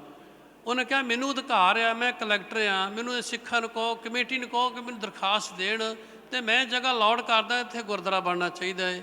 ਸਰਦਾਰ ਇੰਦਰਜੀਤ ਸਿੰਘ ਨੇ ਸਾਰਿਆਂ ਗੁਰਸਿੱਖਾਂ ਦੇ ਨਾਲ ਵਿਚਾਰ ਕੀਤੀ ਔਰ ਗੁਰਦੁਆਰਾ ਫੂਲਬਾਗ ਕਮੇਟੀ ਨਾਲ ਕੀਤੀ ਵੀ ਆਪਾਂ ਦਰਖਾਸਤ ਦੇਈਏ ਅਤੇ ਇੱਥੇ ਆਪਣਾ ਸਥਾਨ ਬਣਨਾ ਚਾਹੀਦਾ। ਉਹਨਾਂ ਨੇ ਦਰਖਾਸਤ ਦਿੱਤੀ, ਇਤਿਹਾਸਕ ਪਿਛੋਕੜ ਦਾ ਨਾਲ ਹਵਾਲਾ ਦੇ ਕੇ ਵੀ 6ਵੇਂ ਪਾਤਸ਼ਾਹ ਨੇ ਇੱਥੇ 52 ਹਿੰਦੂ ਰਾਜੇ ਜਹਾਂਗੀਰ ਦੀ ਕੈਦ 'ਚੋਂ ਰਿਹਾ ਕਰਾਏ ਨੇ। ਜਦੋਂ ਉਹਨਾਂ ਦਰਖਾਸਤ 3 ਵਿਗੇ ਜਗ੍ਹਾ 1964 ਵਿੱਚ 99 ਸਾਲ ਵਾਸਤੇ ਲੀਜ਼ 'ਤੇ ਦਿੱਤੀ। ਉਸ ਤੋਂ ਬਾਅਦ ਸਿੱਖ ਸੰਗਤਾਂ ਖਡੂਰ ਸਾਹਿਬ ਬਾਬਾ ਉੱਤਮ ਸਿੰਘ ਪਾਸ ਗਈਆਂ। ਬਾਬਾ ਜੀ ਨੇ 1968 ਵਿੱਚ ਉਹ ਸੇਵਾ ਲਾਈ, 50-52 ਸਾਲ ਤਕਰੀਬਨ ਸੇਵਾ ਲੱਗੀ ਨੂੰ ਹੋ ਗਿਆ। ਇਹ ਮਤਲਬ ਭਾਵ ਇਸ ਚੀਜ਼ ਦਾ ਵੀ ਜੇ 100 ਸਾਲ ਹੋਰ ਗੁਰਸਿੱਖ ਉੱਥੇ ਸਾਡਾ IAS ਨਾ ਜਾਂਦਾ ਤੇ ਸ਼ਾਇਦ ਅੱਜ ਹੀ ਉਹ ਗੁਰਦੁਆਰਾ ਨਾ ਬਣਦਾ। ਜੇ 350 ਸਾਲ ਲੰਘ ਗਿਆ ਸੀ ਤੇ 100 ਸਾਲ ਹੋਰ ਹੀ ਲੰਘ ਸਕਦਾ ਸੀ। ਪਰ ਇੱਕ ਗੁਰਸਿੱਖ ਨੇ, ਅਫਸਰ ਨੇ ਏਡੀ ਵੱਡੀ ਸੇਵਾ ਕੀਤੀ। ਉੱਥੇ ਹਜ਼ਾਰਾਂ ਪ੍ਰਾਣੀ ਰਾਤ ਵਿਸ਼ਰਾਮ ਕਰਦੇ ਨੇ, ਲੰਗਰ ਪਾਣੀ ਛਕਦੇ ਨੇ, ਹਜ਼ੂਰ ਸਾਹਿਬ ਜਾਂਦੇ, ਪੜਾਅ ਕਰਦੇ ਨੇ, ਮੱਸਿਆ 'ਤੇ ਹਜ਼ਾਰਾਂ ਸੰਗਤਾਂ ਇਕੱਠੀਆਂ ਹੁੰਦੀਆਂ ਨੇ, ਅੰਮ੍ਰਿਤ ਸੰਚਾਰ ਹੁੰਦਾ ਏ ਉੱਥੇ, ਨਾਲ ਵਿੱਦਿਆ ਦਾ। ਇਹ ਸਾਰਾ ਇੱਕ ਗੁਰਸਿੱਖ ਨੇ ਇੱਕ ਛੋਟੀ ਕਲਮ ਦੇ ਨਾਲ ਸੇਵਾ ਕਰਕੇ ਤੇ ਕਿੱਡੀ ਕੌਮ ਦੀ ਸੇਵਾ ਕੀਤੀ ਹੈਗੀ ਆ। ਆਪਾਂ ਪ੍ਰਚਾਰਕਾਂ ਨੇ ਤੇ ਘਰ ਘਰ ਜਾਣਾ ਹੀ, ਉਹਦੇ ਆਪਣੇ ਪਹਿਰੇ ਹੈਗੇ, ਆਪਾਂ ਕਰਨੇ ਆ। ਪਰ ਐਸੀ ਵੀ ਕੋਈ ਸੇਵਾ ਹੋ ਜਾਵੇ, ਕੋਈ ਐਸਾ ਪ੍ਰਬੰਧ ਇੱਥੇ ਹੋ ਜਾਵੇ, ਆਪੇ ਸਾਰੇ, ਕਿਉਂਕਿ 30-32 ਰਾਜ ਨੇ ਹਿੰਦੁਸਤਾਨ ਦੇ, ਉਹਨਾਂ ਵਿੱਚੋਂ 30-32 IAS IPS ਆਪਾਂ ਇਕੱਤਰ ਕਰ ਲਈਏ ਕਿ ਤੁਸੀਂ ਆਪਣੇ ਰਾਜ ਪੂਰਨ ਗੁਰਸਿੱਖ ਹੋਵੇ, ਗੁਰੂ ਨਾਲ ਜੁੜਿਆ ਹੋਵੇ, ਉਹਨੂੰ ਤੁਸੀਂ ਪੂਰੀ ਉਹ ਹੁਸ਼ਿਆਰ ਹੋਵੇ, ਉਹਦਾ ਟੈਸਟ ਲੈ ਕੇ ਇੱਥੇ ਭੇਜੋ। ਜੇ 30-35 ਬੱਚੇ ਵੀ ਆਪਾਂ 50 ਬੱਚਿਆਂ ਨੂੰ ਆਪਾਂ ਇੱਥੇ ਕੋਚਿੰਗ ਦੇ ਦਈਏ, ਸਾਰੇ ਮੁਸਲਮਾਨ ਵੀਰ, ਹਿੰਦੂ ਵੀਰ, ਉਹਨਾਂ ਸਾਰੀਆਂ ਸੰਸਥਾਵਾਂ ਬਣਾਈਆਂ, ਕਿਉਂਕਿ ਉਹ ਇਸ ਵੇਲੇ ਬਹੁਤ ਤੇਜ਼ੀ ਦੇ ਨਾਲ ਚੱਲ ਰਿਹਾ ਹੈ, ਕਿਉਂਕਿ ਉਹਨਾਂ 'ਚ ਤਾਕਤ ਹੈ, ਸ਼ਕਤੀ ਹੈਗੀ ਆ। ਅਸੀਂ ਉੱਥੇ ਕਰੋੜਾਂ ਰੁਪਈਏ ਵੀ ਦੇ ਦਿੰਦੇ, ਸਾਨੂੰ ਕਿਲੇ ਜਗ੍ਹਾ ਨਹੀਂ ਸੀ ਮਿਲਣੀ। ਜਿਹੜੀ ਉਹਨੇ ਕਲਮ ਦੇ ਨਾਲ ਉਹਨੇ ਜਗ੍ਹਾ ਦੇਤੀ ਤੇ ਕੌਮ ਦਾ ਕੇਂਦਰ ਬਣ ਗਿਆ, ਕੋਈ ਪ੍ਰਚਾਰਕ ਬਣ ਗਿਆ। ਉਹ ਸਮਾਂ ਹੀ ਉਹ ਕਿਸੇ ਕੀਮਤ ਹਾਸਲ ਨਹੀਂ ਕਰ ਸਕਦੇ। ਸੋ ਇਹ ਬਹੁਤ ਵੱਡਾ ਦਿੱਲੀ ਗੁਰਦੁਆਰਾ ਪ੍ਰਬੰਧਕ ਕਮੇਟੀ ਇੱਥੇ ਕਿਉਂਕਿ ਬੈਠੇ ਨੇ, ਇਹ ਬਹੁਤ ਵੱਡੀਆਂ ਸੇਵਾਵਾਂ ਕਰ ਸਕਦੇ ਨੇ। ਸੋ ਐਸੀਆਂ ਹੋਰ ਵੀ ਸੇਵਾਵਾਂ ਬੜੀਆਂ ਨੇ, ਕਿਉਂਕਿ ਸਮਾਂ ਬੜਾ ਸੀਮਿਤ ਆ, ਬੜੇ ਮੁੱਖ ਬੁਲਾਰੇ ਆ। ਮੈਂ ਵਧਾਈ ਦਿੰਦਾ ਪ੍ਰਬੰਧਕ ਕਮੇਟੀ, ਦਿੱਲੀ ਸਿੱਖ ਗੁਰਦੁਆਰਾ ਪ੍ਰਬੰਧਕ ਕਮੇਟੀ ਨੂੰ, ਜਿਹਨੇ ਐਸਾ ਉਪਰਾਲਾ ਕਰਕੇ ਸਾਰੇ ਗੁਰਸਿੱਖਾਂ ਨੂੰ ਬੁਲਾਇਆ। ਹੋਏ ਇਕੱਤਰ ਮਿਲੋ ਮੇਰੇ ਭਾਈ, ਦੁਬਿਧਾ ਦੂਰ ਕਰੋ ਲਿਵਲਾਏ, ਹਰਨਾਮੇ ਕੇ ਹੋਵੋ ਜੋੜੀ, ਗੁਰਮੁਖ ਬੈਸੋ ਸਭਾ ਵਿਛਾਏ। ਭਾਵਨਾ ਕਰਕੇ ਜੇ ਅਸੀਂ, ਸਾਡੀ ਭਾਵਨਾ ਬਣ ਜੇ, ਕੋਈ ਕਾਰਨ ਨਹੀਂ ਵੀ ਸਿੱਖ ਕੌਮ ਦੇ ਵਿੱਚ ਕੋਈ ਕਾਰਜ ਅਧੂਰਾ ਰਹਿ ਜੇ। ਇਹ ਸਿਰਫ ਮਿਲ ਬੈਠ ਕੇ ਦੀ ਲੋੜ ਹੈਗੀ ਆ। ਗੁਰੂ ਕਿਰਪਾ ਕਰੇ, ਹੋਈਆਂ ਭੁੱਲਾਂ ਦੀ ਖਿਮਾ ਕਰਨੀ। ਵਾਹਿਗੁਰੂ ਜੀ ਕਾ ਖਾਲਸਾ, ਵਾਹਿਗੁਰੂ ਜੀ ਕੀ ਫਤਿਹ। ਬਹੁਤ ਬਹੁਤ ਧੰਨਵਾਦ ਬਾਬਾ ਸੇਵਾ ਸਿੰਘ ਜੀ ਖਡੂਰ ਸਾਹਿਬ ਵਾਲਿਆਂ ਦਾ, ਜਿਨ੍ਹਾਂ ਨੇ ਆਪਣੇ ਵਡਮੁੱਲੇ ਵਿਚਾਰ ਰੱਖੇ ਨੇ। ਹੁਣ ਮੈਂ ਬੇਨਤੀ ਕਰਦਾ ਇਸਰਾਣਾ ਸਾਹਿਬ ਵਾਲੇ ਮਹਾਂਪੁਰਖਾਂ ਨੂੰ ਜੋ ਆਪਣੇ ਚੰਦ ਲਫ਼ਜ਼ਾਂ ਦੇ ਵਿੱਚ ਆਪਣੇ ਵਿਚਾਰ ਰੱਖਣਗੇ। ਉਸ ਤੋਂ ਬਾਅਦ ਬਾਬਾ ਅਵਤਾਰ ਸਿੰਘ ਜੀ ਆਪਣੀ ਤਿਆਰੀ ਰੱਖਣ, ਉਸ ਤੋਂ ਬਾਅਦ ਆਪਣੇ ਵਿਚਾਰ ਬਾਬਾ ਅਵਤਾਰ ਸਿੰਘ ਜੀ ਰੱਖਣਗੇ।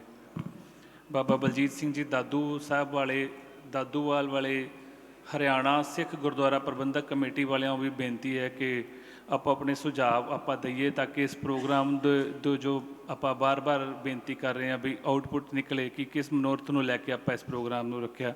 ਸੋ ਇਸਰਾਣਾ ਸਾਹਿਬ ਵਾਲੇ ਮਹਾਂਪੁਰਖਾਂ ਨੂੰ ਮੈਂ ਬੇਨਤੀ ਕਰਦਾ। ਵਾਹਿਗੁਰੂ ਜੀ ਕਾ ਖਾਲਸਾ, ਵਾਹਿਗੁਰੂ ਜੀ ਕੀ ਫਤਿਹ। ਆਵਾਜ਼ ਨਹੀਂ ਆਈ, ਮਨ ਖੁਸ਼ ਨਹੀਂ ਹੋਇਆ। ਸਾਰਾ ਖਾਲਸਾ ਪੰਥ ਬੈਠਾ ਹੋਇਆ ਔਰ ਖਾਲਸੇ ਪੰਥ ਦੀ ਗੱਲ ਕਰ ਰਹੇ ਹਾਂ ਅਸੀਂ, ਗੁਰੂ ਦੀ ਗੱਲ ਕਰਨ ਵਾਸਤੇ ਹਾਜ਼ਰ ਹੋਏ ਹਾਂ ਸਾਰੇ। ਪਹਿਲੀ ਵਾਰ ਦਿੱਲੀ ਤਾਂ ਬਹੁਤ ਵਾਰੀ ਸਾਰੀ ਜ਼ਿੰਦਗੀ ਬੀਤ ਗਈ ਹੈ ਇਸ ਸਥਾਨ ਤੇ ਆਉਂਦੇ ਹੋਏ ਵੀ, ਪਰ ਇਹ ਜਿਹੜਾ ਉਪਰਾਲਾ ਪ੍ਰਬੰਧਕ ਕਮੇਟੀ ਦਿੱਲੀ ਨੇ ਇਹ ਬੇੜਾ ਚੱਕਿਆ ਹੈ, ਸਰਾਹਨਾਯੋਗ ਹੈ। ਔਰ ਸਾਨੂੰ ਸਾਰਿਆਂ ਨੂੰ ਬਹੁਤ ਦਿਲੋਂ, ਜੇ ਤੁਸੀਂ ਸਿੱਖੀ ਨੂੰ ਪਿਆਰ ਕਰਦੇ ਹੋ ਤਾਂ ਦਰਦ ਰੱਖਦੇ ਹੋ ਸਿੱਖੀ ਦਾ, ਫਿਰ ਸਾਰਿਆਂ ਨੂੰ ਇਹ ਬੇੜਾ ਚੱਕਣਾ ਪਏਗਾ। ਅਸੀਂ ਬੜੇ ਲੇਟ ਹੋ ਗਏ ਹਾਂ। ਮੈਂ ਨਹੀਂ ਕਹਿੰਦਾ ਕਿ ਪੰਜਾਬ ਦੇ ਵਿੱਚ ਬਹੁਤ ਵੱਡੀਆਂ ਸੰਪਰਦਾਵਾਂ, ਨਾਨਕਸਰ, ਰਾੜਾ ਸਾਹਿਬ, ਟਕਸਾਲਾਂ, ਜੁਮਦੀ ਟਕਸਾਲ ਲੁਧਿਆਣਾ, ਅੰਮ੍ਰਿਤਸਰ, ਅਸੀਂ ਤਾਂ ਬਹੁਤ ਲੇਟ ਇਸਰਾਣਾ ਸਾਹਿਬ ਇੱਕ ਅਕੈਡਮੀ ਖੋਲ੍ਹੀ, ਬਹੁਤ ਲੇਟ ਹੋ ਗਏ। ਉਸ ਤੋਂ ਬਾਅਦ ਮੈਂ ਬਚਪਨ ਤੋਂ ਹੀ ਦੇਖਦਾ ਗੁਰੂ ਸਾਹਿਬ ਦੀਆਂ ਬਹੁਤ ਸਾਰੀਆਂ, ਉੱਥੇ ਵੀ ਮੈਂ ਕਈ ਵਾਰੀ ਜਾਣ ਦਾ ਮੌਕਾ ਮਿਲਿਆ, ਉੱਥੇ ਕੈਂਪ ਲਗਾਉਣੇ ਪਏ। ਪ੍ਰਚਾਰ ਦੀ ਕੋਈ ਕਮੀ ਨਹੀਂ ਹੈ, ਪਰ ਜਿਹੜੀ ਜਜ਼ਬਾ ਸਿੱਖੀ ਦਾ ਆਉਣਾ ਚਾਹੀਦਾ ਸੀ ਉਹ ਨਹੀਂ ਆਇਆ, ਉਹ ਗੱਲ ਬਣੀ ਨਹੀਂ। ਪਤਾ ਨਹੀਂ ਕਿੱਥੇ ਘਾਟ ਰਹਿ ਗਈ, ਮਹਾਂਪੁਰਖਾਂ 'ਚ ਘਾਟ ਰਹਿ ਗਈ ਜਾਂ ਪ੍ਰਬੰਧਕ ਕਮੇਟੀਆਂ 'ਚ ਘਾਟ ਰਹਿ ਗਈ, ਪਤਾ ਨਹੀਂ ਕੀ ਗੱਲ ਹੋਈ, ਸਮਝ ਨਹੀਂ ਆਈ। ਅੱਜ ਅਸੀਂ ਗ੍ਰੰਥੀਆਂ ਨੂੰ ਤਰਸਦੇ ਹਾਂ। ਅਸਥਾਨ 'ਤੇ ਬਹੁਤ ਵਾਰੀ ਲੋਕ ਆਉਂਦੇ ਨੇ, ਬਾਬਾ ਜੀ ਗ੍ਰੰਥੀ ਦੇ ਦਿਓ ਸਾਨੂੰ ਕੋਈ। ਭਾਈ ਤੁਹਾਡੇ ਗੁਰਦੁਆਰਾ ਗ੍ਰੰਥੀ ਨਹੀਂ ਹੈ? ਕਹਿੰਦਾ ਨਹੀਂ ਜੀ ਬਾਬਾ ਜੀ, ਹਿੰਦੀ 'ਚ ਗੁਟਕੇ 'ਚ ਪਾਠ ਕਰਦਾ।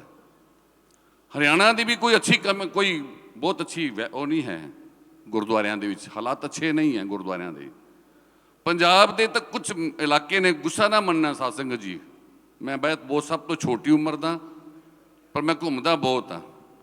ਮੈਨੂੰ ਪਿਆਰ ਥੋੜ੍ਹਾ ਜਿਹਾ ਬਲਜੀਤ ਸਿੰਘ ਜੀ ਦਾਦੂਆ ਜੀ ਨੇ, ਇਹਨਾਂ ਨੇ ਮੈਨੂੰ ਉਦਮ ਦਿੱਤਾ ਕਿ ਉਠੋ ਆਪ ਜੀ, ਅਤੇ ਹੁਣੇ ਜਿਹੜਾ ਉਪਰਾਲਾ ਕੀਤਾ ਸ਼੍ਰੋਮਣੀ ਕਮੇਟੀ ਅਸਥਾਨ 'ਤੇ ਪਹੁੰਚੇ ਨੇ, ਇਹਨਾਂ ਨੇ ਵੀ ਕਿਹਾ ਯਤਨ ਕਰੀਏ। ਆਪਾਂ ਯਤਨ ਕਰ ਰਹੇ ਹਾਂ, ਅਸਥਾਨ 'ਤੇ ਬੈਠੇ ਹਾਂ, ਉੱਥੇ ਸਿੱਖ ਨਹੀਂ ਹੈ, 16 ਕਿਲੋਮੀਟਰ 'ਚ ਕੋਈ ਸਿੱਖੀ ਨਹੀਂ ਹੈ, ਪਰ ਨਿਰੋਲ ਸਿੱਖੀ ਪ੍ਰਚਾਰ ਕਰ ਰਹੇ ਹਾਂ ਅਸੀਂ ਉਸ ਸਥਾਨ 'ਤੇ। ਬਹੁਤ ਸਾਰੇ ਕਥਾਵਾਚਕ ਕੀਰਤਨੀ ਉੱਥੇ ਉਸ ਸਥਾਨ 'ਤੇ ਜਾਂਦੇ ਰਹਿੰਦੇ ਨੇ, ਔਰ ਬਹੁਤ ਪੁਰਾਣਾ ਸਥਾਨ ਹੈ। 47 ਤੋਂ ਪਹਿਲਾਂ ਸੰਨ 36 ਮਹਾਂਪੁਰਖ ਉਸ ਸਥਾਨ 'ਤੇ ਆਏ। 36 ਤੋਂ ਲੈ ਕੇ 47 'ਚ ਹਿੰਦੁਸਤਾਨ ਪਾਕਿਸਤਾਨ ਬਣਿਆ ਅਤੇ ਦਿੱਲੀ ਦਾ ਉੱਥੇ ਕੈਂਪ ਬਣਿਆ ਉੱਥੇ, ਅਤੇ ਉਦੋਂ ਤੋਂ ਹੀ ਖਾਲਸਾ ਪ੍ਰਚਾਰ ਤੋਂ ਨਾਮ ਤੋਂ ਹੀ ਅਸਥਾਨ ਹੈ ਉੱਥੇ। ਖਾਲਸਾ ਪ੍ਰਚਾਰ, ਨਿਰੋਲ ਸਿੱਖੀ ਪ੍ਰਚਾਰ, ਸਰੀਰ ਦੀ ਪੂਜਾ ਨਹੀਂ ਹੈ, ਓਨਲੀ ਗੁਰਮਤਿ ਪ੍ਰਚਾਰ। ਪਰ ਮੈਂ ਹੁਣ ਜਿਹੜਾ ਅਸੀਂ ਜੋ ਦੇਖਣ ਜਾ ਰਹੇ ਹਾਂ ਅਸੀਂ ਲੋਕ, ਕਿ ਸਾਡਾ ਜਿੰਨਾ ਬੱਚਾ ਹੈ ਜਿਹੜਾ ਪ੍ਰਚਾਰ ਹੈ ਕਿ ਉਹ ਸਾਰਾ ਬਾਹਰ ਜਾ ਰਿਹਾ ਹੈ। ਗੁਰਦੁਆਰਾ ਸਾਹਿਬ ਖਾਲੀ ਜਾ ਰਹੇ ਨੇ, ਹੋ ਰਹੇ ਨੇ, ਇੱਥੋਂ ਤੱਕ ਕਿ ਅਖੰਡ ਪਾਠੀ ਸਾਹਿਬ ਵੀ ਨਹੀਂ ਮਿਲ ਪਾ ਰਹੇ। ਬੜੀ ਵੱਡੀ ਘਾਟ ਹੈ। ਜੇ ਅਸੀਂ ਅਖੰਡ ਪਾਠ ਰੱਖਣਾ ਹੋਵੇ, ਇੱਕ ਅਖੰਡ ਪਾਠ ਸਾਹਿਬ ਚੱਲ ਰਿਹਾ ਅਤੇ ਦੂਸਰਾ ਅਖੰਡ ਪਾਠ ਸਾਹਿਬ ਰੱਖਣਾ ਹੋਵੇ, ਤਾਂ ਸਾਨੂੰ ਸੋਚਣਾ ਪੈਂਦਾ ਹੈ ਕਿ ਇਹਨੂੰ ਕੀ ਕਹੀਏ ਯਾਰ, ਇਸਨੂੰ ਕਿਸ ਤਰ੍ਹਾਂ ਕਹੀਏ, ਐਸਾ ਅਖੰਡ ਪਾਠ ਸਾਹਿਬ ਕਿਸ ਤਰ੍ਹਾਂ ਕਰਨਾ ਬਹੁਤ ਜ਼ਰੂਰੀ ਹੈ। ਅਖੰਡ ਪਾਠ ਸਾਹਿਬ ਕਰਨ ਪਾਠੀ ਸਿੰਘ ਨਹੀਂ ਹੈ, ਅਤੇ ਜੇ ਪਾਠੀ ਸਿੰਘ ਹੈ ਅਤੇ ਫਿਰ ਮੂੰਹ 'ਤੇ ਪਰਨਾ ਬੰਨਿਆ ਹੋਇਆ, ਅਤੇ ਫਿਰ ਜੋ ਕੁਝ ਕਹਿ ਰਹੇ ਤੁਹਾਨੂੰ ਪਤਾ, ਸਭ ਨੂੰ ਪਤਾ ਹੈ ਕੀ ਹੋ ਰਿਹਾ ਸਥਾਨਾਂ 'ਤੇ। ਪਰ ਸਾਧ ਸੰਗਤ ਜੀ, ਇਹ ਬਹੁਤ ਵੱਡਾ ਜ਼ਰੂਰੀ ਸੀ ਔਰ ਲੇਟ ਹੋਇਆ। ਸੋ ਆਪਾਂ ਇਹ ਜਿਹੜਾ ਉਪਰਾਲਾ ਹੋਇਆ ਲੇਟ ਹੋਇਆ ਹੈ, ਪਰ ਇਸ ਨੂੰ ਹੁਣ ਸਮੇਂ ਨਾਲ ਵੀ ਇਸ ਨੂੰ ਸਾਰੇ ਇਮਾਨਦਾਰੀ ਨਾਲ ਸੰਭਾਲ ਲਈਏ ਤੇ ਬਹੁਤ ਵੱਡੀ ਗੱਲ ਹੈ, ਬਹੁਤ ਵੱਡੀ ਗੱਲ ਹੈ। ਤਾਂ ਅਸੀਂ ਸ਼ੁਕਰਾਨਾ ਕਰਦੇ ਹਾਂ ਦਿੱਲੀ ਪ੍ਰਬੰਧਕ ਕਮੇਟੀ ਜੀ ਦਾ, ਜਿਨ੍ਹਾਂ ਨੇ ਉਪਰਾਲਾ ਇਹ ਚੱਕਿਆ, ਉਦਮ ਚੱਕਿਆ। ਪਰ ਮੈਂ ਇੱਕ ਗੱਲ ਹੋਰ ਵੀ ਕਰਨਾ ਚਾਹੁੰਦਾ, ਰਜੌਰੀ ਵਿੱਚ ਬਹੁਤ ਪ੍ਰਚਾਰ ਹੈ, ਗ੍ਰੇਟਰ ਕਲਾਸ ਵਿੱਚ ਬਹੁਤ ਪ੍ਰਚਾਰ ਹੈ ਗੁਰਦੁਆਰਾ ਸਾਹਿਬ, ਚੰਗੇ ਰਾਗੀ ਸਾਹਿਬ ਨੇ, ਚੰਗੇ ਪ੍ਰਚਾਰਕ ਉੱਤੇ ਤੁਸੀਂ ਬੁਲਾਉਂਦੇ ਹੋ। ਜਮਨਾ ਪਾਰ ਚਲੇ ਜਾਓ ਹਾਂ ਇੱਕ ਵਾਰੀ ਆਪ ਜੀ, ਜਮਨਾ ਪਾਰ ਚਲੋ ਆਪ ਜੀ, ਗੁਰਦੁਆਰਾ ਸਾਹਿਬ ਦੇਖੋ ਆਪ ਜੀ, ਗਾਜ਼ੀਆਬਾਦ ਚਲੇ ਜਾਓ ਆਪ ਜੀ, ਸਾਦਰੇ ਚਲੇ ਜਾਓ ਆਪ ਜੀ, ਪ੍ਰਚਾਰਕ ਦੇਖੋ ਕਿੰਨਾ ਪ੍ਰਚਾਰ ਉੱਥੇ ਹੋਇਆ। ਸਥਾਨਾਂ ਤੇ ਜਾ ਕੇ ਦੇਖੋ ਗ੍ਰੰਥੀਆਂ ਦਾ ਕੀ ਹਾਲ ਹੈ, ਪ੍ਰਚਾਰਕਾਂ ਦਾ ਕੀ ਹਾਲ ਹੈ। ਹਰਿਆਣਾ ਤੇ ਪੰਜਾਬ ਦੀ ਤਾਂ ਬੜੀ ਦੂਰ ਹੈ। ਪੰਜਾਬ ਵਿੱਚ ਵੀ ਤੁਸੀਂ ਅੰਮ੍ਰਿਤਸਰ ਤੋਂ ਲੈ ਕੇ ਜਲੰਧਰ ਤੇ ਜਲੰਧਰ ਤੋਂ ਲੁਧਿਆਣਾ, ਲੁਧਿਆਣਾ ਤੋਂ ਪਟਿਆਲਾ, ਪਟਿਆਲਾ ਤੋਂ ਲੈ ਕੇ ਬਸ ਇੱਥੇ ਹੀ ਪ੍ਰਚਾਰ ਹੋ ਰਿਹਾ। ਬਸ ਗੁਰਦਾਸਪੁਰ ਕਿਉਂ ਨਹੀਂ ਗਏ ਕੋਈ? ਗੁਰਦਾਸ ਬਾਰਡਰ ਏਰੀਆ ਸਾਰਾ ਖਾਲੀ ਪਿਆ। ਬਾਰਡਰ ਤੋਂ ਸਾਹਿਬ ਤੋਂ ਲੈ ਕੇ ਸਾਰਾ ਸਰਸਾ ਪਰ ਗੰਗਾ ਨਗਰ ਤੱਕ ਪਰੇ ਤੱਕ ਚਲੇ ਜਾਓ ਆਪ ਜੀ, ਕੋਈ ਪ੍ਰਚਾਰ ਨਹੀਂ ਹੈ ਉੱਥੇ। ਇੱਕੋ ਹੀ ਪ੍ਰਚਾਰ ਹੈ ਜਿਹਨਾਂ ਦਾ ਮੁਕਾਬਲਾ ਦਾਦੂ ਸਾਹਿਬ ਜੀ ਕਰ ਰਹੇ ਨੇ ਸਰਸੇ ਵਾਲੇ ਦੇ ਦਾ। ਸਿੱਖੀ ਸਾਰੀ ਉਧਰ ਵੀ ਕੋਈ ਨਹੀਂ। ਬਹੁਤ ਉਦਮ ਕੀਤਾ, ਥੋੜ੍ਹਾ ਜਿਹਾ ਅਕੈਡਮੀਆਂ ਖੋਲ੍ਹੀਆਂ ਨਾਨਕ ਸੰਪਰਦਾਵਾਂ ਨੇ ਉੱਥੇ ਥਾਂ ਥਾਂ 'ਤੇ ਥੋੜ੍ਹੀ ਥੋੜ੍ਹੀ, ਪਰ ਉਹ ਥੋੜ੍ਹਾ ਜਿਹਾ। ਪਰ ਜਿਹੜਾ ਬੱਚਾ ਪੜ੍ਹਦਾ, ਥੋੜ੍ਹਾ ਜਿਹਾ ਪੜ੍ਹਦਾ, ਉਹ ਬਾਹਰ ਚਲਾ ਜਾਂਦਾ ਹੈ। ਰੋਕਣਾ ਬਹੁਤ ਜ਼ਰੂਰੀ ਹੈ ਕਿਉਂਕਿ ਮਾਲੀ ਹਾਲਤ ਗ੍ਰੰਥੀਆਂ ਦੀ ਬਹੁਤ ਮਾੜੀ ਹੈ। ਇੱਥੇ ਸੈਲਰੀਆਂ ਹੀ ਨਹੀਂ ਮਿਲਦੀਆਂ, ਉਹਨਾਂ ਨੂੰ ਦਿੰਦੇ ਹੀ ਨਹੀਂ, ਆਪਾਂ ਉਹਨਾਂ ਨੂੰ ਸੈਲਰੀਆਂ ਨਹੀਂ ਦਿੰਦੇ। ਅਤੇ ਜੇ ਅੱਛੇ ਪ੍ਰਚਾਰਕ ਨੇ ਤਾਂ ਉਹਨਾਂ ਨੂੰ ਮਾਇਆ ਦੇ ਗੱਫੇ ਬੜੇ ਚਾਹੀਦੇ ਨੇ, ਬੜੇ ਤਕੜੇ ਗੱਫੇ ਚਾਹੀਦੇ ਨੇ। ਅਸੀਂ ਵਾਂਝੇ ਰਹਿ ਜਾਂਦੇ ਹਾਂ ਉਹਨਾਂ ਨੂੰ ਬੁਲਾਉਣ ਤੋਂ, ਪ੍ਰਚਾਰਕਾਂ ਨੂੰ ਬੁਲਾਉਣ ਤੋਂ ਮਜਬੂਰ ਹੋ ਜਾਂਦੇ ਹਾਂ ਅਸੀਂ ਕਈ ਵਾਰੀ, ਜਦੋਂ 41,000 31,000 51,000 ਮੰਗ ਲੈਂਦੇ ਨੇ। ਕਈ ਵਾਰੀ ਮੈਨੂੰ ਕਹਿੰਦੇ ਬਾਬਾ ਜੀ ਆ ਗ੍ਰੰਥੀ ਸਾਹਿਬ ਨੂੰ, ਰਾਗੀ ਸਾਹਿਬ ਜੀ ਨੂੰ, ਇਹਨਾਂ ਨੂੰ ਬੁਲਾ ਦਿਓ ਸਾਡੇ ਪਿੰਡ ਵਿੱਚ। ਕਹਿੰਦੇ ਪਿੰਡ 'ਚ ਨਹੀਂ ਆਉਣਾ, ਸ਼ਹਿਰ 'ਚ ਆਉਣਾ ਆਪਾਂ ਨੇ। ਅਤੇ ਸਾਧ ਸੰਗਤ ਜੀ ਇਹ ਜ਼ਰੂਰੀ ਹੈ। ਮੈਂ ਜਿੱਥੇ ਕਹਾਂਗਾ ਦਿੱਲੀ ਦੇ ਵਿੱਚ ਹੀ ਨਹੀਂ, ਸਾਰੇ ਆਪ ਜੀ ਸਾਰੇ ਅਸੀਂ ਪੰਜਾਬ ਤੋਂ ਵੀ ਮਹਾਂਪੁਰਖ ਆਏ ਨੇ, ਦਿੱਲੀ ਤੋਂ ਵੀ ਮਹਾਂਪੁਰਖ ਨੇ ਸਾਰੇ, ਔਰ ਹਰਿਆਣਾ ਤੋਂ ਵੀ ਆਏ ਨੇ। ਸਾਰਿਆਂ ਦੀ ਜ਼ਿੰਮੇਵਾਰੀ ਡਿਊਟੀ ਬਣਦੀ ਹੈ ਕਿ ਕਿਉਂਕਿ ਸਿੱਖ ਸਾਰੇ ਪਾਸੇ ਰਹਿ ਰਹੇ ਨੇ, ਸਾਰੇ ਪਾਸੇ ਸਿੱਖ ਨੇ, ਅਤੇ ਸਾਰਾ ਉਦਮ ਕਰੀਏ ਆਪਾਂ ਸਾਰਾ ਰਲ ਮਿਲ ਕੇ। ਔਰ ਮੈਂ ਆਪ ਜੀ ਦਾ ਬਹੁਤ ਬਹੁਤ ਕਮੇਟੀ ਦਾ ਧੰਨਵਾਦ ਕਰਦਾ। ਮਹਾਂਪੁਰਖ ਵੀ ਆਏ ਨੇ ਸਾਰੇ, ਔਰ ਖਾਸ ਤੌਰ 'ਤੇ ਬਲਵੀਰ ਸਿੰਘ ਜੀ ਦਾਦੂਗਾ ਜੀ ਦਾ, ਉਹਨਾਂ ਦਾ ਵੀ, ਕਿਉਂਕਿ ਇਹਨਾਂ ਦੇ ਅੰਦਰ ਵੀ ਬੜਾ ਜਜ਼ਬਾ ਹੈ ਸਿੱਖੀ ਵਾਸਤੇ। ਜਿਹੜੇ ਜਜ਼ਬਾ ਰੱਖਦੇ ਨੇ ਮਹਾਂਪੁਰਖ, ਜਜ਼ਬਾ ਰੱਖਦੇ, ਮੈਨੂੰ ਬੋਲਣਾ ਪਏਗਾ, ਕਹਿਣਾ ਪਏਗਾ ਉੱਥੇ। ਟਕਸਾਲ ਤੋਂ ਜਿਹੜੀਆਂ ਸੰਪਰਦਾਵਾਂ ਦੇ ਬਾਬਾ ਜੀ ਬੈਠੇ ਹੋਏ ਨੇ, ਬਾਬਾ ਦਇਆ ਸਿੰਘ ਜੀ ਦੇ, ਅਵਤਾਰ ਸਿੰਘ ਜੀ ਵੀ ਬੈਠੇ ਹੋਏ ਨੇ। ਇਹਨਾਂ ਬਹੁਤ ਉਦਮ ਕਰ ਰਹੇ ਨੇ, ਬੜਾ ਉਪਰਾਲਾ ਕਰ ਰਹੇ ਨੇ। ਤੋ ਜਿਨ੍ਹਾਂ ਜੀ ਉਪਰਾਲਾ ਕਰੇ ਉਹਨਾਂ ਦਾ ਬੋਲਣ 'ਚ ਕੋਈ ਹਰਜ ਨਹੀਂ, ਉਹਨਾਂ ਦੀ ਵਡਿਆਈ ਕਰਨ 'ਚ ਕੋਈ ਦਰਦ ਨਹੀਂ। ਕਰਨੀ ਚਾਹੀਦੀ ਹੈ ਸਾਨੂੰ। ਅਤੇ ਜਿਹੜੇ ਆਪਣੇ ਡੇਰਿਆਂਦਾਰ ਇਕੱਲੇ ਹੀ ਬੈਠੇ ਨੇ, ਆਪਣੇ ਕੰਮ ਚੱਲੀ ਆ ਰਿਹਾ, ਉੱਥੇ ਗੱਲ ਕੁਝ ਹੋਰ ਹੈ। ਅਤੇ ਸਾਧ ਸੰਗਤ ਜੀ ਬਸ ਇੰਨੀ ਕੁ ਬੇਨਤੀ ਹੈ। ਮੈਂ ਥੋੜ੍ਹਾ ਜਜ਼ਬਾ 'ਚ ਬੋਲ ਗਿਆ, ਮੈਂ ਕੁਝ ਕਹਿ ਨਹੀਂ ਸਕਦਾ।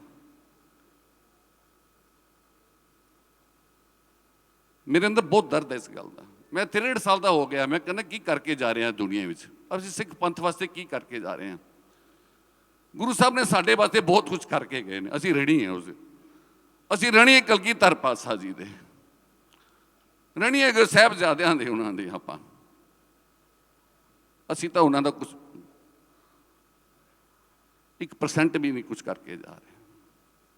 ਤਾਂ ਆਓ ਅਸੀਂ ਦਰਦ ਰੱਖਣ ਵਾਲੇ ਖਾਲਸਾ ਪੰਥ ਆਗਿਓ, ਆਪਾਂ ਸਾਰੇ ਜੁੜ ਕੇ ਰਲ ਕੇ ਆਪਾਂ ਸਾਰੇ ਉਦਮ ਕਰੀਏ। ਔਰ ਕਿਉਂਕਿ ਦਿੱਲੀ ਦੀ ਗੱਲ ਜਿੱਥੇ ਆਉਂਦੀ ਹੈ ਤਾਂ ਮੈਂ ਕਹਿੰਦਾ ਇੱਥੇ ਤਾਂ ਇੰਟਰਨੈਸ਼ਨਲ ਹਰ ਬੰਦਾ, ਚਾਹੇ ਉਹ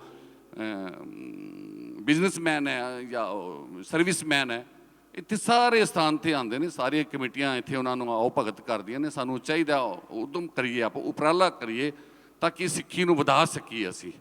ਔਰ ਬੱਚਿਆਂ ਨੂੰ ਜਿਹੜੀ ਪਲਾਨਿੰਗ ਕਰ ਰਹੇ ਨੇ, ਬੱਚੇ ਪਲਾਨ ਕਰ ਰਹੇ ਨੇ, ਬਹੁਤ ਸਪੀਡ ਨਾਲ ਪੰਜਾਬ ਖਾਲੀ ਹੋ ਗਿਆ, ਹਰਿਆਣਾ ਖਾਲੀ ਹੁੰਦਾ ਜਾ ਰਿਹਾ। ਜੋ ਬੱਚਾ ਸਾਡਾ ਬਾਹਰ ਜਾ ਰਿਹਾ, ਅਮਰੀਕਾ ਜਾ ਰਿਹਾ, ਕੈਨੇਡਾ 'ਚ ਜਾ ਰਿਹਾ, 50-50 ਲੱਖ ਰੁਪਈਆ ਦੇ ਕੇ ਦੀਵਾਰਾਂ ਟੱਪ ਰਹੇ ਨੇ। 50-50 ਲੱਖ ਰੁਪਏ ਦੇ ਕੇ ਘਰ ਖਾਲੀ ਹੋ ਗਏ ਨੇ, ਕੋਠੀਆਂ ਵਿਕ ਗਈਆਂ ਨੇ, ਜ਼ਮੀਨਾਂ ਖਾਲੀ ਹੋ ਗਈਆਂ ਨੇ, ਪਰ ਕਿਸੇ ਨੇ ਆਵਾਜ਼ ਹੀ ਨਹੀਂ ਚੱਕੀ ਅੱਜ ਤੱਕ, ਕਿਸੇ ਨੇ ਆਵਾਜ਼ ਨਹੀਂ ਚੱਕੀ। ਤਾਂ ਬਹੁਤ ਜ਼ਰੂਰੀ ਹੈ। ਇੰਨੇ ਵੱਡੇ ਗੁਰੂ ਸਾਹਿਬ ਦੇ ਸਥਾਨ ਬਣਾ ਰਹੇ ਹੋ ਤੁਸੀਂ ਲੋਕ, ਮੈਨੂੰ ਬੜਾ ਇਹ ਲੱਗਦਾ ਵੀ ਸੇਵਾ ਕੌਣ ਕਰੇਗਾ ਇੱਥੇ? ਇਹਨਾਂ ਗੁਰੂ ਘਰਾਂ ਦੀ ਸੇਵਾ ਕਿੱਥੇ ਕਰੋਗੇ ਆਪ ਜੀ? ਮੈਂ ਕਈ ਵਾਰੀ ਜੇ ਹਜੂਰ ਸਾਹਿਬ ਇੱਥੇ ਰਿਸ਼ੀਕੇਸ਼ ਮੈਂ ਗਿਆ ਅਤੇ ਦੇਖਿਆ ਕਿ ਬਿਹਾਰ ਦੇ ਬੱਚੇ ਆ ਕੇ ਉੱਥੇ ਪਾਠ ਸਿੱਖ ਰਹੇ ਨੇ, ਪਾਠ ਸਿੱਖ ਰਹੇ ਨੇ, ਔਰ ਵੀ ਹਿੰਦੀ 'ਚ ਪਾਠ ਕਰ ਰਹੇ ਨੇ। ਬਹੁਤ ਦਿੱਲੀ ਬੈਂਗਲੋਰ 'ਚ ਗਿਆ, ਉੱਥੇ ਦੇਖਿਆ ਕਿ ਸਾਰੀਆਂ ਬੀਬੀਆਂ ਸੁਖਮਨੀ ਸਾਹਿਬ ਜੀ ਦਾ ਪਾਠ ਹਿੰਦੀ 'ਚ ਹੋ ਰਿਹਾ ਹੈ। ਬੰਬੇ ਵਿੱਚ ਗਿਆ ਅਤੇ ਦੇਖਿਆ ਸਭ ਸੁਖਮਨੀ ਸਾਹਿਬ ਜੀ ਦਾ ਪਾਠ ਹੋ ਰਹੇ ਤੇ ਹਿੰਦੀ 'ਚ ਹੋ ਰਿਹਾ ਹੈ, ਪੰਜਾਬੀ 'ਚ ਕੋਈ ਹੈ ਹੀ ਨਹੀਂ। ਜਿੰਨੇ ਵੀ ਜਥੇਬੰਦੀਆਂ ਨੇ ਜਿੱਥੇ ਉੱਥੇ ਬਣੀਆਂ ਹੋਈਆਂ ਇਸਤਰੀ ਸਤਸੰਗ ਵਾਲੇ, ਸਭ ਹਿੰਦੀ 'ਚ ਪਾਠ ਕਰਦੀਆਂ।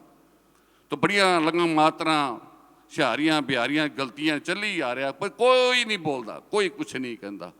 ਤੇ ਸਾਧ ਸੰਗਤ ਜੀ, ਵੱਧ ਤੋਂ ਵੱਧ ਸਾਹਿਬ ਸ੍ਰੀ ਗੁਰੂ ਗ੍ਰੰਥ ਸਾਹਿਬ ਜੀ ਦਾ ਸਤਿਕਾਰ, ਗੁਰਬਾਣੀ ਦਾ ਸਤਿਕਾਰ, ਗੁਰੂ ਸਾਹਿਬ ਜੀ ਦੇ ਅਸਥਾਨਾਂ ਦਾ ਸਤਿਕਾਰ ਬਹੁਤ ਜ਼ਰੂਰੀ ਹੈ। ਤੇ ਔਰ ਮੈਂ ਧੰਨਵਾਦ ਹਾਂ ਸਾਰੇ ਮਹਾਂਪੁਰਖਾਂ ਦਾ ਔਰ ਜਥੇਬੰਦੀਆਂ ਦਾ ਔਰ ਦਿੱਲੀ ਪ੍ਰਬੰਧਕ ਕਮੇਟੀ ਜੀ ਦਾ, ਜਿਨ੍ਹਾਂ ਨੇ ਮੈਨੂੰ ਚੇਚੇ ਤੌਰ 'ਤੇ ਬਲਜੀਤ ਸਿੰਘ ਜੀ ਦਾ, ਜਿਨ੍ਹਾਂ ਨੇ ਸਪੈਸ਼ਲ ਮੈਨੂੰ ਫੋਨ ਕਰਕੇ ਇਸ ਸਥਾਨ 'ਤੇ ਬੁਲਾਇਆ। ਗੁਰੂ ਕਿਰਪਾ ਕਰੇ ਆਪਾਂ ਸਾਰੇ ਰਲ ਕੇ ਜਿੱਥੇ ਜਦੋਂ ਵੀ ਲੋੜ ਪਏ ਆਪਾਂ ਹਾਜ਼ਰ ਹਾਂ। ਬੇਨਤੀ ਪ੍ਰਵਾਨ ਕਰਨੀ। ਵਾਹਿਗੁਰੂ ਜੀ ਕਾ ਖਾਲਸਾ, ਵਾਹਿਗੁਰੂ ਜੀ ਕੀ ਫਤਿਹ। ਬਹੁਤ ਧੰਨਵਾਦ ਬਾਬਾ ਰਜਿੰਦਰ ਸਿੰਘ ਜੀ ਇਸਰਾਣਾ ਸਾਹਿਬ ਵਾਲਿਆਂ ਦਾ, ਜਿਨ੍ਹਾਂ ਨੇ ਦੱਸਿਆ ਕਿ ਕਿੰਨਾ ਪੰਥਕ ਦਰਦ ਹੈ। ਔਰ ਇਹ ਸਾਡਾ ਦੁਖਾਂਤ ਵੀ ਹੈ। ਦਿੱਲੀ ਦੇ ਗੁਰਦੁਆਰਿਆਂ ਦੇ ਵਿੱਚ ਸੰਗਤ ਆਉਂਦੀ ਨਹੀਂ। ਇੱਥੇ ਬਹੁਤ ਸਾਰੇ ਦਿੱਲੀ ਦੇ ਲੋਕਲ ਗੁਰਦੁਆਰਿਆਂ ਦੇ ਪ੍ਰਧਾਨ ਸਕੱਤਰ ਵੀ ਬੈਠੇ ਨੇ। ਇਹ ਪ੍ਰੋਗਰਾਮ ਉਚੇਚੇ ਤੌਰ 'ਤੇ ਆਪਦੇ ਵਾਸਤੇ ਵੀ ਰੱਖਿਆ ਗਿਆ ਕਿ ਤੁਹਾਨੂੰ ਸਾਰਿਆਂ ਨੂੰ ਇਸ ਦੇ ਵਿੱਚ ਆਪਣਾ ਸਹਿਯੋਗ ਦੇਣਾ ਪਵੇਗਾ ਕਿ ਆਪਾਂ ਸੰਗਤ ਨੂੰ ਘਰੋਂ ਘਰੀ ਕੱਢੀਏ। ਗੁਰਦੁਆਰਿਆਂ 'ਚ ਨਾ ਸਵੇਰੇ ਸੰਗਤ ਹੁੰਦੀ ਹੈ, ਨਾ ਸ਼ਾਮ ਨੂੰ ਸੰਗਤ ਹੁੰਦੀ ਹੈ। ਇੱਕ ਵਾਰ ਕਿਸੇ ਨੇ ਬੜਾ ਸੋਹਣਾ ਕਹਿ ਦਿੱਤਾ ਸੀਗਾ ਵੀ ਦਿਲ ਖੁਸ਼ ਹੁਆ ਹੈ ਮਸਜਿਦ ਵੀਰਾਨ ਦੇਖ ਕਰ ਕਿ ਮੇਰੀ ਤਰ੍ਹਾਂ ਖੁਦਾ ਕਾ ਵੀ ਖਾਨਾ ਖਰਾਬ ਹੈ। ਮੇਰਾ ਕੰਮ ਨਹੀਂ ਚੱਲ ਰਿਹਾ ਅਤੇ ਖੁਦਾ ਦਾ ਵੀ ਕੰਮ ਨਹੀਂ ਚੱਲ ਰਿਹਾ, ਕੋਈ ਸੰਗਤ ਆਉਣਾ ਹੀ ਨਹੀਂ ਚਾਹੁੰਦੀ। ਸਾਨੂੰ ਇਹਦੇ ਵਿੱਚ ਬੜਾ ਆਪਣਾ ਸਹਿਯੋਗ ਪਾਉਣਾ ਪਵੇਗਾ। ਮੈਂ ਬਾਬਾ ਅਵਤਾਰ ਸਿੰਘ ਜੀਆਂ ਨੂੰ ਬੇਨਤੀ ਕਰਦਾ ਕਿ ਆਪਣੇ ਵਿਚਾਰ ਰੱਖਣਗੇ। ਉਹਨਾਂ ਤੋਂ ਬਾਅਦ ਸੰਤ ਬਾਬਾ ਬਲਜਿੰਦਰ ਸਿੰਘ ਜੀ ਰਾੜਾ ਸਾਹਿਬ ਕਰਮਸਰ ਵਾਲੇ ਆਪਣੇ ਵਿਚਾਰ ਰੱਖਣਗੇ। ਸਾਡੇ ਵਿੱਚ ਬਹੁਤ ਹੀ ਸਤਿਕਾਰਯੋਗ ਬਾਬਾ ਲੱਖਾ ਸਿੰਘ ਜੀ ਨਾਨਕਸਰ ਤੋਂ ਕਲੇਰਾਂ ਪੰਜਾਬ ਤੋਂ ਪਹੁੰਚੇ ਨੇ। ਅਸੀਂ ਉਹਨਾਂ ਨੂੰ ਦਿੱਲੀ ਸਿੱਖ ਗੁਰਦੁਆਰਾ ਪ੍ਰਬੰਧਕ ਕਮੇਟੀ ਵੱਲੋਂ ਜੀ ਆਇਆਂ ਕਹਿੰਦੇ ਹਾਂ। ਸ਼ਾਹ ਅਵਤਾਰ ਜੀ ਗੁਜਰਾਂਵਾਲਾ ਟਾਊਨ ਦਿੱਲੀ ਤੋਂ ਪਹੁੰਚੇ ਨੇ। ਅਸੀਂ ਉਹਨਾਂ ਨੂੰ ਵੀ ਦਿੱਲੀ ਦੀ ਕਮੇਟੀ ਵੱਲੋਂ ਜੀ ਆਇਆਂ ਕਹਿੰਦੇ ਹਾਂ। ਸੰਤ ਬਾਬਾ ਚਰਨਜੀਤ ਸਿੰਘ ਜੀ ਮਾਨਸਰੋਵਰ ਗਾਰਡਨ ਤੋਂ ਸਾਡੇ ਵਿੱਚ ਪਹੁੰਚੇ ਨੇ, ਉਹਨਾਂ ਨੂੰ ਵੀ ਅਸੀਂ ਜੀ ਆਇਆਂ ਕਹਿੰਦੇ ਹਾਂ। ਬਾਬਾ ਕਰਤਾਰ ਸਿੰਘ ਜੀ, ਦਾਤਾਰ ਸਿੰਘ ਜੀ, ਡੇਰਾ ਸੰਤ ਸੁਜਾਨ ਸਿੰਘ ਜੀ ਰਜੌਰੀ ਗਾਰਡਨ ਦਿੱਲੀ ਤੋਂ ਸਾਡੇ ਵਿੱਚ ਪਹੁੰਚੇ ਨੇ, ਉਹਨਾਂ ਨੂੰ ਜੀ ਆਇਆਂ ਕਹਿੰਦੇ ਹਾਂ। ਬਾਬਾ ਅਵਤਾਰ ਸਿੰਘ ਜੀ ਆਪਣੇ ਵਿਚਾਰ ਰੱਖਣਗੇ।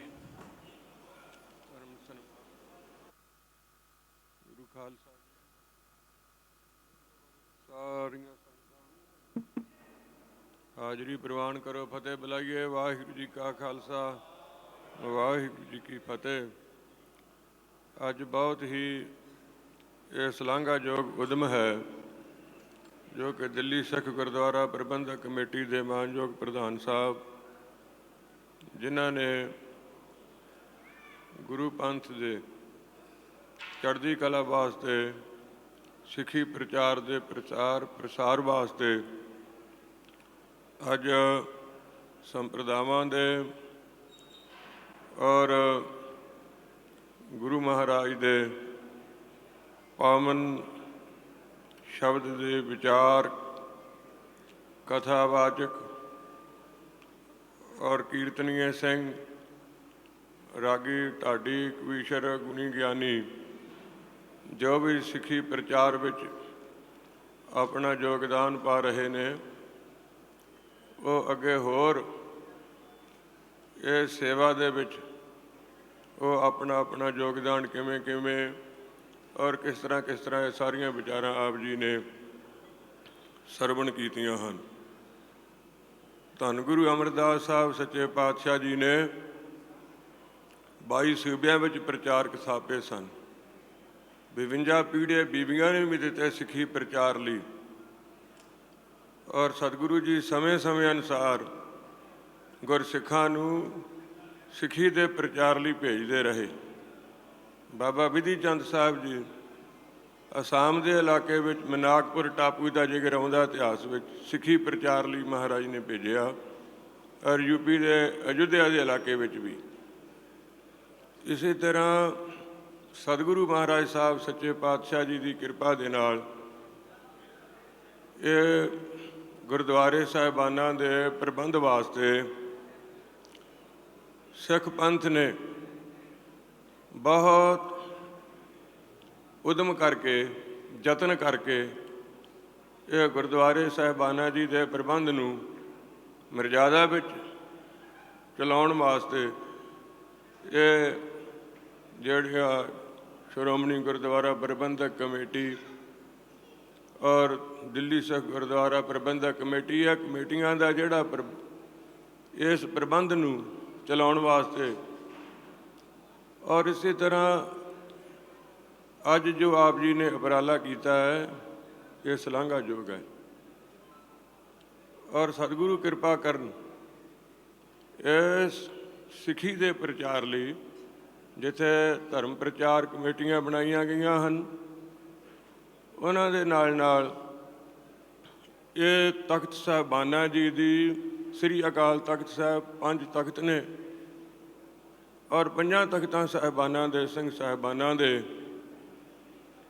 ਉਹ ਅਗਵਾਈ ਹੇਠ ਜਿਹੜੇ ਸਿੱਖੀ ਪ੍ਰਚਾਰ ਪ੍ਰਸਾਰ ਲਈ ਕੋਈ ਬਾਣੀ ਦਾ ਸ਼ਬਦ ਹੈ ਤੇ ਰਾਗੀ ਸਿੰਘਾਂ ਨੇ ਗਾਇਨ ਕਰਨਾ ਹੈ, ਤੇ ਜੇ ਕਥਾ ਹੈ ਗੁਰਬਾਣੀ ਦੀ ਤੇ ਗਿਆਨੀ ਸਿੰਘ ਕਥਾ ਕਰਦੇ ਹਨ, ਗੁਰ ਇਤਿਹਾਸ ਦੀ ਕਥਾ ਕਰਦੇ ਹਨ। ਢਾਡੀ ਸਿੰਘ ਜਿਹੜੇ ਨੇ ਉਹ ਇਤਿਹਾਸ ਨੂੰ ਬਿਆਨ ਕਰਦੇ ਹਨ, ਕਵੀਸ਼ਰ ਸਿੰਘ ਵੀ। ਔਰ ਇਹਦੇ ਨਾਲ ਨਾਲ ਸਾਨੂੰ ਧਿਆਨ ਰੱਖਣ ਦੀ ਇਹ ਲੋੜ ਹੈ ਕਿ ਜਿਹੜਾ ਗੁਰਬਾਣੀ ਦੇ ਆਧਾਰ 'ਤੇ ਇਤਿਹਾਸ ਦੇ ਮੁਤਾਬਕ ਜੋ ਪ੍ਰਾਚੀਨ ਪੰਥ ਵਿੱਚ ਮਰਜ਼ਾਦਾ ਆ ਰਹੀ ਹੈ, ਉਸ ਮਰਜ਼ਾਦਾ ਦੇ ਸਹਿਤ ਉਹ ਸਿੱਖੀ ਪ੍ਰਚਾਰ ਲਈ ਉਦਮ ਕਰਨ। ਕੋਈ ਬਾਣੀ ਤੇ ਬਾਣੇ ਤੇ ਕੋਈ ਇਤਿਹਾਸ ਤੇ ਕੋਈ ਇੱਧਰ ਉੱਧਰ ਕਰਕੇ ਕੋਈ ਗੱਲ ਨੂੰ ਬਿਆਨ ਨਾ ਕਰੇ। ਜਿਹੜਾ ਮਰਜ਼ਾਦਾ ਦੇ ਸਹਿਤ ਆ ਉਹਦੇ ਵਿੱਚ ਚੱਲ ਕੇ ਸਿੱਖੀ ਦੇ ਪ੍ਰਚਾਰ ਦੇ ਉਦਮ ਜਿਹੜਾ ਹੈ ਉਹ ਜਿਵੇਂ ਅੱਗੇ ਸਿੱਖੀ ਪ੍ਰਚਾਰ ਦਾ ਕੀਤਾ ਜਾ ਰਿਹਾ ਹੋ ਰਿਹਾ ਹੈ, ਲੇਕਿਨ ਸਤਿਗੁਰੂ ਮਹਾਰਾਜ ਸਾਹਿਬ ਸੱਚੇ ਪਾਤਸ਼ਾਹ ਜੀ ਦੀ ਮਿਹਰ ਦੇ ਨਾਲ ਅੱਜ ਦਾ ਇਹ ਜੋ ਇਕੱਤਰਤਾ ਹੋਈ ਹੈ ਔਰ ਇਹਦੇ ਨਾਲ ਨਾਲ ਬਹੁਤ ਲੋੜ ਹੈ ਕਿ ਉਹ ਮਹਾਰਾਜ ਸਾਹਿਬ ਜੀ ਦੀ ਬਾਣੀ ਦਾ, ਬਾਣੇ ਦਾ, ਗੁਰ ਇਤਿਹਾਸ ਦਾ, ਸਿੱਖ ਇਤਿਹਾਸ ਦਾ ਜਿਹੜਾ ਪੁਰਾਤਨ ਪਰੰਪਰਾ ਅਨੁਸਾਰ ਜੋ ਇਤਿਹਾਸ ਚੱਲਿਆ ਆ ਰਿਹਾ ਹੈ ਉਸ ਦੇ ਮੁਤਾਬਕ ਉਹ ਸਿੱਖੀ ਪ੍ਰਚਾਰ ਪ੍ਰਸਾਰ ਲਈ ਨਾਲ ਨਾਲ ਜਿੱਥੇ ਇਹ ਉਦਮ ਸਤਿਗੁਰੂ ਨੇ ਬਖਸ਼ਿਆ ਹੈ ਉੱਥੇ ਸਾਰੀਆਂ ਸੰਪਰਦਾਵਾਂ ਆਪਣੇ ਆਪਣੇ ਸਥਾਨਾਂ 'ਤੇ ਵਿਚਰ ਕੇ ਦਲ ਪੰਥ ਗੁਰੂ ਕੀ ਸਿੱਖੀ ਦਾ ਪ੍ਰਚਾਰ ਬਾਣੀ ਦੇ ਬਾਣੇ ਵਿੱਚ ਉਸ ਮਰਜ਼ਾਦਾ ਵਿੱਚ ਰਹਿ ਕੇ ਗੁਰੂ ਕੇ ਦਲ ਪੰਥ ਵਿਚਰਦੇ ਹਨ। ਔਰ ਇਸੇ ਤਰ੍ਹਾਂ ਸਤਿਗੁਰੂ ਜੀ ਦੀ ਕਿਰਪਾ ਕਰਨ ਜਿਹੜਾ ਕਿ ਸਿੱਖੀ ਪ੍ਰਚਾਰ ਲਈ ਦੂਰ ਦਰੇਡੇ ਵੀ ਹਨ, ਉਹਨਾਂ ਦੇ ਤਾਈਂ ਵੀ ਜਿਹੜਾ ਨਾਲ ਉਹਨਾਂ ਦਾ ਜੋ ਵੀ ਸੰਯੋਗ ਆਪਾਂ ਕਰ ਸਕਦੇ ਕਰਨਾ ਚਾਹੀਦਾ। ਕਿਉਂ ਅਸੀਂ ਵੇਖਿਆ ਜਦੋਂ ਅਸਾਮ ਵਿੱਚ ਗਏ ਨਾ ਹਾਥੀ ਲੈਣ ਵਾਸਤੇ, ਉਦੋਂ ਉੱਥੇ ਵੇਖਿਆ ਕਿ ਜਿੱਥੇ ਜਿੱਥੇ ਵੀ ਕੋਈ ਸਿੱਖ ਅਸਾਮੀ ਜਿਨ੍ਹਾਂ ਨੂੰ ਕਹਿ ਦਿੰਦੇ ਆ ਵੀ ਇਹ ਅਸਾਮ ਦੇ ਰਹਿਣ ਵਾਲੇ ਸਿੱਖ ਹੈ, ਗੁਰਦੁਆਰੇ ਬਣੇ ਨੇ, ਛੋਟੇ ਛੋਟੇ ਨਿਸ਼ਾਨ ਸਾਹਿਬ ਲੱਗੇ ਨੇ, ਲੇਕਿਨ ਜਦੋਂ ਅਸੀਂ ਜਾਣਾ ਉਹਨਾਂ ਨੇ ਸਾਰਿਆਂ ਨੇ ਇਕੱਠੇ ਹੋਣਾ ਅਤੇ ਉਹਨਾਂ ਦੇ ਬੱਚਿਆਂ ਦੇ ਕੇਸ ਸਾਬਤ ਸੂਰਤ ਔਰ ਉਹ ਭਾਵੇਂ ਗਰੀਬੀ ਵਿੱਚ ਰਹਿ ਰਹੇ ਨੇ, ਜਿਹੜੇ ਭਾਵੇਂ ਉਹਨਾਂ ਦੇ ਪਾਟੇ ਨੇ, ਲੇਕਿਨ ਸਿੱਖੀ ਉਹਨਾਂ ਦੇ ਅੰਦਰ ਜਿਹੜੀ ਹੈ ਉਹ ਝਲਕਦੀ ਹੈ। ਅਤੇ ਉਹਨਾਂ ਦੇ ਨਾਲ ਵੀ ਸੰਯੋਗ ਕਰਨਾ ਸਿੱਖੀ ਪ੍ਰਚਾਰ ਲਈ, ਜਿੱਥੇ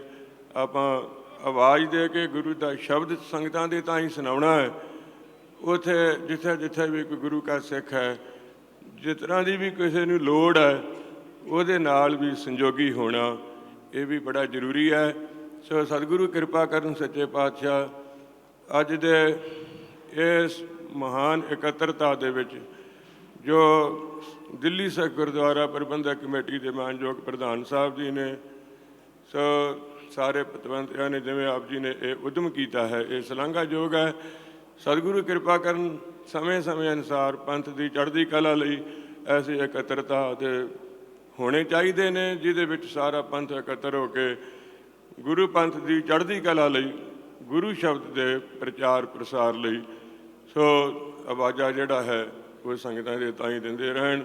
ਸੋ ਸੰਪਰਦਾਇ ਦਲ ਬਾਬਾ ਵਿਧੀ ਚੰਦ ਸਾਹਿਬ ਜੀ ਵੱਲੋਂ ਜੋ ਵੀ, ਕਿਉਂਕਿ ਇਹ ਗੁਰੂ ਸਾਹਿਬ ਜੀ ਦੇ ਗੁਰੂ ਕਾਲ ਤੋਂ ਚੱਲੀਆਂ ਹੋਈਆਂ ਜਿਹੜੇ ਸਿੱਖੀ ਪ੍ਰਚਾਰ ਦੀ ਸੇਵਾ ਲਈ ਸਤਿਗੁਰੂ ਮਹਾਰਾਜ ਸਾਹਿਬ ਗੁਰੂ ਹਰਗੋਬਿੰਦ ਸਾਹਿਬ ਜੀ ਨੇ ਬਖਸ਼ਿਸ਼ ਕੀਤੀ ਹੈ, ਉਹ ਦਲ ਬਾਬਾ ਵਿਧੀ ਚੰਦ ਸਾਹਿਬ ਜੀ ਦੀ ਸੇਵਾ। ਇਸੇ ਤਰ੍ਹਾਂ ਜਿੱਥੇ ਜਿੱਥੇ ਵੀ ਸੰਪਰਦਾਵਾਂ ਦੇ ਉਹ ਸਾਰੇ ਹੀ ਸਤਿਕਾਰਯੋਗ ਮਾਣਯੋਗ ਸੰਪਰਦਾਵਾਂ ਦੇ ਮੁਖੀ ਸਾਹਿਬਾਨ ਆਏ ਨੇ, ਉਹ ਸਾਰੇ ਥਾਂ ਥਾਂ ਸਿੱਖੀ ਦੇ ਪ੍ਰਚਾਰ ਦੀ ਸੇਵਾ ਲਈ ਕਰ ਰਹੇ ਨੇ, ਕਿਸੇ ਵੱਲੋਂ ਕੋਈ ਕਮੀ ਨਹੀਂ। ਇਹਦੇ ਵਿੱਚ ਇੱਕ ਹੀ ਗੱਲ ਹੈ ਕਿ ਉਸ ਨੂੰ ਬੜੇ ਚੰਗੇ ਤਰੀਕੇ ਦੇ ਨਾਲ ਜਿੱਥੋਂ ਤਾਈਂ ਵੀ ਮਹਾਰਾਜ ਦੇ ਗੁਰੂ ਸ਼ਬਦ ਦੇ ਪ੍ਰਚਾਰ ਪ੍ਰਸਾਰ ਦੀ ਇਹ ਸੇਵਾ ਦਾ ਆਵਾਜ਼ਾਂ ਦੇਣ ਵਾਸਤੇ ਆਪਾਂ ਨਹੀਂ ਪਹੁੰਚੇ, ਉੱਥੇ ਵੀ ਤੇ ਉਹਨਾਂ ਦੇ ਨਾਲ ਹਰ ਹਾਲਤ ਵਿੱਚ ਜਿਵੇਂ ਵੀ ਨਾਲ ਸੰਯੋਗ ਕਰਕੇ ਉਹ ਵੀ ਨਾਲ ਧਿਆਨ ਵਿੱਚ ਰੱਖਿਆ ਜਾਵੇ। ਔਰ ਜਦੋਂ ਵੀ ਗੁਰੂ ਮਹਾਰਾਜ ਦੇ ਗੁਰੂ ਸ਼ਬਦ ਦੀ ਗੁਰੂ ਪੰਥ ਦੀ ਚੜ੍ਹਦੀ ਕਲਾ ਲਈ ਜਿਸ ਕਾਰਜ ਵਿੱਚ ਵੀ ਅੱਜ ਆਪ ਆਵਾਜ਼ ਦਿਓਗੇ, ਅਸੀਂ ਸਾਰਾ ਇਸੇ ਤਰ੍ਹਾਂ ਹੀ ਇਹ ਜਿਹੜਾ ਅੱਜ ਦਾ ਇਹ ਉਪਰਾਲਾ ਹੈ, ਇਹ ਚੜ੍ਹਦੀ ਕਲਾ ਦੇ ਨਾਲ ਕਰਨ ਵਾਸਤੇ ਸਤਿਗੁਰੂ ਜੀ ਹੋਰ ਵੀ ਬਲ ਪ੍ਰਦਾਨ ਕਰਨ। ਅਸੀਂ ਤੁਹਾਡੇ ਨਾਲ ਗੁਰੂ ਮਹਾਰਾਜ ਸਾਹਿਬ ਸੱਚੇ ਪਾਤਸ਼ਾਹ ਜੀ ਦੀ ਸੇਵਾ ਲਈ ਤਤਪਰ ਹਾਂ। ਸਾਹਿਬ ਜੀ ਕਿਰਪਾ ਕਰਨ, ਹਾਜ਼ਰੀ ਪ੍ਰਵਾਨ ਕਰਨੀ, ਭੁੱਲਾਂ ਚੁੱਕਾਂ ਦੀ ਖਿਮਾ ਬਖਸ਼ਣੀ, ਪਿਆਰ ਸਹਿਤ ਫਤਿਹ ਬੁਲਾਓ।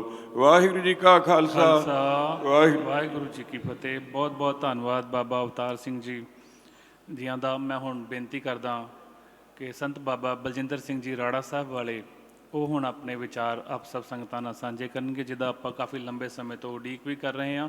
ਜਿਹੜੇ ਵੀ ਸਿੰਘ ਖੜੇ ਨੇ, ਮੈਂ ਸਾਰਿਆਂ ਨੂੰ ਵੀ ਬੇਨਤੀ ਕਰਦਾ ਵੀ ਤੁਸੀਂ ਸਾਰੇ ਆਪੋ ਆਪਣੀ ਜਗ੍ਹਾ 'ਤੇ ਸੱਜ ਜਾਓ, ਬਹਿ ਕੇ ਆਪਾਂ ਸਰਵਣ ਕਰੀਏ। ਸੋ ਸੰਤ ਬਾਬਾ ਬਲਜਿੰਦਰ ਸਿੰਘ ਜੀ ਹੁਣ ਆਪ ਸਭ ਸੰਗਤਾਂ ਨਾਲ ਆਪਣੇ ਵਿਚਾਰ ਸਾਂਝੇ ਕਰਨਗੇ ਜੀ।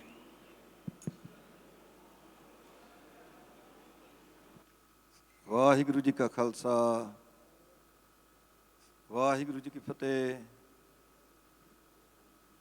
ਪਰਮ ਸਤਿਕਾਰਯੋਗ ਗੁਰੂ ਰੂਪ ਖਾਲਸਾ ਜੀ, ਪੰਥ ਦੀਆਂ ਮਹਾਨ ਹਸਤੀਆਂ, ਸ਼੍ਰੋਮਣੀ ਗੁਰਦੁਆਰਾ ਪ੍ਰਬੰਧਕ ਕਮੇਟੀ, ਦਿੱਲੀ ਗੁਰਦੁਆਰਾ ਪ੍ਰਬੰਧਕ ਕਮੇਟੀ, ਦੋਨਾਂ ਕਮੇਟੀਆਂ ਦੇ ਪ੍ਰਬੰਧਕ ਸਾਹਿਬਾਨ ਔਰ ਵੱਖ-ਵੱਖ ਸਿੱਖ ਜਥੇਬੰਦੀਆਂ ਦੇ ਮੁਖੀ ਜਾਂ ਉਹਨਾਂ ਦੇ ਨੁਮਾਇੰਦੇ, ਸਿੱਖ ਸੰਪਰਦਾਵਾਂ ਦੇ ਬਹੁਤ ਸਾਰੇ ਮਹਾਂਪੁਰਖ ਔਰ ਸਿੱਖ ਜਗਤ ਦੀਆਂ ਹੋਰ ਮਹਾਨ ਸ਼ਖਸੀਅਤਾਂ, ਸੋ ਜਿਤਨੇ ਵੀ ਆਪ ਸਾਹਿਬ ਗੁਰੂ ਤੇਗ ਬਹਾਦਰ ਜੀ ਮਹਾਰਾਜ ਦੇ ਇਸ ਪਾਵਨ ਪਵਿੱਤਰ ਸਥਾਨ ਦੇ ਉੱਪਰ ਇਕੱਤਰ ਹੋਏ ਹੋ, ਇੱਕ ਬਹੁਤ ਸ਼ੁਭ ਮਨੋਰਥ ਨੂੰ ਲੈ ਕੇ ਆਪਣੇ ਮਨ ਦੇ ਵਿੱਚ ਇੱਕ ਸ਼ੁਭ ਸੰਕਲਪ ਲੈ ਕੇ ਆਪ ਸਾਰੇ ਇਸ ਉਦਮ ਵਾਸਤੇ ਵਧਾਈ ਦੇ ਪਾਤਰ ਹੋ। ਵਿਸ਼ੇਸ਼ ਤੌਰ 'ਤੇ ਦਿੱਲੀ ਸਿੱਖ ਗੁਰਦੁਆਰਾ ਪ੍ਰਬੰਧਕ ਕਮੇਟੀ, ਜਿਨ੍ਹਾਂ ਦੇ ਮਨ ਵਿੱਚ ਅਕਾਲ ਪੁਰਖ ਵਾਹਿਗੁਰੂ ਨੇ ਸੰਸਕਾਰ ਪਾਏ। ਮੈਂ ਆਪ ਦਾ ਥੋੜ੍ਹਾ ਸਮਾਂ ਲੈਣਾ ਹੈ, ਕੋਸ਼ਿਸ਼ ਕਰਨੀ ਹੈ ਕਿ ਜਿਸ ਮਕਸਦ ਵਾਸਤੇ ਆਪਾਂ ਇੱਥੇ ਸਤਿਗੁਰੂ ਜੀ ਦੀ ਇਸ ਪਵਿੱਤਰ ਹਜ਼ੂਰੀ ਦੇ ਵਿੱਚ, ਉਹਨਾਂ ਦੇ ਪਾਵਨ ਪਵਿੱਤਰ ਸਥਾਨ 'ਤੇ ਜੁੜ ਮਿਲ ਕੇ ਬੈਠੇ ਹਾਂ, ਆਪਣੇ ਵਿਚਾਰ ਨੂੰ ਸਿਰਫ ਉਸ ਵਿਸ਼ੇ ਤੱਕ ਹੀ ਸੀਮਿਤ ਰੱਖਿਆ ਜਾਵੇ। ਸੰਕਲਪ ਕੀਤਾ ਹੈ ਦਿੱਲੀ ਗੁਰਦੁਆਰਾ ਪ੍ਰਬੰਧਕ ਕਮੇਟੀ ਨੇ ਕਿ ਜਿਨ੍ਹਾਂ ਭਗਤਾਂ ਨੂੰ ਧੰਨ ਗੁਰੂ ਅਰਜਨ ਦੇਵ ਜੀ ਮਹਾਰਾਜ ਨੇ ਮਾਣ ਬਖਸ਼ਿਆ, ਜਿਨ੍ਹਾਂ ਦੀ ਬਾਣੀ ਨੂੰ ਸਤਿਗੁਰੂ ਜੀ ਨੇ ਆਪਣੀ ਬਾਣੀ ਦੇ ਤੁਲ ਸਨਮਾਨ ਦਿੱਤਾ, ਸਾਹਿਬ ਸ੍ਰੀ ਗੁਰੂ ਗ੍ਰੰਥ ਸਾਹਿਬ ਜੀ ਮਹਾਰਾਜ ਦੇ ਵਿੱਚ ਦਰਜ ਕੀਤਾ, ਪਰ ਭਗਤ ਤੇ ਭਾਵੇਂ ਆਪਣੇ ਆਪ ਦੇ ਵਿੱਚ ਉਹਨਾਂ ਦਾ ਮੁਰਾਤਬਾ ਬਹੁਤ ਵੱਡਾ ਸੀ, ਪੰਡਤ ਸੂਰ ਛਤਰਪਤ ਰਾਜਾ ਭਗਤ ਬਰਾਬਰ ਔਰ ਨਾ ਕੋਏ, ਪਰ ਸਾਹਿਬ ਗੁਰੂ ਅਰਜਨ ਦੇਵ ਜੀ ਮਹਾਰਾਜ ਨੇ ਉਹਨਾਂ ਦੀ ਵਡਿਆਈ ਆਪਣੇ ਵੱਲੋਂ ਯਤਨ ਕਰਕੇ ਸੰਸਾਰ ਤੇ ਵਿਦਿਤ ਕਰ ਦਿੱਤੀ। ਬਹੁਤ ਵਾਰ ਮੈਂ ਜਦੋਂ ਕਿਤੇ ਇਸ ਸੰਬੰਧੀ ਵਿਚਾਰ ਚੱਲਦੀ ਹੈ, ਇਸ ਗੱਲ ਦਾ ਜ਼ਿਕਰ ਕਰਿਆ ਕਰਦਾ ਹਾਂ ਕਿ ਜਿਨ੍ਹਾਂ ਭਗਤਾਂ ਦੀ ਬਾਣੀ ਸਾਹਿਬ ਸ੍ਰੀ ਗੁਰੂ ਗ੍ਰੰਥ ਸਾਹਿਬ ਜੀ ਮਹਾਰਾਜ ਵਿੱਚ ਦਰਜ ਹੈ, ਉਹਨਾਂ ਵਿੱਚੋਂ ਬਹੁਤ ਸਾਰੇ ਭਗਤ ਸਾਹਿਬਾਨ ਐਸੇ ਸਨ ਜਿਨ੍ਹਾਂ ਨੇ ਆਪਣੇ ਸਮੇਂ ਦੇ ਵਿੱਚ ਬੜੀ ਪ੍ਰਸਿੱਧੀ ਹਾਸਲ ਕੀਤੀ। ਉਹਨਾਂ ਦਾ ਸਮਾਜ ਦੇ ਵਿੱਚ ਕੇਵਲ ਆਪਣੇ ਭਾਈਚਾਰੇ ਵਿੱਚ ਨਹੀਂ, ਬਲਕਿ ਆਪਣੇ ਪੂਰੇ ਇਲਾਕੇ ਦੇ ਵਿੱਚ ਉਹਨਾਂ ਦੀ ਕੋਈ ਪਹਿਚਾਣ ਸੀ, ਉਹਨਾਂ ਦਾ ਕੋਈ ਸਨਮਾਨ, ਉਹਨਾਂ ਦਾ ਕੋਈ ਸਤਿਕਾਰ ਸੀ। ਠੀਕ ਹੈ, ਭਾਵੇਂ ਉਹਨਾਂ ਨੇ ਸੰਘਰਸ਼ ਕੀਤਾ, ਉਹਨਾਂ ਨੂੰ ਆਪਣੇ ਵੱਲੋਂ ਬਹੁਤ ਸਾਰੇ ਕ੍ਰਾਂਤੀਕਾਰੀ ਕਦਮ ਵੀ ਚੁੱਕਣੇ ਪਏ। ਜਾਤ ਪਾਤ ਦਾ ਜਿਹੜਾ ਇਹ ਸਿਲਸਿਲਾ ਹਿੰਦੁਸਤਾਨ ਦੇ ਸਮਾਜ ਨੂੰ ਹਜ਼ਾਰਾਂ ਸਾਲਾਂ ਤੋਂ ਘੁਣੇ ਵਾਂਗ ਖਾ ਰਿਹਾ ਸੀ, ਉਸ ਸਿਲਸਿਲੇ ਦੀਆਂ ਉਹਨਾਂ ਨੇ ਵਧੀਕੀਆਂ ਵੀ ਆਪਣੇ ਸਰੀਰ ਦੇ ਉੱਪਰ ਸਹਾਰੀਆਂ, ਉਹਨਾਂ ਦੇ ਖਿਲਾਫ ਆਵਾਜ਼ ਵੀ ਬੁਲੰਦ ਕੀਤੀ। ਭਾਵੇਂ ਸੰਘਰਸ਼ ਕਰਕੇ, ਭਾਵੇਂ ਆਪਣੀ ਕਮਾਈ ਕਰਕੇ, ਭਾਵੇਂ ਆਪਣੀ ਕਰਨੀ ਕਰਕੇ ਅੱਗੇ ਆਏ, ਪਰ ਉਹਨਾਂ ਦੀ ਪਹਿਚਾਣ ਸੀ ਆਪਣੇ ਸਮੇਂ ਦੇ ਵਿੱਚ। ਪਰ ਬਹੁਤ ਸਾਰੇ ਕਈ ਇੱਕ ਭਗਤ ਐਸੇ ਵੀ ਸਨ ਜਿਨ੍ਹਾਂ ਦੀ ਬਾਣੀ ਨੂੰ ਸਾਹਿਬ ਗੁਰੂ ਅਰਜਨ ਦੇਵ ਜੀ ਮਹਾਰਾਜ ਨੇ ਸਾਹਿਬ ਸ੍ਰੀ ਗੁਰੂ ਗ੍ਰੰਥ ਸਾਹਿਬ ਜੀ ਮਹਾਰਾਜ ਵਿੱਚ ਦਰਜ ਕੀਤਾ। ਉਹਨਾਂ ਭਗਤਾਂ ਦੀ ਆਪਣੇ ਸਮੇਂ ਦੇ ਵਿੱਚ ਕੋਈ ਬਹੁਤ ਵੱਡੀ ਪਹਿਚਾਣ ਨਹੀਂ ਸੀ। ਇਹ ਵੀ ਹੋ ਸਕਦਾ ਹੈ ਕਿ ਜੇ ਸਾਹਿਬ ਗੁਰੂ ਅਰਜਨ ਦੇਵ ਜੀ ਮਹਾਰਾਜ ਉਹਨਾਂ ਦੀ ਬਾਣੀ ਸਾਹਿਬ ਸ੍ਰੀ ਗੁਰੂ ਗ੍ਰੰਥ ਸਾਹਿਬ ਜੀ ਮਹਾਰਾਜ 'ਚ ਦਰਜ ਨਾ ਕਰਦੇ, ਸ਼ਾਇਦ ਅੱਜ ਉਹਨਾਂ ਨੂੰ ਸੰਸਾਰ ਭੁੱਲ ਜਾਂਦਾ। ਇਹ ਮੇਰੇ ਆਪਣੇ ਵਿਚਾਰ ਨੇ, ਗਲਤ ਵੀ ਹੋ ਸਕਦੇ ਨੇ, ਪਰ ਕਹਿਣ ਤੋਂ ਭਾਵ ਇੰਨਾ ਹੀ ਹੈ ਕਿ ਜਿਹੜੀ ਸਹਿਣਸ਼ੀਲਤਾ ਔਰ ਜਿਹੜੀ ਬਰਦਾਸ਼ਤ ਸ਼ਕਤੀ ਆਪਾਂ ਕਹਿ ਲਈਏ, ਜਿਹੜੀ ਟੋਲਰੈਂਸ ਸਾਹਿਬ ਗੁਰੂ ਅਰਜਨ ਦੇਵ ਜੀ ਮਹਾਰਾਜ ਦੇ ਹਿਰਦੇ ਅੰਦਰ ਸੀ ਜਾਂ ਸਾਡੇ ਗੁਰੂ ਸਾਹਿਬਾਨ ਦੇ ਮਨ ਵਿੱਚ ਸੀ, ਉਹ ਆਮ ਦੇਖਣ ਨੂੰ ਨਹੀਂ ਮਿਲਦੀ। ਉਹਨਾਂ ਨੇ ਆਪਣੇ ਗੁਰਸਿੱਖਾਂ ਦੇ ਵਿੱਚ ਵੀ ਸੰਸਕਾਰ ਉਹੋ ਜਿਹੇ ਹੀ ਪਾ ਦਿੱਤੇ। ਰੋਜ਼ਾਨਾ ਅੰਮ੍ਰਿਤ ਵੇਲੇ ਜਦੋਂ ਸਾਹਿਬ ਸ੍ਰੀ ਗੁਰੂ ਗ੍ਰੰਥ ਸਾਹਿਬ ਜੀ ਮਹਾਰਾਜ ਦਾ ਪ੍ਰਕਾਸ਼ ਹੁੰਦਾ ਹੈ, ਸਿੰਘ ਸਾਹਿਬ ਗਿਆਨੀ ਰਣਜੀਤ ਸਿੰਘ ਜੀ ਬੈਠੇ ਨੇ, ਰੋਜ਼ਾਨਾ ਹੁਕਮਨਾਮਾ ਲੈਂਦੇ ਨੇ ਗੁਰਦੁਆਰਾ ਸ੍ਰੀ ਬੰਗਲਾ ਸਾਹਿਬ ਤੋਂ। ਜੇ ਹੁਕਮਨਾਮਾ ਭਗਤਾਂ ਦੀ ਬਾਣੀ ਵਿੱਚੋਂ ਆ ਜਾਂਦਾ ਹੈ, ਇਹ ਬਦਲ ਨਹੀਂ ਦਿੰਦੇ ਵੀ ਹੁਕਮਨਾਮਾ ਗੁਰੂ ਸਾਹਿਬ ਦੀ ਬਾਣੀ ਵਿੱਚੋਂ ਚਾਹੀਦਾ ਹੈ। ਜੇ ਭਗਤਾਂ ਦੀ ਬਾਣੀ ਵਿੱਚੋਂ ਹੁਕਮਨਾਮਾ ਆਉਂਦਾ ਹੈ, ਸਿੱਖ ਮਸਤਕ ਝੁਕਾ ਦਿੰਦੇ ਨੇ ਉਸ ਨੂੰ ਗੁਰੂ ਕਾ ਹੁਕਮ ਜਾਣ ਕੇ। ਇਹ ਸਾਡੇ ਗੁਰੂ ਸਾਹਿਬਾਨ ਦੇ ਹਿਰਦੇ ਵਿਸ਼ਾਲ ਸਨ, ਉਹਨਾਂ ਨੇ ਉਹੋ ਜਿਹੇ ਸੰਸਕਾਰ ਆਪਣੇ ਗੁਰਸਿੱਖਾਂ ਨੂੰ ਬਖਸ਼ ਦਿੱਤੇ। ਹੁਣ ਦਿੱਲੀ ਸਿੱਖ ਗੁਰਦੁਆਰਾ ਪ੍ਰਬੰਧਕ ਕਮੇਟੀ ਨੇ ਇਹ ਸੰਕਲਪ ਕੀਤਾ ਹੈ, ਇਹ ਪ੍ਰੋਗਰਾਮ ਉਲੀਕਿਆ ਹੈ, ਵਿਉਂਤ ਬਣਾਈ ਹੈ ਕਿ ਉਹਨਾਂ ਸਾਰੇ ਭਗਤਾਂ ਦੀ ਯਾਦ ਦੇ ਵਿੱਚ ਸਮਾਗਮ ਰੱਖੇ ਜਾਣ। ਇੱਥੋਂ ਦੇ ਗੁਰਦੁਆਰਾ ਪ੍ਰਬੰਧਕ ਕਮੇਟੀ ਦੇ ਪ੍ਰਬੰਧਕ ਸੱਜਣ ਔਰ ਜਿਹੜੀ ਦਿੱਲੀ ਸਿੱਖ ਗੁਰਦੁਆਰਾ ਪ੍ਰਬੰਧਕ ਕਮੇਟੀ ਦਾ ਵਿੰਗ ਹੈ ਧਰਮ ਪ੍ਰਚਾਰ ਦਾ, ਉਹ ਸਾਰੇ ਸੱਜਣ ਕਰਮਸਰ ਜੀ ਇਹ ਵੈਸੇ ਵੀ ਰਾੜਾ ਸਾਹਿਬ ਦੇ ਨਾਲ ਜੁੜੇ ਹੋਏ ਨੇ। ਬਤੌਰ ਦਿੱਲੀ ਗੁਰਦੁਆਰਾ ਸਿੱਖ ਪ੍ਰਬੰਧਕ ਕਮੇਟੀ ਦੇ ਨੁਮਾਇੰਦੇ ਹੋਣ ਦੇ, ਉਹਨਾਂ ਨੇ ਰਾੜਾ ਸਾਹਿਬ ਜਾ ਕੇ ਮੈਨੂੰ ਆਪਣਾ ਜਾਂ ਇੱਥੋਂ ਦੀ ਕਮੇਟੀ ਦਾ, ਇੱਥੋਂ ਦੇ ਪ੍ਰਬੰਧ ਦਾ ਸੰਕਲਪ ਦੱਸਿਆ। ਮੈਂ ਇਹਨਾਂ ਨੂੰ ਇੱਕ ਬੇਨਤੀ ਕੀਤੀ ਵੀ ਵੈਸੇ ਤੇ ਜਿਹੜਾ ਤੁਸੀਂ ਪ੍ਰੋਗਰਾਮ ਉਲੀਕਣਾ ਹੈ, ਕਿਉਂਕਿ ਤੁਸੀਂ ਬਹੁਤ ਕੁਝ ਦੇਖਣਾ ਹੈ, ਇਹ ਸਮਾਗਮ ਕਿਸ ਤਰ੍ਹਾਂ ਮਨਾਉਣੇ ਨੇ ਜਾਂ ਉਹਨਾਂ ਭਗਤਾਂ ਦੀ ਯਾਦ ਕਿਸ ਤਰ੍ਹਾਂ ਤਾਜ਼ਾ ਕਰਨੀ ਹੈ, ਉਹਨਾਂ ਦਾ ਸੰਦੇਸ਼ ਸੰਸਾਰ ਤੱਕ ਕਿਵੇਂ ਪਹੁੰਚਾਉਣਾ ਹੈ। ਪਰ ਆਪਣੇ ਵੱਲੋਂ ਮੈਂ ਇਹਨਾਂ ਨੂੰ ਸੁਝਾਅ ਇਹ ਦਿੱਤਾ ਸੀ ਕਿ ਬਿਹਤਰ ਹੋਵੇਗਾ ਕਿ ਜੇ ਉਹਨਾਂ ਭਗਤਾਂ ਦੇ ਇਲਾਕਿਆਂ ਵਿੱਚ ਜਾ ਕੇ, ਜਿਹੜੇ ਉਹਨਾਂ ਦੇ ਜਨਮ ਸਥਾਨ ਨੇ ਜਾਂ ਜਿਹੜੇ ਉਹਨਾਂ ਦੇ ਇਲਾਕੇ ਨੇ, ਜੇ ਉਹਨਾਂ ਇਲਾਕਿਆਂ ਵਿੱਚ ਜਾ ਕੇ ਉਹਨਾਂ ਭਗਤਾਂ ਦੇ ਯਾਦ ਦੇ ਵਿੱਚ ਕੋਈ ਸਮਾਗਮ ਰੱਖਿਆ ਜਾਵੇ, ਇਹ ਸ਼ਾਇਦ ਜ਼ਿਆਦਾ ਸਾਰਥਕ ਹੋਵੇਗਾ। ਔਰ ਦੂਸਰੀ ਬੇਨਤੀ ਮੈਂ ਕਰਨ ਲੱਗਿਆ ਹਾਂ ਕਿ ਜਿਸ ਭਗਤ ਦਾ ਵੀ ਕੋਈ ਸਮਾਗਮ ਉਹਨਾਂ ਦੀ ਯਾਦ ਦੇ ਵਿੱਚ ਕੋਈ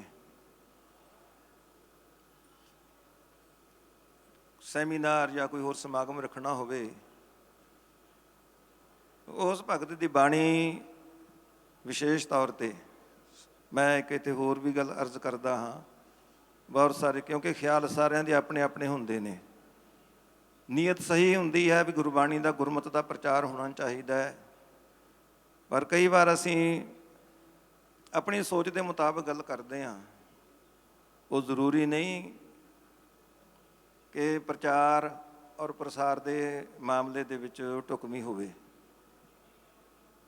ਹੁਣ ਮੇਰਾ ਖਿਆਲ ਇਹ ਹੈ ਵੀ ਜੇ ਆਪਾਂ ਕਿਸੇ ਨੂੰ ਗੁਰਬਾਣੀ ਦੇ ਨਾਲ ਜੋੜਨਾ ਹੈ, ਆਪਾਂ ਪਹਿਲਾਂ ਉਹਨਾਂ ਨੂੰ ਗੁਰਮੁਖੀ ਪੰਜਾਬੀ ਸਿਖਾਈਏ, ਜਾਂ ਫਿਰ ਜਿਹੜੀ ਭਾਸ਼ਾ ਉਹ ਜਾਣਦੇ ਨੇ ਉਹਦੇ ਵਿੱਚ ਉਹਨਾਂ ਨੂੰ ਗੁਰੂ ਨਾਨਕ ਦੇ ਘਰ ਦਾ ਜਾਂ ਭਗਤਾਂ ਦਾ ਸੰਦੇਸ਼ ਦੇਈਏ। ਇਹ ਫੈਸਲਾ ਤੁਸੀਂ ਕਰਨਾ ਹੈ। ਜੇ ਆਪਾਂ ਇਹ ਸਿਲਸਿਲਾ ਸ਼ੁਰੂ ਕਰ ਲਿਆ ਵੀ ਪਹਿਲਾਂ ਜਾ ਕੇ ਉਹਨਾਂ ਨੂੰ ਆਪਾਂ ਗੁਰਮੁਖੀ ਪੜ੍ਹਾਈਏ, ਪੰਜਾਬੀ ਸਿਖਾਈਏ, ਬਾਅਦ ਵਿੱਚ ਉਹਨਾਂ ਨੂੰ ਗੁਰਬਾਣੀ ਦਾ ਸੰਦੇਸ਼ ਦੇਈਏ, ਇਹ ਰੂਟ ਬਹੁਤ ਲੰਮਾ ਹੋ ਜਾਏਗਾ। ਦੂਸਰਾ ਰਸਤਾ ਸ਼ਾਰਟਕਟ ਹੈ। ਜਿਹੜੀ ਭਾਸ਼ਾ ਉਹ ਸਮਝਦੇ ਨੇ ਉਸ ਭਾਸ਼ਾ ਦੇ ਵਿੱਚ ਉਹਨਾਂ ਨੂੰ ਗੁਰਮਤਿ ਦਾ ਲਿਟਰੇਚਰ ਦਿੱਤਾ ਜਾਵੇ, ਉਸ ਭਾਸ਼ਾ ਦੇ ਵਿੱਚ ਉਹਨਾਂ ਨੂੰ ਗੁਰਬਾਣੀ ਟਰਾਂਸਲਿਟਰੇਟ ਕਰਕੇ ਦਿੱਤੀ ਜਾਵੇ। ਇਹਦੇ ਵਿੱਚ ਵੀ ਇੱਕ ਬਹੁਤ ਵੱਡੀ ਉਲਝਣ ਹੈ। ਜਿਸ ਤਰ੍ਹਾਂ ਪਹਿਲਾਂ ਭਾਈ ਸਾਹਿਬ ਜੀ ਆਪਣੇ ਵਿਚਾਰ ਦੱਸ ਰਹੇ ਸਨ ਕਿ ਜਦੋਂ ਗੁਰਬਾਣੀ ਨੂੰ ਆਪਾਂ ਦੇਵਨਾਗਰੀ ਵਿੱਚ ਲਿਖਦੇ ਹਾਂ, ਉਹ ਪੜ੍ਹਨ ਵਾਲੇ ਜਿਹੜੇ ਬਾਣੀ ਦਾ ਪਾਠ ਕਰਨ ਵੇਲੇ ਉਹ ਮਾਤਰਾ ਪੂਰੀਆਂ ਲਾ ਲੈਂਦੇ ਨੇ, ਜਿਹੜੀਆਂ ਲਘੂ ਮਾਤਰਾ ਹੁੰਦੀਆਂ ਨੇ ਉਹਨਾਂ ਨੂੰ ਵੀ ਦੀਰਘ ਮਾਤਰਾ ਦੇ ਤੌਰ 'ਤੇ ਵਰਤ ਲੈਂਦੇ ਨੇ। ਸੋ ਇਸ ਗੱਲ ਨੂੰ ਕਵਰ ਕਰਨ ਵਾਸਤੇ ਫਿਰ ਜਿਹੜੀ ਗੁਰਬਾਣੀ ਦੀ ਟਰਾਂਸਕ੍ਰਿਪਸ਼ਨ ਹੈ ਜਾਂ ਗੁਰਬਾਣੀ ਦਾ ਉਚਾਰਨ ਹੈ, ਉਹਦੀ ਉਚਾਰਨ ਸੇਧ ਉਸ ਭਾਸ਼ਾ ਦੇ ਵਿੱਚ ਨਾਲ ਦੇ ਦਿੱਤੀ ਜਾਵੇ। ਇਸ ਕੰਮ ਦੇ ਵਿੱਚ ਮੇਰਾ ਆਪਣਾ ਐਕਸਪੀਰੀਅੰਸ ਹੈ। ਮੈਂ ਆਪਣੀ ਵੱਲੋਂ ਇੱਥੇ ਦਿੱਲੀ ਗੁਰਦੁਆਰਾ ਪ੍ਰਬੰਧਕ ਕਮੇਟੀ ਨੂੰ ਪੂਰਾ ਸਹਿਯੋਗ ਦੇ ਸਕਦਾ, ਜਿੰਨੀ ਕੁ ਮੇਰੀ ਜਾਣਕਾਰੀ ਹੈ। ਆਪਣੀ ਜਾਣਕਾਰੀ, ਆਪਣੀ ਨੌਲੇਜ ਇਹਨਾਂ ਦੇ ਨਾਲ ਸ਼ੇਅਰ ਕਰਕੇ, ਸੋ ਮੇਰਾ ਖਿਆਲ, ਮੇਰਾ ਵਿਚਾਰ ਇਹ ਹੈ ਕਿ ਜਿਸ ਭਗਤ ਦੇ ਯਾਰ ਦੇ ਵਿੱਚ ਕੋਈ ਸਮਾਗਮ ਰੱਖਣਾ ਹੈ, ਉਹ ਉਸ ਇਲਾਕੇ ਵਿੱਚ ਰੱਖਿਆ ਜਾਵੇ। ਔਰ ਜਿਹੜੀ ਉਹਨਾਂ ਦੀ ਬਾਣੀ ਹੈ, ਉਹਨਾਂ ਦੀ ਬਾਣੀ ਦਾ ਇੱਕ ਪੰਫਲੇਟ ਬਣਾ ਕੇ ਜਾਂ ਇੱਕ ਪੁਸਤਕ ਬਣਾ ਕੇ ਉਸ ਭਾਸ਼ਾ ਦੇ ਵਿੱਚ, ਜਿਹੜੀ ਭਾਸ਼ਾ ਉਸ ਇਲਾਕੇ ਦੇ ਰਹਿਣ ਵਾਲੇ ਲੋਕ ਸਮਝ ਸਕਦੇ ਹੋਣ, ਉਹਨਾਂ ਦੇ ਵਿੱਚ ਉਹ ਫ੍ਰੀ ਡਿਸਟਰੀਬਿਊਟ ਕੀਤੀ ਜਾਵੇ। ਇਹਦੇ ਵਾਸਤੇ ਜਿਹੜੇ ਸਹਿਯੋਗ ਦੀ, ਜਿਸ ਤਰ੍ਹਾਂ ਮੈਂ ਪਹਿਲਾਂ ਅਰਜ਼ ਕੀਤੀ ਆ, ਭਾਵੇਂ ਉਹਦੀ ਪ੍ਰਿੰਟਿੰਗ ਵਾਸਤੇ ਔਰ ਭਾਵੇਂ ਉਹਦਾ ਮੈਟਰ ਕੰਪੋਜ਼ ਕਰਨ ਵਾਸਤੇ ਜੋ ਰਾੜਾ ਸਾਹਿਬ ਦੀ ਸੰਸਥਾ ਹੈ, ਉਹ ਦਿੱਲੀ ਸਿੱਖ ਗੁਰਦੁਆਰਾ ਪ੍ਰਬੰਧਕ ਕਮੇਟੀ ਦੇ ਨਾਲ ਪੂਰਾ ਸਹਿਯੋਗ ਕਰੇਗੀ। ਸੋ ਹੋਰ ਵੀ ਆਪ ਬਹੁਤ ਸਾਰੇ ਮਹਾਂਪੁਰਖਾਂ ਦੇ ਪਾਸੋਂ, ਵਿਦਵਾਨਾਂ ਦੇ ਪਾਸੋਂ ਬਹੁਤ ਕੁਝ ਪਹਿਲਾਂ ਸਰਵਣ ਕਰ ਚੁੱਕੇ ਹੋ ਔਰ ਇਸ ਤੋਂ ਬਾਅਦ ਹੋਰ ਆਪ ਨੇ ਬਹੁਤ ਕੁਝ ਸਰਵਣ ਕਰਨਾ ਹੈ। तो मेरी कोशिश है कि मैं थोड़े तो थोड़े समय ਦੇ ਵਿੱਚ ਆਪ ਸੰਗਤਾਂ ਦੇ ਸਨਮੁਖ ਆਪਣੇ ਵਿਚਾਰ ਰੱਖ ਸਕਾਂ। ਔਰ ਮੈਂ ਇੱਕ ਵਾਰ ਫਿਰ ਦਿੱਲੀ ਗੁਰਦੁਆਰਾ ਪ੍ਰਬੰਧਕ ਕਮੇਟੀ ਨੂੰ ਆਪਣੀ ਵੱਲੋਂ ਪੂਰੇ ਸਹਿਯੋਗ ਦਾ ਭਰੋਸਾ ਦਿੰਦਾ ਹੋਇਆ ਆਪ ਸਰਬੱਤ ਸੰਗਤਾਂ ਦੇ ਪਾਸੋਂ ਖਿਮਾ ਦਾ ਜਾਚਕ ਹਾਂ। ਇਤਨੀ ਹਾਜ਼ਰੀ ਪ੍ਰਵਾਨ ਕਰਨੀ ਜੀ। ਵਾਹਿਗੁਰੂ ਜੀ ਕਾ ਖਾਲਸਾ, ਵਾਹਿਗੁਰੂ ਜੀ ਕੀ ਫਤਿਹ।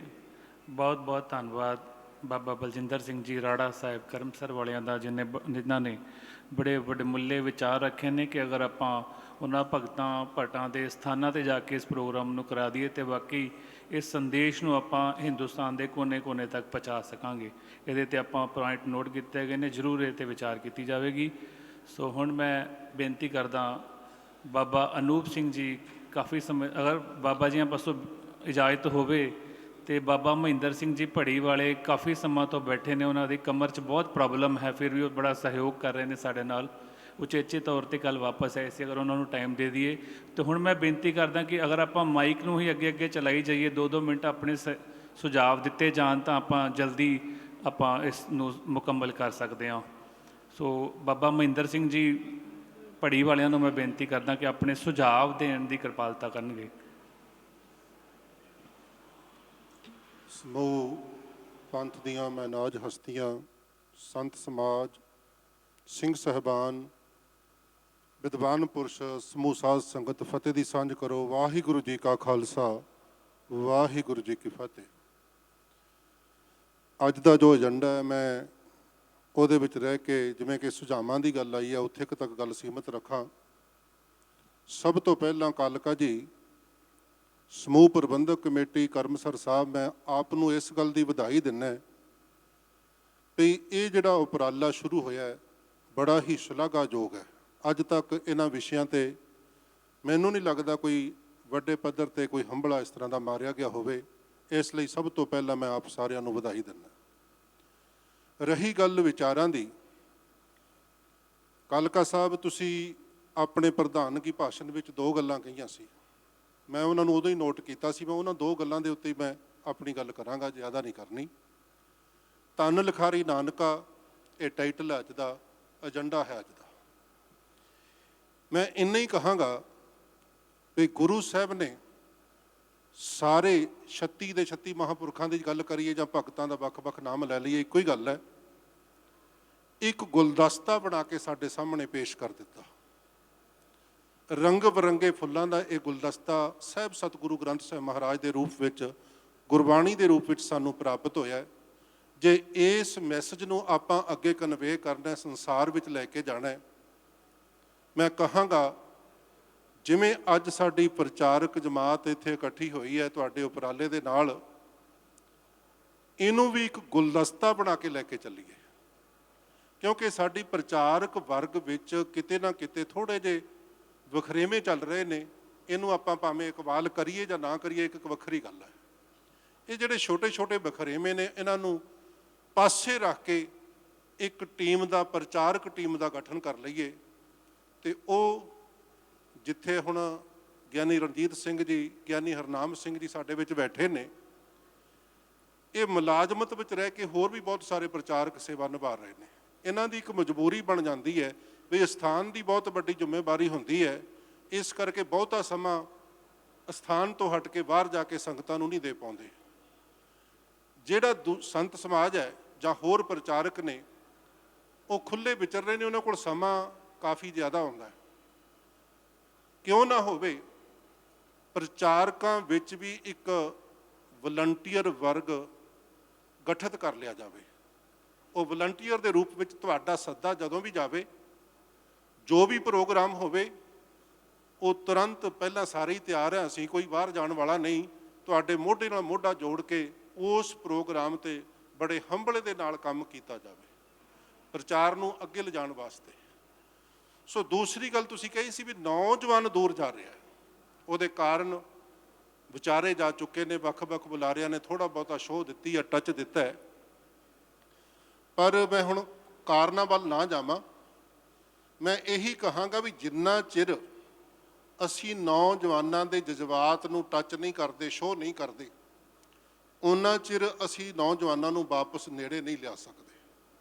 ਉਹਨਾਂ ਦੇ ਅੱਜ ਦੀ ਕਹੀਏ ਵੀ ਮਾਡਰਨ ਐਜੂਕੇਸ਼ਨ ਦੇ ਲੈਵਲ 'ਤੇ ਜਾ ਕੇ, ਜਾਂ ਦੂਜਾ ਪਰ ਕਹਿ ਲਈਏ ਅੱਜ ਦੇ ਸੈਟੇਲਾਈਟ ਦੇ, ਇੰਟਰਨੈਟ ਦੇ ਯੁੱਗ ਵਿੱਚ ਸਕਰੀਨ ਦੇ ਰਾਹੀਂ ਆਪਾਂ ਘਰ ਘਰ ਤੱਕ ਇਹ ਮੈਸੇਜ ਕਿਸੇ ਨਵੇਂ ਢੰਗਾਂ ਨਾਲ, ਮੈਂ ਇਹ ਨਹੀਂ ਕਹਿੰਦਾ ਵੀ ਪਹਿਲਾਂ ਤੁਸੀਂ ਯੂਜ਼ ਨਹੀਂ ਕਰਦੇ, ਸਾਡੇ ਲਾਈਵ ਪ੍ਰਸਾਰਣ ਚੱਲ ਰਹੇ ਨੇ, ਕਥਾ ਕੀਰਤਨ ਦੇ ਪ੍ਰਵਾਹ ਚੱਲਦੇ ਨੇ, ਪਰ ਕੁਛ ਐਸੇ ਪ੍ਰੋਗਰਾਮ ਜਿਹੜੇ ਸਾਡੇ ਬੱਚਿਆਂ ਨੂੰ ਵੀ ਅਟਰੈਕਟ ਕਰ ਸਕਣ, ਸਾਡੇ ਨੌਜਵਾਨਾਂ ਨੂੰ ਵੀ ਅਟਰੈਕਟ ਕਰ ਸਕਣ, ਜਿਹਦੇ ਵਿੱਚ ਮੈਂ ਕਰਮ ਸਾਹਿਬ ਨੂੰ ਇੱਕ ਥੋੜ੍ਹਾ ਜਿਹਾ ਬੇਨਤੀ ਕਰੀ ਸੀ। ਕੱਲ੍ਹ ਕਮਰੇ ਵਿੱਚ ਬੈਠਿਆਂ ਕੁਝ ਗੱਲਾਂ ਹੋਈਆਂ ਸੀ ਵੀ ਬੱਚਿਆਂ ਨੂੰ ਜੋੜਨ ਵਾਸਤੇ ਕਿਊਜ਼ ਸਿਸਟਮ ਦੇ ਵਿੱਚ, ਕੁਐਸਚਨ ਆਨਸਰ ਰੂਪ ਦੇ ਵਿੱਚ ਪ੍ਰੋਗਰਾਮ ਲਿਖ ਕੇ ਉਹਨਾਂ ਨੂੰ ਪ੍ਰਸਾਰਿਤ ਕੀਤਾ ਜਾਵੇ। ਅਤੇ ਦੂਸਰਾ, ਨੌਜਵਾਨਾਂ ਵਾਸਤੇ ਕੁਛ ਉਸ ਢੰਗ ਦੇ ਪ੍ਰੋਗਰਾਮ, ਮੈਂ ਅਜੇ ਇਹ ਨਹੀਂ ਕਹਿ ਸਕਦਾ ਵੀ ਇਸ ਤਰ੍ਹਾਂ ਕਰ ਲਵੋ, ਪਰ ਜਦੋਂ ਸਾਰੇ ਵਿਚਾਰਾਂਗੇ ਆਪਾਂ ਫਿਰ ਦੁਬਾਰਾ ਬੈਠਾਂਗੇ, ਉਹਦੇ ਵਾਸਤੇ ਕੋਈ ਇਸ ਤਰ੍ਹਾਂ ਦੀ ਵਧੀਆ ਪਲੈਨਿੰਗ ਕਰ ਲਈ ਜਾਵੇ ਤਾਂ ਕਿ ਕੌਮ ਦਾ ਹਰ ਨੌਜਵਾਨ ਸਾਡੇ ਇਸ ਪ੍ਰਚਾਰ ਦੇ ਰਾਹੀਂ ਗੁਰੂ ਘਰ ਨਾਲ ਜੁੜ ਸਕੇ, ਸੇਵਾ ਵਿੱਚ ਸ਼ਾਮਲ ਹੋ ਸਕੇ। ਸੋ ਕਹਿਣ ਵਾਲਾ ਬਹੁਤ ਕੁਝ ਹੈ, ਕਿਹਾ ਬਹੁਤ ਕੁਝ ਜਾ ਚੁੱਕਿਆ, ਮੈਂ ਇੰਨੇ ਹੀ ਸ਼ਬਦਾਂ ਨਾਲ ਖਿਮਾ ਲੈਣੀ ਹੈ। ਸਾਰਿਆਂ ਦਾ ਬਹੁਤ ਬਹੁਤ ਧੰਨਵਾਦ। ਵਾਹਿਗੁਰੂ ਜੀ ਕਾ ਖਾਲਸਾ, ਵਾਹਿਗੁਰੂ ਜੀ ਕੀ ਫਤਿਹ। ਸੋ ਬਹੁਤ ਬਹੁਤ ਧੰਨਵਾਦ ਬਾਬਾ ਮਹਿੰਦਰ ਸਿੰਘ ਜੀ ਪੜੀ ਵਾਲਿਆਂ ਦਾ, ਜਿਨ੍ਹਾਂ ਨੇ ਆਪਣੇ ਬੜੇ ਮੁੱਲੇ ਵਿਚਾਰ ਦਿੱਤੇ ਨੇ। ਜ਼ਰੂਰ ਇਹਨਾਂ 'ਤੇ ਵਿਚਾਰ ਚਰਚਾ ਕੀਤੀ ਜਾਵੇਗੀ। ਹੁਣ ਮੈਂ 2 ਮਿੰਟ ਵਾਸਤੇ ਬਾਬਾ ਜੀ ਨੂੰ ਬੇਨਤੀ ਕਰਦਾ, ਬਾਬਾ ਅਨੂਪ ਸਿੰਘ ਜੀ ਆਪਣੇ ਵਿਚਾਰ ਸਾਂਝੇ ਕਰਨਗੇ। ਹਾਂ, 2 ਮਿੰਟ, 2 ਮਿੰਟ ਵਾਸਤੇ ਆਪਣੇ ਸੁਝਾਅ ਦੇ ਦਿਓ। ਆਪ ਸਭ ਮਹਾਂਪੁਰਖਾਂ ਦਾ ਇੰਟਰੋਡਕਸ਼ਨ ਪਹਿਲਾਂ ਹੀ ਸਾਡੇ ਪਾਸ ਹੈ। ਸਾਂਝਾ ਸਾਹਿਬ ਸੰਗਤਾਂ ਨੂੰ ਵਾਹਿਗੁਰੂ ਜੀ ਕਾ ਖਾਲਸਾ, ਵਾਹਿਗੁਰੂ ਜੀ ਕੀ ਫਤਿਹ। ਸਾਧ ਸੰਗਤ ਜੀ, ਇੱਥੋਂ ਜਦੋਂ ਆਪਾਂ ਯੂਪੀ ਨੂੰ ਨਿਕਲਦੇ ਹਾਂ, ਆ ਨੇੜੇ ਤੋਂ ਹਾਪੜ, ਨਜੀਬਾਬਾਦ, ਮੁਰਾਦਾਬਾਦ, ਮੇਰਠ ਦੇ ਇਲਾਕੇ 'ਚ ਆਪ ਜੀ ਜਾਓ, ਉੱਥੇ ਇੱਕ ਤੁਹਾਡੇ ਵਿਛੜੇ, ਆਪਣੇ ਵਿਰਸੇ ਨਾਲੋਂ ਟੁੱਟੇ ਸਿੱਖ ਨੇ, ਜਿਨ੍ਹਾਂ ਨੂੰ ਆਮ ਤੌਰ 'ਤੇ ਆਪਾਂ ਪ੍ਰਸਾਦੀ ਸਿੱਖ ਕਹਿੰਦੇ ਹਾਂ। ਉਹਨਾਂ ਦੀਆਂ ਜਾਤੀਆਂ ਸਾਡੇ ਵਾਲੀਆਂ ਨੇ, ਢਿੱਲੋਂ, ਸੰਧੂ, ਉਹਨਾਂ ਸਾਰਿਆਂ ਨੇ ਆਪਣੇ ਆਪਣੇ ਪਿੰਡਾਂ 'ਚ ਗੁਰਦੁਆਰੇ ਹੀ ਬਣਾਏ ਹੋਏ ਨੇ। ਤੇ ਘੱਟੋ ਘੱਟ 2 ਕਾਰਜ ਆਪਣਾ ਆਨੰਦ ਕਾਰਜ ਤੇ ਅੰਤਮ ਅਰਦਾਸ ਵੀ ਆਣ ਕੇ ਗੁਰਦੁਆਰਿਆਂ 'ਚ ਕਰਦੇ ਨੇ। ਉਹਨਾਂ ਨੂੰ ਇਹ ਵੀ ਪਤਾ ਵੀ ਸਾਡਾ ਪਿਛੋਕੜ, ਸਾਡਾ ਵਿਰਸਾ ਸਿੱਖ ਸੀ। ਉਹ ਲੱਖਾਂ ਦੀ ਗਿਣਤੀ 'ਚ ਨੇ। ਆਪਾਂ ਉਹਨਾਂ ਤੱਕ, ਉਹਨਾਂ ਨੂੰ ਸਤਿਗੁਰ ਦੀ ਸਿੱਖੀ ਨਾਲ ਜੋੜਨ ਵਾਸਤੇ, ਉਹਨਾਂ ਨੂੰ ਪਿਆਰ ਦੇਣ ਵਾਸਤੇ ਉਹਨਾਂ ਤੱਕ ਨਹੀਂ ਨਿਕਲੇ। ਜੇ ਆਪਾਂ ਕਿਤੇ ਇੱਥੋਂ ਸਾਰੇ ਹੀ ਇਹ ਉਪਰਾਲਾ ਕਰੀਏ ਤਾਂ ਬੜੀ ਖੁਸ਼ੀ ਨਾਲ ਜਦੋਂ ਕਿਤੇ ਜਾਂਦੇ ਆ ਮਿਲਦੇ ਵੀ ਨੇ। ਉਹਨਾਂ ਦਾ ਇੱਕ ਬੱਚਾ ਜਿੱਥੇ ਦਾਸ ਨੇ ਸਕੂਲ ਬਣਾਇਆ, ਮੀਰੀ ਪੀਰੀ ਖਾਲਸਾ ਅਕੈਡਮੀ ਪੜ੍ਹਿਆ, ਸ਼ਕਤੀ ਸਿੰਘ ਢਿੱਲੋਂ ਫੈਮਿਲੀ ਆ, ਉਹਦੇ ਪਿਤਾ ਜੀ ਯੂਪੀ ਪੁਲਿਸ ਇੰਸਪੈਕਟਰ ਨੇ। ਉਹ ਬੱਚਾ ਪੂਰਾ ਸਿੱਖ ਸੱਜ ਗਿਆ। ਸੋ ਉਹਨਾਂ ਜਿਹੜੇ ਆਪਣੇ ਵਿਰਸੇ ਨੂੰ ਜਾਣਦੇ ਵੀ ਨੇ ਤੇ ਕਿਸੇ ਕਾਰਨ ਜਾਂ ਲੰਬਾ ਸਮਾਂ ਪੰਜਾਬ ਨਾਲੋਂ ਟੁੱਟਣ ਕਾਰਨ ਉਹ ਸਿੱਖੀ ਤੋਂ ਦੂਰ ਚਲ ਗਏ ਨੇ, ਆਪਾਂ ਨੂੰ ਉਹਨਾਂ ਤੱਕ ਜਾ ਕੇ ਉਪਰਾਲਾ ਕਰਨਾ ਚਾਹੀਦਾ। ਕੁਝ ਜਾਤੀਆਂ ਸਿੱਖਾਂ ਦੀਆਂ ਜਿਹੜੀਆਂ ਬਹੁਤ ਪਛੜੀਆਂ ਨੇ, ਕਿਤੇ ਆਪਾਂ ਬਰਹਿ ਚਲੇ ਜਾਈਏ, ਉੱਥੇ ਇੱਕ ਤਹਿਸੀਲ ਹੈ ਨਾਨਪਾਰਾ, ਉੱਥੇ 5 ਪਿੰਡ ਸਿੱਖਾਂ ਦੇ ਨੇ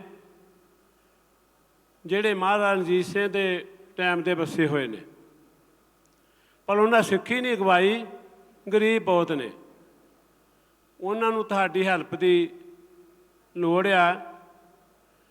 ਸਤਿਗੁਰ ਦਾ ਵੀ ਹੁਕਮ ਹੈ, ਜਿੱਥੇ ਨੀਚ ਸੰਭਾਲਿਆ ਨਾ ਉੱਥੇ ਨਦਰ ਤੇਰੀ ਬਖਸ਼ੀਸ਼। ਆਪਾਂ ਇਹਨਾਂ ਸ਼ਹਿਰਾਂ 'ਚੋਂ ਨਿਕਲ ਕੇ, ਇਹਨਾਂ ਥੋੜ੍ਹਾ ਸਟੇਜਾਂ 'ਚੋਂ, ਦਫ਼ਤਰਾਂ 'ਚੋਂ ਨਿਕਲ ਕੇ ਜਿਵੇਂ ਸਤਿਗੁਰ ਨੇ ਪ੍ਰਚਾਰ ਕੀਤਾ ਸੀ ਉਹ ਵੀ ਉਹਨਾਂ ਤੱਕ ਪਹੁੰਚੀਏ। ਉਹਨਾਂ ਦੀਆਂ ਕੀ ਮੁਸ਼ਕਲਾਂ ਨੇ, ਕੀ ਕਮੀਆਂ ਨੇ, ਕੀ ਲੋੜਾਂ ਨੇ, ਉਹਨਾਂ ਨੂੰ ਕਿਸ ਤਰ੍ਹਾਂ ਦੇ ਪਿਆਰ ਦੀ ਲੋੜ ਹੈ ਉਹ ਦਈਏ। ਬਹੁਤ ਸਾਰੇ ਸਿੱਖ ਉਹ ਫਿਰ ਵਾਪਸ ਘਰ ਨੂੰ ਮੋੜ ਆਉਣਗੇ, ਮੁੜਨ ਲਈ ਤਿਆਰ ਨੇ। ਸਿੱਖੀ ਦਾ ਇੱਕ ਪ੍ਰਚਾਰ ਜਾਂ ਆਪਣੀ ਕਿਸੇ ਵੀ ਕੌਮ ਦਾ ਪ੍ਰਚਾਰ ਇੱਕ ਮਾਧਿਅਮ ਹੈ ਸਪੋਰਟਸ, ਖੇਡਾਂ। ਅੱਜ ਦੇ ਬੱਚੇ ਜਿਵੇਂ ਹੀਰੋਆਂ ਨੂੰ ਪਸੰਦ ਕਰਕੇ ਉਹਨਾਂ ਨੂੰ ਆਪਣਾ ਮਾਡਲ ਬਣਾਉਂਦੇ ਨੇ ਤੇ ਚੰਗੇ ਖਿਡਾਰੀਆਂ ਨੂੰ ਵੀ ਬਣਾਉਂਦੇ ਨੇ। 1947 ਤੋਂ ਬਾਅਦ 40-45 ਸਾਲ ਤੁਹਾਡੇ ਸਿੱਖ ਖਿਡਾਰੀ ਨੈਸ਼ਨਲ 'ਚ, ਕਾਮਨਵੈਲਥ ਗੇਮਾਂ 'ਚ, ਏਸ਼ੀਆਡ ਵਿੱਚ, ਓਲੰਪਿਕ ਵਿੱਚ ਛਾਏ ਰਹੇ, ਜਿਨ੍ਹਾਂ ਕਰਕੇ ਸਿੱਧੇ ਸਿੱਧੀ ਤੁਹਾਡੀ ਸਿੱਖੀ ਦਾ ਪ੍ਰਚਾਰ ਹੁੰਦਾ ਸੀ। ਉਸ ਪੱਖ ਤੋਂ ਵੀ ਅੱਜ ਅਸੀਂ ਬੜੇ ਪਛੜੇ ਹਾਂ। ਉਹਨਾਂ ਖਿਡਾਰੀਆਂ ਨੂੰ ਤਰਜੀਹ ਦੇਣ ਵਾਸਤੇ ਤੁਹਾਡੇ ਕੋਲ ਸਕੂਲ ਨੇ, ਕਾਲਜ ਨੇ, PTI ਨੇ, ਸਪੋਰਟਸ ਦਾ ਸਮਾਨ ਵੀ ਹੈ। ਥੋੜ੍ਹਾ ਜਿਹਾ ਤਵੱਜੋ ਦੇਵਾਂਗੇ ਤੇ ਉਹ ਬੱਚੇ ਬੜੇ ਖੁਸ਼ ਹੋ ਕੇ ਇਹਦੇ 'ਚ ਅੱਗੇ ਵਧਣਗੇ, ਕਿਉਂਕਿ ਕੁਦਰਤੀ ਗੱਲ ਆ ਵੀ ਸਾਡੇ ਸਿੱਖਾਂ ਕੋਲ ਚੰਗੇ ਜੁੱਸੇ ਨੇ ਤੇ ਚੰਗੇ ਹਿੰਮਤ ਵਾਲੇ ਦਿਮਾਗ ਨੇ। ਇਹ ਦੋ ਹੀ ਚੀਜ਼ਾਂ ਦੀ ਖੇਡਾਂ 'ਚ ਲੋੜ ਹੁੰਦੀ ਹੈ। ਸੋ ਮੈਂ ਨਾ ਜ਼ਿਆਦਾ ਕਹਿੰਦਾ ਹੋਇਆ ਬੇਨਤੀ ਕਰਦਾ ਵੀ ਇਹਨਾਂ ਚੀਜ਼ਾਂ ਨੂੰ ਵੀ, ਇਹਨਾਂ ਕੰਮਾਂ ਨੂੰ ਵੀ ਮੱਦੇਨਜ਼ਰ ਰੱਖੀਏ ਤੇ ਆਪਾਂ ਸਿੱਖੀ ਦੇ ਬਾਰੇ 'ਚ ਕੋਈ ਅੱਗੇ ਲੱਗ ਸਕਦੇ ਹਾਂ। ਉਹਨਾਂ ਨੌਜਵਾਨਾਂ ਨੂੰ, ਉਹਨਾਂ ਗਰੀਬਾਂ ਨੂੰ ਆਪਾਂ ਜੋੜ ਸਕਦੇ ਹਾਂ। ਵਾਹਿਗੁਰੂ ਜੀ ਕਾ ਖਾਲਸਾ, ਵਾਹਿਗੁਰੂ ਜੀ ਕੀ ਫਤਿਹ। ਸੋ ਹੁਣ ਮੈਂ ਬੇਨਤੀ ਕਰਦਾ, ਬਹੁਤ ਬਹੁਤ ਧੰਨਵਾਦ ਬਾਬਾ ਅਨੂਪ ਸਿੰਘ ਜੀਆਂ ਦਾ। ਮੈਂ ਬੇਨਤੀ ਕਰਦਾ ਹੁਣ ਬਾਬਾ ਲੱਖਾ ਸਿੰਘ ਜੀ 2 ਮਿੰਟ ਵਾਸਤੇ ਆਪ ਸਭ ਸੰਗਤਾਂ ਦੇ ਦਰਸ਼ਨ ਕਰਨਗੇ, ਆਪਣੇ ਵਿਚਾਰ ਸਾਂਝੇ ਕਰਨਗੇ। ਬਾਬਾ ਲੱਖਾ ਸਿੰਘ ਜੀ।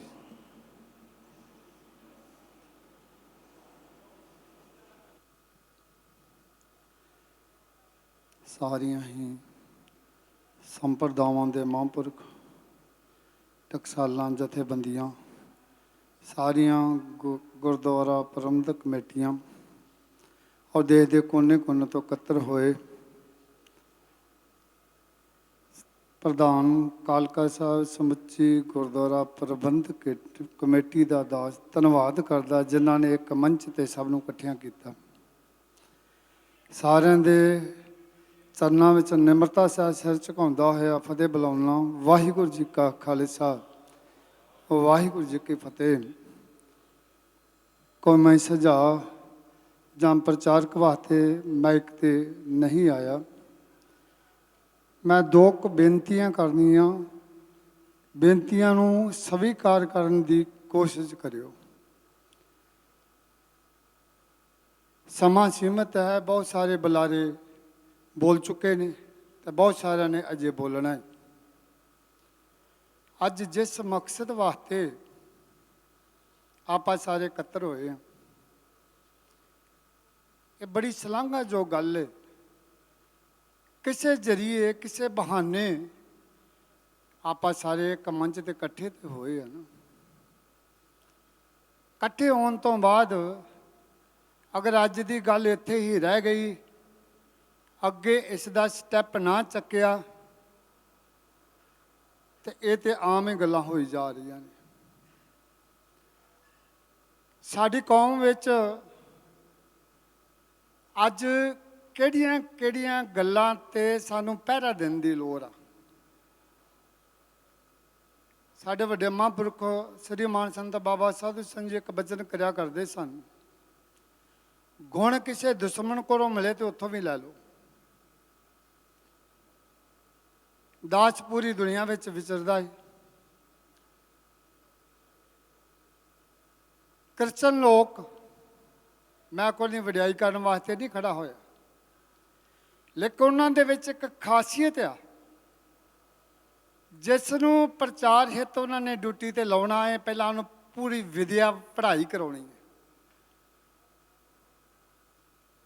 ਪੂਰੀ ਵਿਦਿਆ ਕਰਾ ਕੇ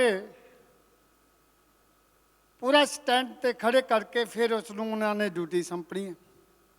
ਡਿਊਟੀ ਸੌਂਪਣ ਤੋਂ ਬਾਅਦ ਉਹਨਾਂ ਦੀ ਜ਼ਿੰਮੇਵਾਰੀ ਹੈ ਕਿ ਇਹਦਾ ਪਰਿਵਾਰ ਤੇ ਇਹਦਾ ਘਰ ਕਿਵੇਂ ਚਲਾਉਣਾ। ਇਹ ਤੋਂ ਬੇਨਤੀ ਇਹ ਕਰਨੀ ਚਾਹੁੰਦਾ ਕਿ ਆਪਣੇ ਮਿਸਰ ਵਿੱਚ ਅੱਜ ਤੁਸੀਂ ਦੇਖੋ ਕਿਸੇ ਵੀ ਵੱਡੇ ਘਰਾਣੇ ਦਾ ਇਸ ਪਾਸੇ ਨੂੰ ਕਦਮ ਲੈਣ ਨੂੰ ਤਿਆਰ ਨਹੀਂ, ਕੋਈ ਸਟੈਪ ਚੁੱਕਣ ਨੂੰ ਤਿਆਰ ਨਹੀਂ ਕਿ ਮੈਂ ਕੋਈ ਗ੍ਰੰਥੀ ਬਣ ਜਾਵਾਂ, ਕੋਈ ਵਿਦਵਾਨ ਬਣ ਜਾਵਾਂ, ਮੈਂ ਕੋਈ ਪ੍ਰਚਾਰਕ ਬਣ ਜਾਵਾਂ। ਕਿਉਂ ਨਹੀਂ ਪ੍ਰਚਾਰ ਕਰਨ ਵਾਸਤੇ ਤਿਆਰ? ਤੁਸੀਂ ਬਹੁਤ ਸਾਰੇ ਜਿਹੜੇ ਟੌਪ ਦੇ ਜਥੇ ਕੀਰਤਨੀਏ ਪ੍ਰਚਾਰਕ ਅੱਜ ਆਪਣੀ ਮਿਸ਼ਨ ਨੂੰ ਚੇਂਜ ਕਰਕੇ ਤੇ ਦੂਸਰੇ ਪਾਸੇ ਉਹਨਾਂ ਨੇ ਵਿਊ ਲੈ ਲਿਆ, ਕਿਉਂਕਿ ਉਹਨਾਂ ਦਾ ਘਰ ਨਹੀਂ ਪੂਰਾ ਹੁੰਦਾ। ਸਟੇਜ ਤੇ ਟੌਪ ਦਾ ਜਥਾ ਜੋ ਮੰਨਿਆ ਸ਼੍ਰੋਮਣੀ ਜਥਾ ਕੀਰਤਨ ਕਰ ਰਿਹਾ ਹੈ ਤੇ ਉਹਦੇ ਵਾਜੇ ਦੇ ਉੱਤੇ ਆਪਾਂ ਕਿਤਨੇ ਪੈਸੇ ਰੱਖਦੇ? 10 ਰੁਪਏ ਦਾ ਨੋਟ, ਜੇ ਉਹ ਤੋਂ ਵੀ 10 ਤੋਂ ਘੱਟ ਹੋਵੇ ਤੇ ਉਹ ਵੀ ਰੱਖਣ ਨੂੰ ਤਿਆਰ ਆ। ਜੇ ਕੋਈ ਸਿੰਗਰ ਆ ਜਾਂਦਾ ਹੈ ਉਹਦੇ ਤੇ 500 ਦਾ 2-2000 ਦਾ ਨੋਟ ਵਾਰ ਕੇ ਆਪਾਂ ਸੁੱਟਦੇ ਹਾਂ। ਕੀ ਇਹ ਸਾਡਾ ਪ੍ਰਚਾਰ ਹੋਵੇਗਾ? ਤਨਖਾਹਾਂ ਦੇਣ ਨੂੰ ਅਸੀਂ ਗ੍ਰੰਥੀਆਂ ਨੂੰ ਫੁੱਲ ਤਿਆਰ ਨਹੀਂ, ਉਹਨਾਂ ਦੇ ਘਰ ਸਾਂਭਣ ਨੂੰ ਅਸੀਂ ਤਿਆਰ ਨਹੀਂ, ਤੇ ਅਸੀਂ ਕਹਿੰਦੇ ਸਾਨੂੰ ਪ੍ਰਚਾਰਕ ਚੰਗੇ ਮਿਲ ਜਾਣ। ਉਹ ਪ੍ਰਚਾਰਕ ਤਾਂ ਚੰਗੇ ਮਿਲਣਗੇ ਪਹਿਲਾਂ ਉਹਨਾਂ ਦਾ ਘਰ-ਬਾਰ ਸਾਂਭਣ ਦੀ ਕੋਸ਼ਿਸ਼ ਕਰੀਏ। ਜੇ ਉਹਨਾਂ ਨੂੰ ਕਿਸੇ ਪਾਸੇ ਕੋਈ ਫਿਕਰ ਨਹੀਂ ਹੋਵੇਗਾ ਤੇ ਆਪਣੇ ਆਪ ਡਿਊਟੀ ਸੋਹਣੀ ਵਧਾਉਣਗੇ। ਯਹੂਦੀ ਲੋਕਾਂ ਵਿੱਚ ਵੀ ਦਾਸ ਨੂੰ ਵਿਚਰਨ ਦਾ ਬੜਾ ਸਮਾਂ ਮਿਲਿਆ। ਸਿੰਘ ਸਾਹਿਬ ਗਿਆਨੀ ਰਣਜੀਤ ਸਿੰਘ ਜੀ ਵੀ ਸਾਡੇ ਨਾਲ ਕਈ ਵਾਰ ਨਿਊਯਾਰਕ ਦੀਆਂ ਕੰਟਰੀਆਂ 'ਚ ਇਕੱਠੇ ਹੋਏ। ਯਹੂਦੀ ਲੋਕਾਂ ਦੇ ਵਿੱਚ ਇੱਕ ਬਹੁਤ ਵੱਡੀ ਖਾਸੀਅਤ, ਉਹ ਖਾਸੀਅਤ ਕੀ ਹੈ? ਜੋ ਉਹਨਾਂ ਦੇ ਨਜ਼ਦੀਕੀ ਕੋਈ ਵੀ ਉਹਨਾਂ ਦੇ ਮਿਸ਼ਨ ਦੇ ਬੰਦੇ ਨੇ, ਜੇ ਕੋਈ ਨੀਵਾਂ ਉਹਨੂੰ ਉੱਚਾ ਚੁੱਕਣ ਦੀ ਕੋਸ਼ਿਸ਼ ਕਰਦੇ ਨੇ, ਉਹਨੂੰ ਪੈਰਾਂ 'ਤੇ ਖੜਾ ਕਰਨ ਦੀ ਕੋਸ਼ਿਸ਼ ਕਰਦੇ ਨੇ, ਬਰਾਬਰਤਾ ਲਿਆਉਂਦੇ ਨੇ।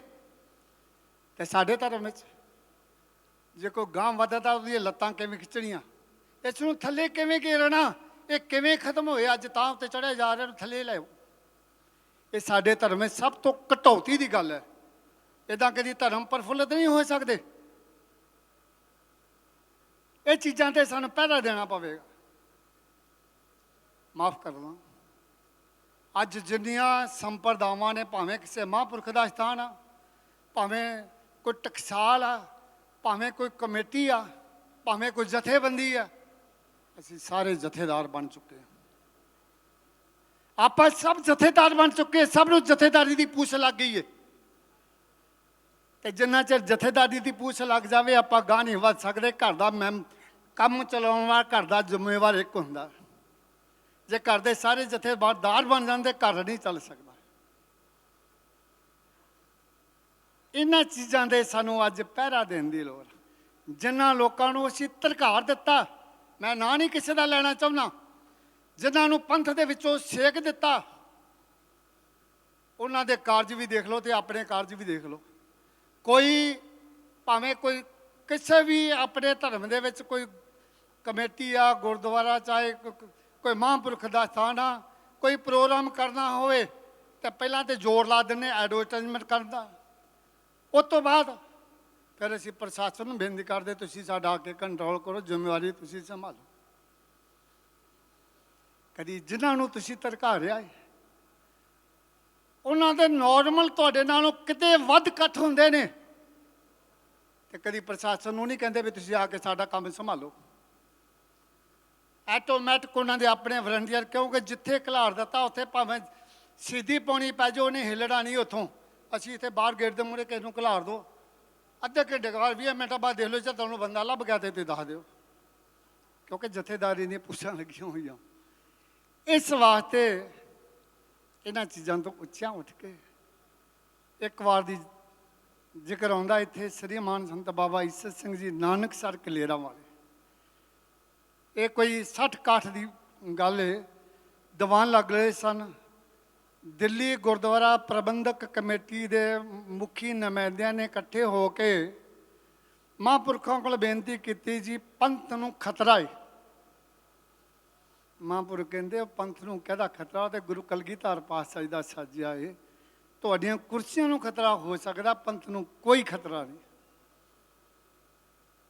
ਸੋ ਗੁਰਮੁਖੋ, ਚਾਹੇ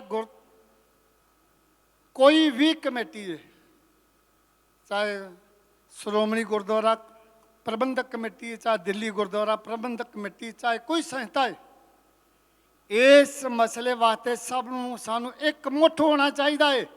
ਜੇ ਅਸੀਂ ਇਕਮੁੱਠ ਹੋ ਕੇ ਪ੍ਰਚਾਰ ਹਿੱਤ ਡਿਊਟੀ ਨਿਭਾਵਾਂਗੇ ਤਾਂ ਮੈਂ ਗੱਲ ਦਾਅਵੇ ਨਾਲ ਕਹਿਣਾ ਤੇ ਪੰਥ ਹਮੇਸ਼ਾ ਹੋਰ ਚੜ੍ਹਦੀਆਂ ਕਲਾ ਵਿੱਚ, ਬੁਲੰਦੀਆਂ ਵਿੱਚ ਜਾਵੇਗਾ, ਕਿਉਂਕਿ ਅਸੀਂ ਇੱਕ ਦੂਜੇ ਨੂੰ ਲੱਤਾਂ ਖਿੱਚਣੋਂ ਹਟ ਜਾਵਾਂਗੇ।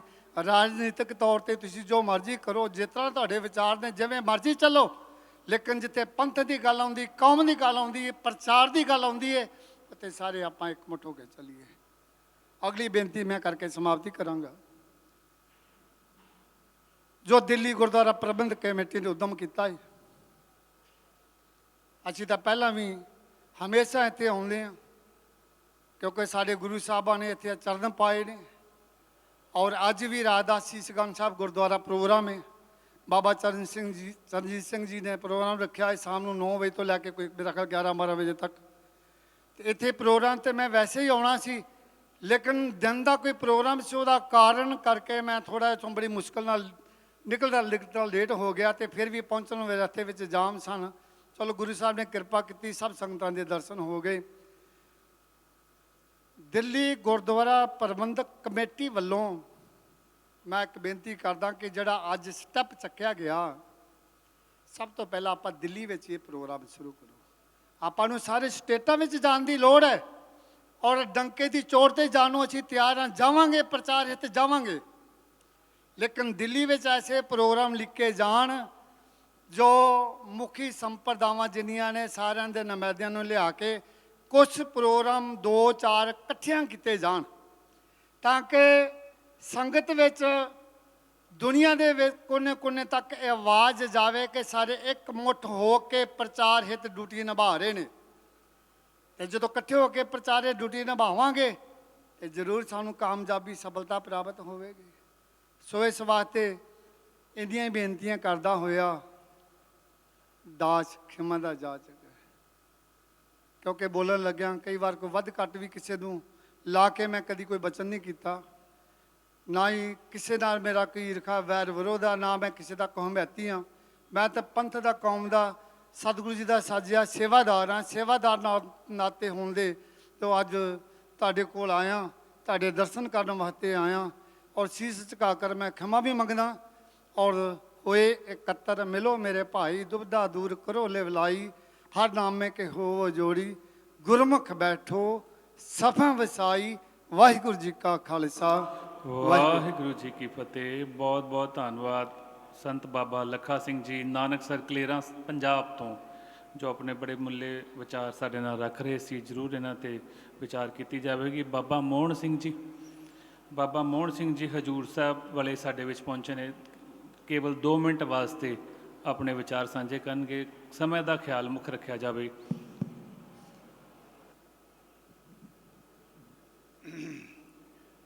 ਸਮੂਹ ਸੰਪਰਦਾਵਾਂ ਦੇ ਮਹਾਂਪੁਰਸ਼, ਸਮੂਹ ਕਮੇਟੀ ਮੈਂਬਰ ਸਾਹਿਬਾਨ, ਦਿੱਲੀ ਸਿੱਖ ਪ੍ਰਬੰਧਕ ਕਮੇਟੀ ਦੇ ਮੈਂਬਰ ਸਾਹਿਬਾਨ, ਪ੍ਰਧਾਨ ਸਾਹਿਬ, ਚੇਅਰਮੈਨ ਜੀ, ਹੋਰ ਵੀ ਆਏ, ਸਾਰੇ ਗੁਰੂ ਨਾਨਕ ਨਾਮ ਲਿਆ ਸੰਗਤ ਦੇ ਚਰਨਾਂ 'ਚ ਦਾਸ ਦੀ ਹੱਥ ਜੋੜ ਕੇ ਨਿਮਰਤਾ ਸਮੇਤ ਫਤਿਹ ਪ੍ਰਵਾਨ ਕਰਨੇ ਜੀ। ਵਾਹਿਗੁਰੂ ਜੀ ਕਾ ਖਾਲਸਾ, ਵਾਹਿਗੁਰੂ ਜੀ ਕੀ ਫਤਿਹ। ਸਾਰਿਆਂ ਤੋਂ ਪਹਿਲਾਂ ਤੇ ਸਭ ਤੋਂ ਜ਼ਿਆਦਾ ਪਿਆਰ ਦੀ ਲੋੜ, ਇੱਕ ਦੂਜੇ ਦਾ ਸਤਿਕਾਰ ਤੇ ਇੱਕ ਦੂਜੇ ਨਾਲ ਪਿਆਰ ਸਭ ਤੋਂ ਜ਼ਰੂਰੀ ਆ। ਕਿਉਂਕਿ ਗੁਲਦਸਤਾ ਜਿਹੜਾ ਨਾ ਗੁਰੂ ਨਾਨਕ ਦੇਵ ਜੀ ਨੇ ਅੱਡ ਅੱਡ ਸਾਰੇ ਭਗਤਾਂ ਨੂੰ ਸਾਰਿਆਂ ਨੂੰ ਕਰਕੇ ਗੁਲਦਸਤਾ ਬਣਾਇਆ, ਤੇ ਸਭ ਆਪਣੀਆਂ ਆਪਣੀਆਂ ਮਹਿਕਾਂ ਦੇ ਰਹੇ ਆ। ਤੇ ਸਾਰੇ ਪ੍ਰਚਾਰਕ ਵੀਰਾਂ ਨੂੰ ਵੀ, ਸਾਰੇ ਸਭ ਤੋਂ ਜ਼ਿਆਦਾ ਗ੍ਰੰਥੀ ਸਾਹਿਬਾਨਾਂ ਦਾ ਵੀ ਸਤਿਕਾਰ ਕਰਨਾ। ਅਸੀਂ ਕਈ ਵਾਰ ਵੇਖਿਆ ਗ੍ਰੰਥੀ ਸਾਹਿਬਾਨਾਂ ਦਾ ਸਤਿਕਾਰ ਨਹੀਂ ਕਰਦੇ ਲੋਕ। ਬਾਬੇ ਬੁੱਢਾ ਜੀ ਦਾ ਕਿੰਨਾ ਸਤਿਕਾਰ ਕੀਤਾ ਗੁਰੂ ਸਾਹਿਬਾਨਾਂ ਨੇ। ਤੇ ਗੁਰੂ ਗ੍ਰੰਥ ਸਾਹਿਬ ਜੀ ਦੇ ਵਜ਼ੀਰ ਦਾ ਸਤਿਕਾਰ ਸਭ ਤੋਂ ਜ਼ਰੂਰੀ ਆ। ਤੇ ਸਾਰੀਆਂ ਸੰਗਤਾਂ ਨੂੰ ਸਮੇਂ ਦੀ ਘਾਟ ਕਰਕੇ ਹੁਣ ਜ਼ਿਆਦਾ ਨਹੀਂ ਬੋਲਣਾ ਸੀ, ਸੋ ਸਾਰੀਆਂ ਸੰਗਤਾਂ ਨੂੰ ਸੰਪਰਦਾਇ ਕਾਰ ਸੇਵਾ ਸ੍ਰੀ ਹਜੂਰ ਸਾਹਿਬ ਗੁਰਦੁਆਰਾ ਲੰਗਰ ਸਾਹਿਬ, ਬਾਬਾ ਜੀ ਨਰਿੰਦਰ ਸਿੰਘ ਜੀ, ਬਾਬਾ ਬਲਵਿੰਦਰ ਸਿੰਘ ਜੀ ਅਤੇ ਦਾਸ ਵੱਲੋਂ ਸਾਰੇ ਫਤਿਹ ਪ੍ਰਵਾਨ ਕਰਨਾ ਜੀ। ਵਾਹਿਗੁਰੂ ਜੀ ਕਾ ਖਾਲਸਾ, ਵਾਹਿਗੁਰੂ ਜੀ ਕੀ ਫਤਿਹ। ਸੋ ਹੁਣ ਮੈਂ ਬੇਨਤੀ ਕਰਦਾ, ਬਾਬਾ ਜੀਆਂ ਦਾ ਬਹੁਤ ਬਹੁਤ ਧੰਨਵਾਦ। ਹੁਣ ਮੈਂ ਬੇਨਤੀ ਕਰਦਾ ਸ਼ਾਹ ਅਵਤਾਰ ਜੀ 2 ਮਿੰਟ ਵਾਸਤੇ ਆਪਣੇ ਵਿਚਾਰ ਸਾਂਝੇ ਕਰਨਗੇ। ਸ਼ਾਹ ਅਵਤਾਰ ਸਿੰਘ ਜੀ।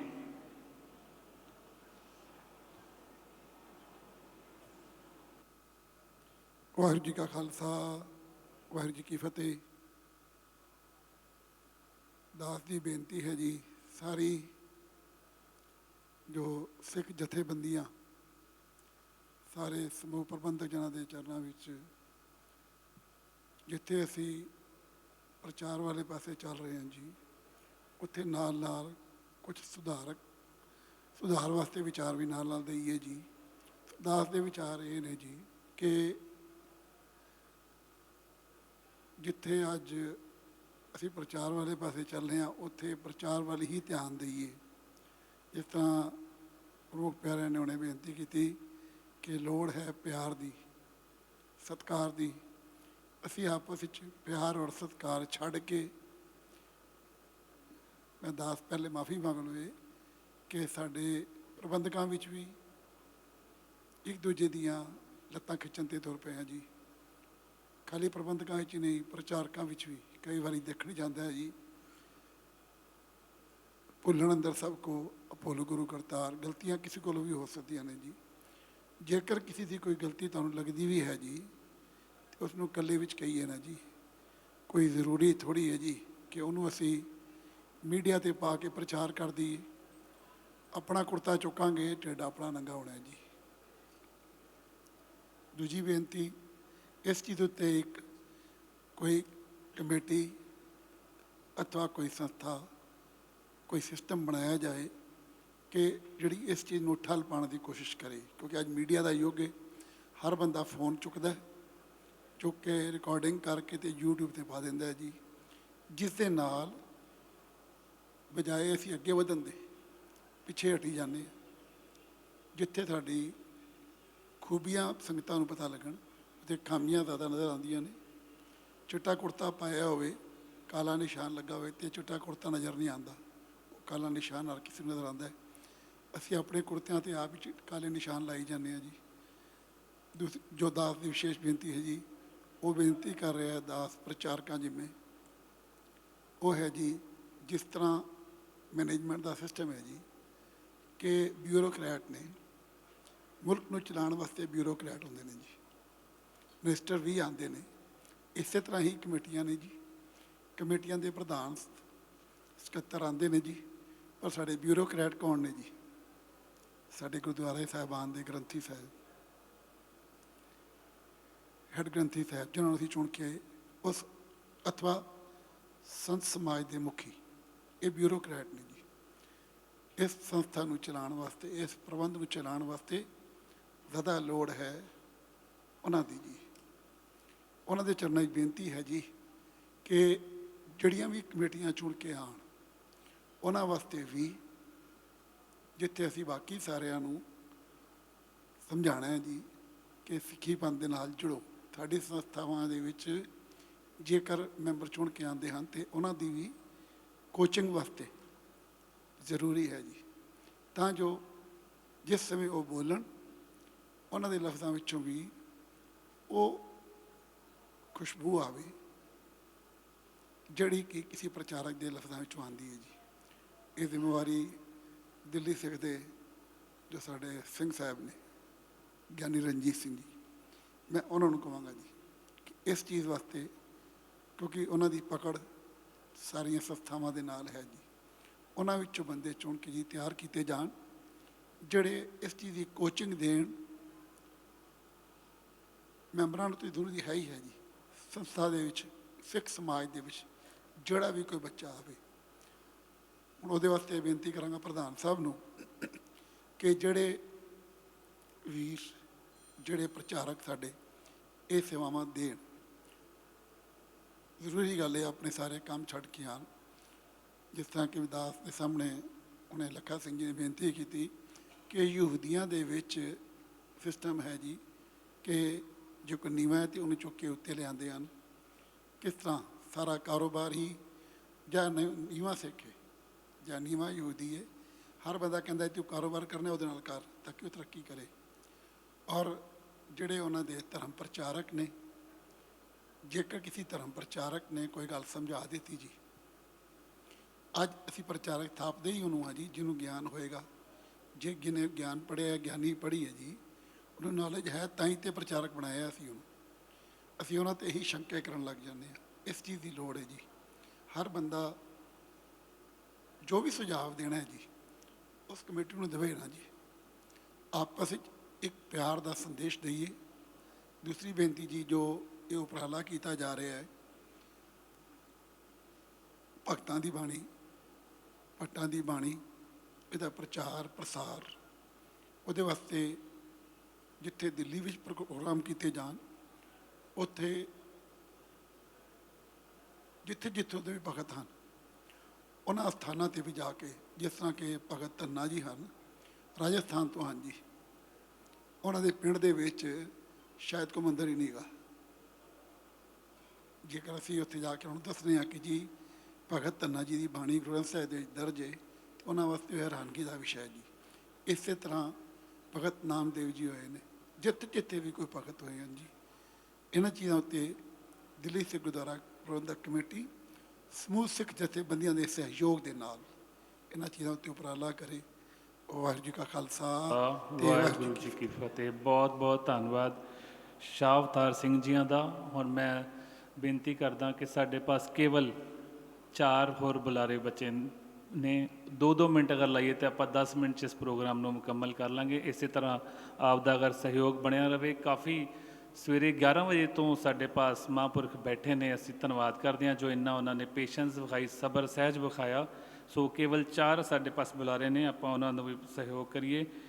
ਸੋ ਹੁਣ ਮੈਂ ਬੇਨਤੀ ਕਰਦਾ ਕਿ ਕੇਵਲ 2 ਮਿੰਟ ਵਾਸਤੇ ਸੰਤ ਬਾਬਾ ਸੁਖਦੇਵ ਸਿੰਘ ਜੀ ਪਹਾੜਗੰਜ ਵਾਲੇ ਵਿਚਾਰ ਸਾਂਝੇ ਕਰਨਗੇ। ਸੰਤ ਬਾਬਾ ਸੁਖਦੇਵ ਸਿੰਘ ਜੀ। ਵਾਹਿਗੁਰੂ ਜੀ ਕਾ ਖਾਲਸਾ, ਵਾਹਿਗੁਰੂ ਜੀ ਕੀ ਫਤਿਹ। ਸਮੁੱਚੀ ਸੰਪਰਦਾ ਦੇ ਮੁਖੀ ਸਾਹਿਬਾਨ, ਸੰਤ ਮਹਾਂਪੁਰਖ ਅਤੇ ਅਸੀਂ ਧੰਨਵਾਦ ਗੁਰਦੁਆਰਾ ਪ੍ਰਬੰਧਕ ਸਿੱਖ ਦਿੱਲੀ ਦਾ ਜੋ ਕਿ ਇਹ ਇਕੱਠ ਕੀਤਾ ਹੈ। ਵਧਾਈ ਦੇ ਪਾਤਰ ਨੇ ਸਾਡੇ ਪ੍ਰਬੰਧਕ ਕਮੇਟੀ ਦੇ ਸਮਸਤ ਸਦੱਸਿਆ, ਪ੍ਰਧਾਨ ਸਾਹਿਬ ਜੀ। ਦਾਸ ਦੀ ਇਹੀ ਬੇਨਤੀ ਰਹੇਗੀ ਕਿ ਜਿਵੇਂ ਮਹਾਂਪੁਰਖਾਂ ਨੇ ਪਹਿਲੇ ਇੱਕ ਵਿਚਾਰ ਰੱਖਿਆ ਕਿ ਬਈ ਸ਼ੁਰੂਆਤ ਆਪਾਂ ਨੂੰ ਪਹਿਲੇ ਦਿੱਲੀ ਤੋਂ ਹੀ ਕਰਨੀ ਚਾਹੀਦੀ ਹੈ।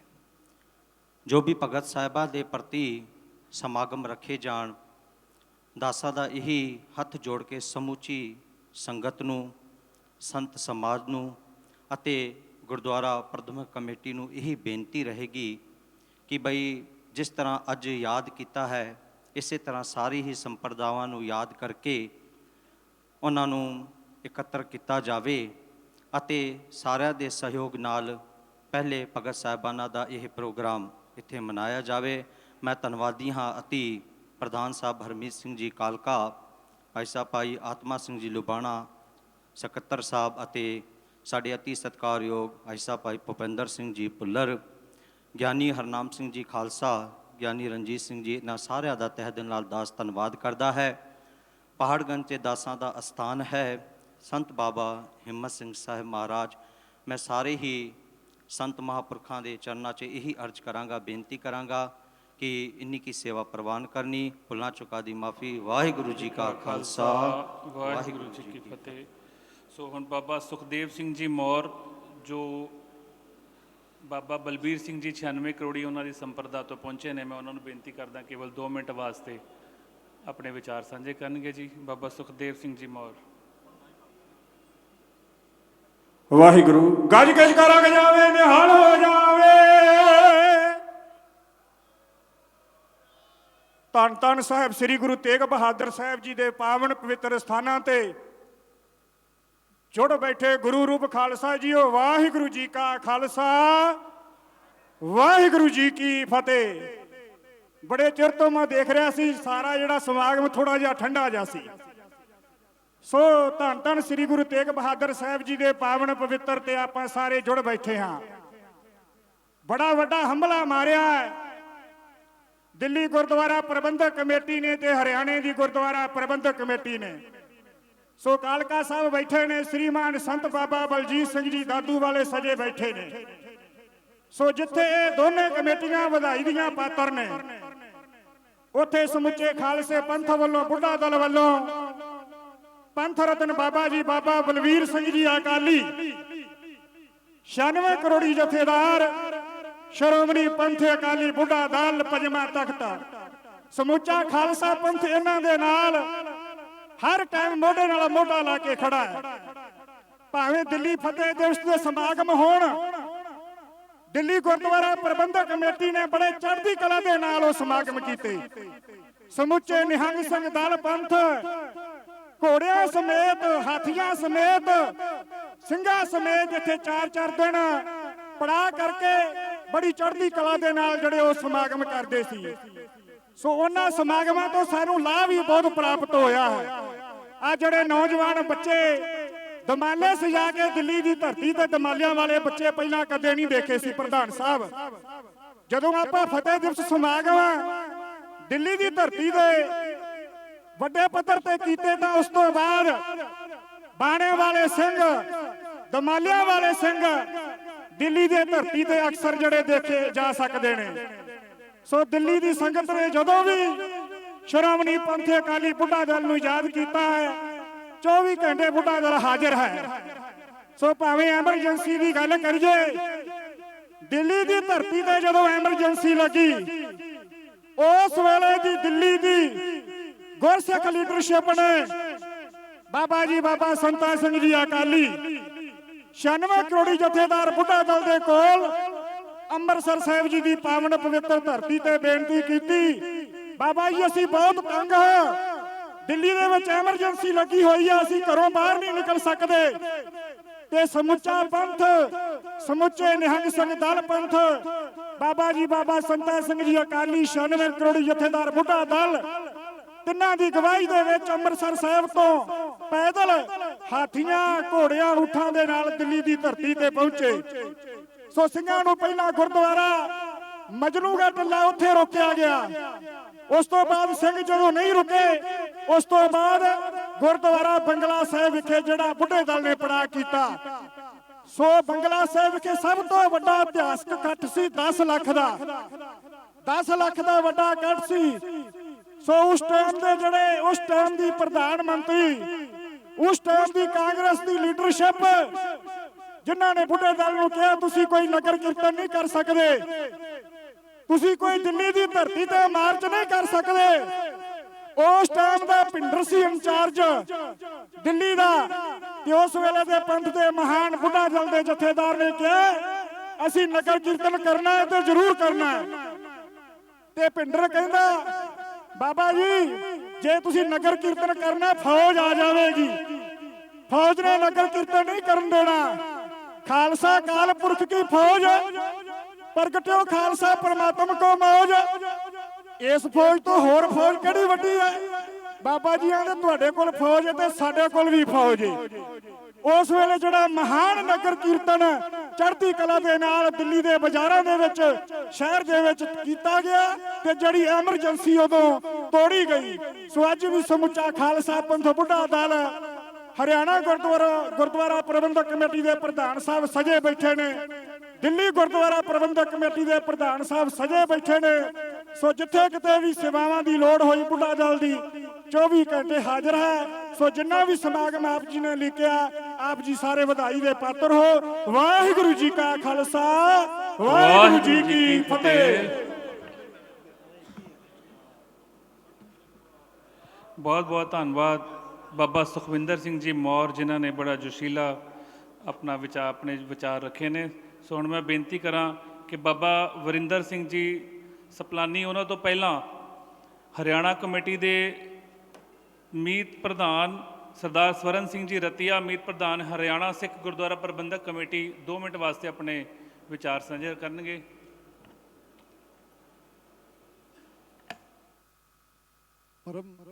परम सत्कार गुरु साध संगत जीओ, वाहेगुरु जी का खालसा, वाहेगुरु जी की फतेह।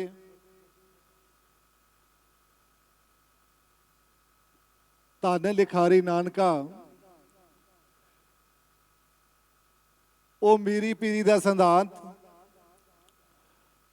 ਜਿਹਦੇ ਵਿੱਚ ਕੀ ਧਰਮ ਨੂੰ ਅੱਗੇ ਰੱਖਿਆ ਜਾਂਦਾ ਹੈ। ਔਰ ਇਹ ਵਧਾਈ ਦੇ ਪਾਤਰ ਨੇ ਅੱਜ ਜਿਹੜਾ ਸ਼ੁਰੂਆਤ ਹੋਈ ਹੈ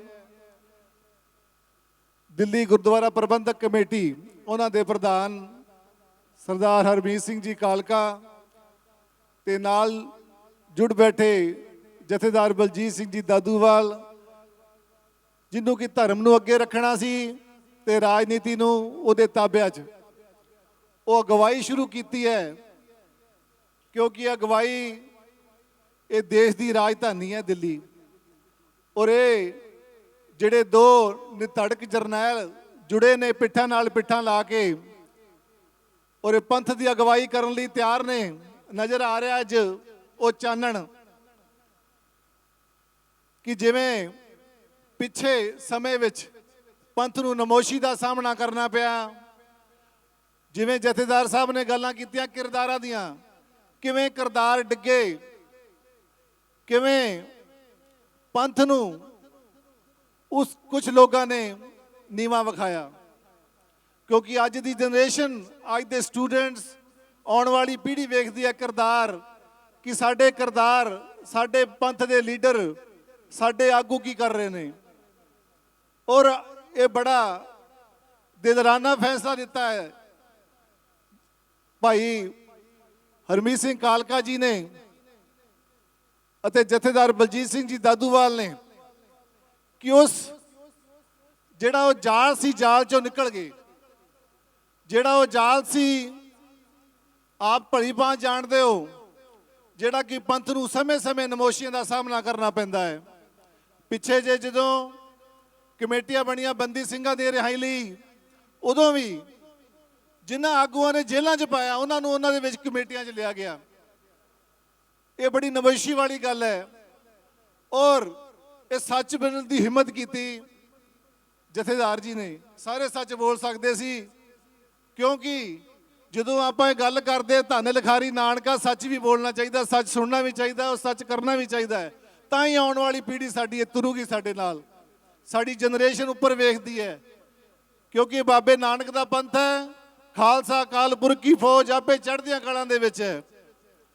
ਅਤੇ ਸਾਡੇ ਹਰਿਆਣੇ ਦੇ ਵਿੱਚ ਤੁਹਾਨੂੰ ਥੋੜਾ ਦੱਸ ਦਿਆਂ ਛੋਟਾ ਜਿਹਾ, ਕਿ ਸਾਡੇ ਸਮੂਹ ਮੈਂਬਰ ਨੇ ਫੈਸਲਾ ਕੀਤਾ, ਜਦੋਂ ਸਾਡੀ ਹਰਿਆਣਾ ਗੁਰਦੁਆਰਾ ਪ੍ਰਬੰਧਕ ਕਮੇਟੀ ਕੋਮੇ 'ਚ ਵੀ ਚਲੀ ਗਈ ਸੀ, ਉਦੋਂ ਸਾਰੇ ਮੈਂਬਰ ਸਮਾਨਾਂ ਨੇ ਜਥੇਦਾਰ ਬਲਜੀਤ ਸਿੰਘ ਜੀ ਨੂੰ ਕਿਹਾ ਕਿ ਇਹਦੀ ਅਗਵਾਈ ਕਰੋ। ਇਹ ਘਰੇ ਬੈਠੇ ਸੀ, ਨਾ ਇਹ ਇਲੈਕਸ਼ਨ ਲੜੇ ਹੈ, ਨਾ ਇਹ ਅੱਗੇ ਆਏ ਹੈ ਕਿ ਔਰ ਉਸ ਟਾਈਮ ਜਦੋਂ ਦਾ ਜਥੇਦਾਰ ਜੀ ਨੇ ਕੰਮ ਸੰਭਾਲਿਆ, ਸੇਵਾ ਸੰਭਾਲੀ, ਜਿਵੇਂ ਨਾੜਾਂ ਦੇ ਵਿੱਚ ਬਲੱਡ ਦੌੜਦਾ ਨਾ, ਨਾੜਾਂ 'ਚ ਐਂ ਦੌੜਨ ਲੱਗ ਗਿਆ, ਐਂ ਚੱਲ ਪਈ ਕਮੇਟੀ, ਰੇਲ ਵਾਂਗੂ ਚੱਲਣ ਲੱਗੀ। ਔਰ ਧਰਮ ਪ੍ਰਚਾਰ ਦੀ ਲਹਿਰ ਰਾਤ ਦਿਨ ਚੱਲੀ ਹੈ, ਰਾਤ ਦਿਨ ਚੱਲ ਰਹੀ ਹੈ। ਔਰ ਮੈਂ ਇੱਥੇ ਦਿੱਲੀ ਵੀ ਵੇਖ ਰਿਹਾ, ਉਹ ਸੰਗਤਾਂ ਦੇਖ ਰਹੀਆਂ ਕਿਵੇਂ ਲਾਈਵ ਪ੍ਰੋਗਰਾਮ ਭਾਈ ਹਰਮੀਤ ਸਿੰਘ ਜੀ ਕਾਲਕਾ ਜੀ ਨੇ ਇੱਥੇ ਵੀ ਲਹਿਰ ਦੇਖਦੇ ਆ ਸ਼ਾਮ ਨੂੰ, ਕਿਉਂਕਿ ਬੱਚੇ ਜਦੋਂ ਆਪਣਾ ਫੋਨ ਔਨ ਕਰਦੇ ਆ, ਵੇਖਦੇ ਆ ਵੀ ਲਾਈਵ ਪ੍ਰੋਗਰਾਮ ਚੱਲ ਰਿਹਾ ਹੈ। ਉਹ ਮੇਰੇ ਖਿਆਲ ਅੱਜ ਵੀ ਪ੍ਰੋਗਰਾਮ ਹੈ ਸ਼ਾਮ ਦਾ, ਕਿਉਂਕਿ ਜਿਹੜੀ ਲਹਿਰ ਹੈ ਪੰਥ ਦੀ ਲਹਿਰ, ਇਹ ਪ੍ਰਚਾਰ ਦੀ ਲਹਿਰ ਇੱਥੇ ਵੀ ਸ਼ੁਰੂ ਹੋ ਚੁੱਕੀ ਹੈ। ਔਰ ਇਹ ਜਿਹੜਾ ਪ੍ਰਚਾਰ ਹੈ ਰਾਜਧਾਨੀ ਦਾ ਪ੍ਰਚਾਰ ਹੈ, ਜਿਵੇਂ ਨੇ ਧੜਕ ਜਰਨੈਲ ਲੈ ਕੇ ਤੁਰੇ ਹੈ, ਔਰ ਇਸ ਕਾਫਲੇ ਦਾ ਰਲ ਮਿਲ ਕੇ ਸਾਥ ਦਈਏ, ਚੜ੍ਹਦੀ ਕਲਾ ਵਿੱਚ ਪੰਥ ਨੂੰ ਕਰੀਏ। ਵਾਹਿਗੁਰੂ ਜੀ ਕਾ ਖਾਲਸਾ, ਵਾਹਿਗੁਰੂ ਜੀ ਕੀ ਫਤਿਹ। ਥੋੜੀ ਜੀ ਮੇਰੀ ਗੱਲ ਰਹਿ ਗਈ ਸੀ ਵਿੱਚ, ਮੈਂ ਦੁਬਾਰਾ ਮਾਫੀ ਚਾਹੂੰਗਾ ਕਿ ਇੱਕ ਗੱਲ ਚੱਲੀ ਸੀ, ਮੈਂ ਵੀ ਘੁੰਮਿਆ ਸੀ ਅੰਮ੍ਰਿਤਸਰ ਦੇ ਉਸ ਇਲਾਕੇ ਦੇ ਵਿੱਚ ਜਿੱਥੇ ਕਿ ਸਿੱਖੀ ਦਾ ਨਾਮੋ ਨਿਸ਼ਾਨ ਬੜਾ ਘੱਟ ਮਿਲਦਾ। ਉੱਥੇ ਜਿਹੜਾ ਬਾਰਡਰ ਦਾ ਏਰੀਆ ਹੈ, ਬੜਾ ਲੋੜ ਆ ਉੱਥੇ। ਔਰ ਮੈਂ ਬੇਨਤੀ ਕਰੂੰਗਾ ਸੰਗਤ ਦੇ ਵਿੱਚ ਕਿ ਇਹ ਜਿਹੜੇ ਜਰਨੈਲ ਦੋ ਇਕੱਠੇ ਹੋਏ ਨੇ, ਉੱਥੇ ਵੀ ਕੋਈ ਪ੍ਰਚਾਰ ਦਾ ਕੇਂਦਰ ਸਥਾਪਿਤ ਕਰਕੇ ਸਾਬਤ ਕਰ ਦੇਣ ਕਿ ਹਰ ਕੋਈ ਹੋਰ ਵੀ ਸਿੰਘ ਬੈਠੇ ਨੇ ਕਿ ਜਿਹੜੇ ਪੰਥ ਦੀ ਅਗਵਾਈ ਕਰ ਸਕਦੇ ਨੇ।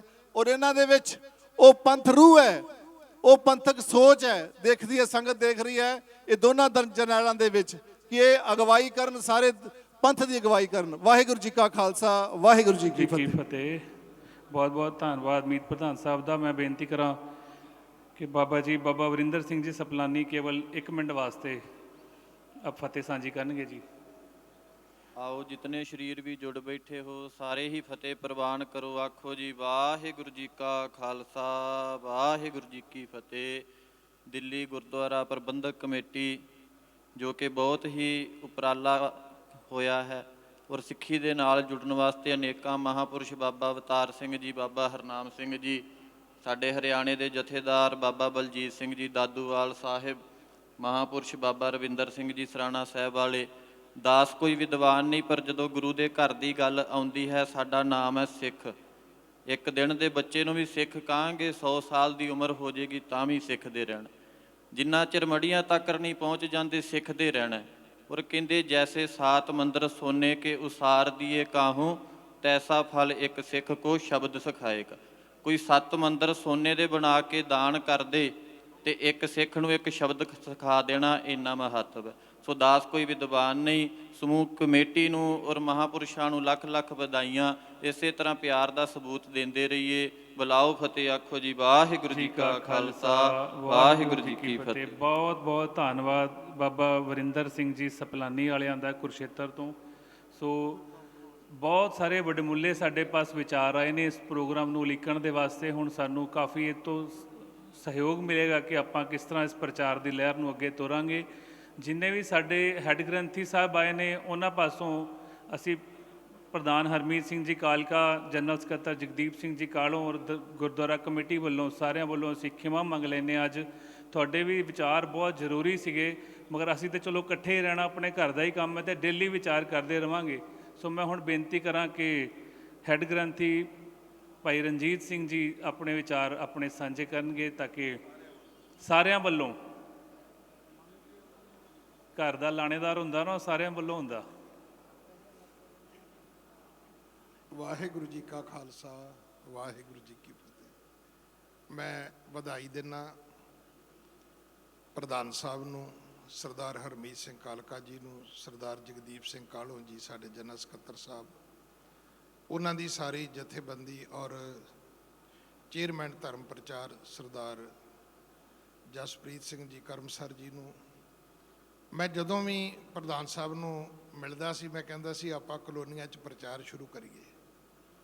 ਫਿਰ ਮੈਨੂੰ ਇੱਕ ਦਿਨ ਪਤਾ ਲੱਗਿਆ ਕਿ ਇਹਨਾਂ ਨੇ ਫੈਸਲਾ ਕਰ ਲਿਆ ਕਿ ਜਿਨ੍ਹਾਂ 36 ਮਹਾਂਪੁਰਖਾਂ ਦੀ ਬਾਣੀ ਗੁਰੂ ਗ੍ਰੰਥ ਸਾਹਿਬ ਮਹਾਰਾਜ ਵਿੱਚ ਦਰਜ ਹੈ, ਉਹਨਾਂ ਮਹਾਂਪੁਰਖਾਂ ਦੇ ਨਾਮ ਤੋਂ ਅਸੀਂ ਇੱਕ ਪ੍ਰਚਾਰ ਵਹੀਰ ਸ਼ੁਰੂ ਕਰਨ ਲੱਗੇ ਆ।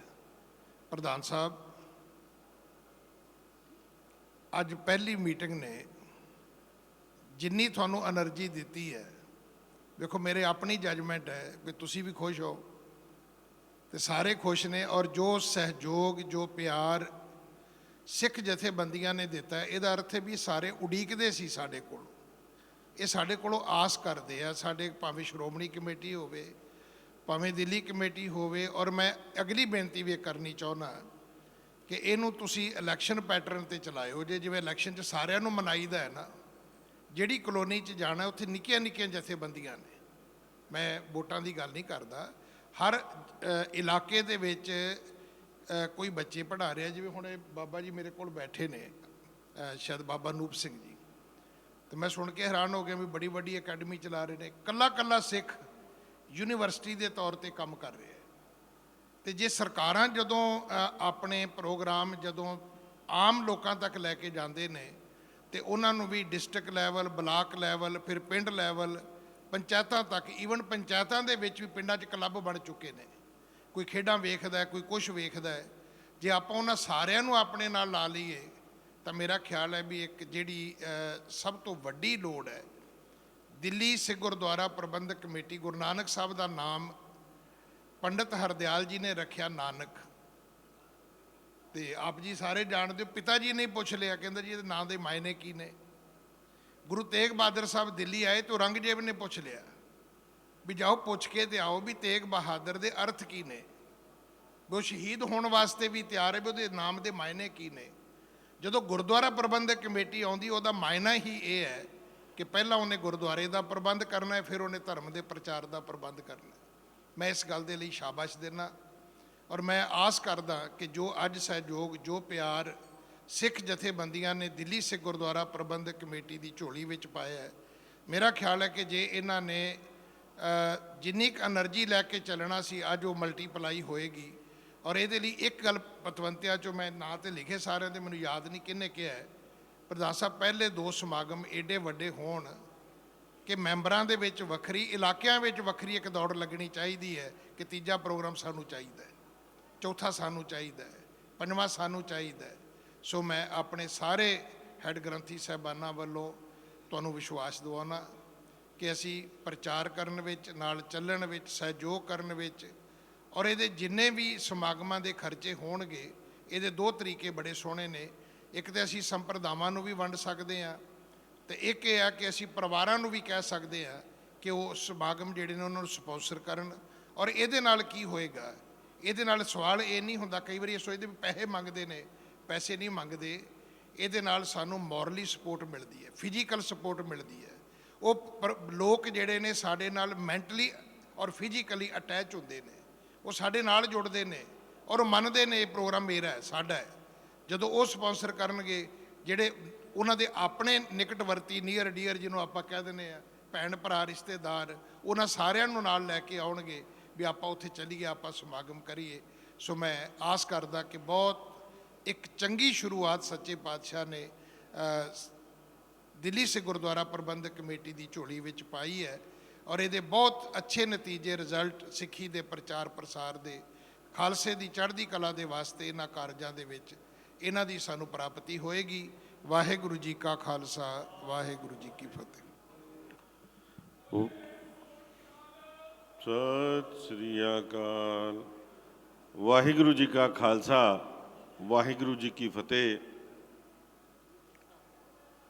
ਮੈਂ ਸਭ ਤੋਂ ਪਹਿਲਾਂ ਧੰਨਵਾਦ ਕਰਦਾ ਸਮੁੱਚੀ ਸੰਪਰਦਾਵਾਂ ਦਾ, ਦਲ ਪੰਥ ਦਾ, ਵੱਖ-ਵੱਖ ਇਲਾਕਿਆਂ ਤੋਂ ਆਏ ਸਿੰਘ ਸਾਹਿਬਾਨ, ਮਹਾਪੁਰਸ਼, ਔਰ ਜਿੱਥੇ ਜਿਨ੍ਹਾਂ ਨੇ ਸਾਰਿਆਂ ਨੇ ਆ ਕੇ ਜਿੱਥੇ ਇਸ ਪ੍ਰੋਗਰਾਮ ਦੀ ਸ਼ਲਾਘਾ ਕੀਤੀ ਹੈ, ਸਾਡੀ ਹੌਸਲਾ ਅਫਜ਼ਾਈ ਕੀਤੀ ਕਿ ਇਸ ਗੁਰੂ ਪੰਥ ਦੇ ਇਸ ਕਾਰਜ ਦੇ ਵਿੱਚ ਜਿਹੜੇ ਹਮੇਸ਼ਾ ਸਾਡੇ ਨਾਲ ਸਹਿਯੋਗ ਕਰਨਗੇ, ਮੈਂ ਇਹਨਾਂ ਦਾ ਤਹਿ ਦਿਲੋਂ ਧੰਨਵਾਦ ਕਰਦਾ।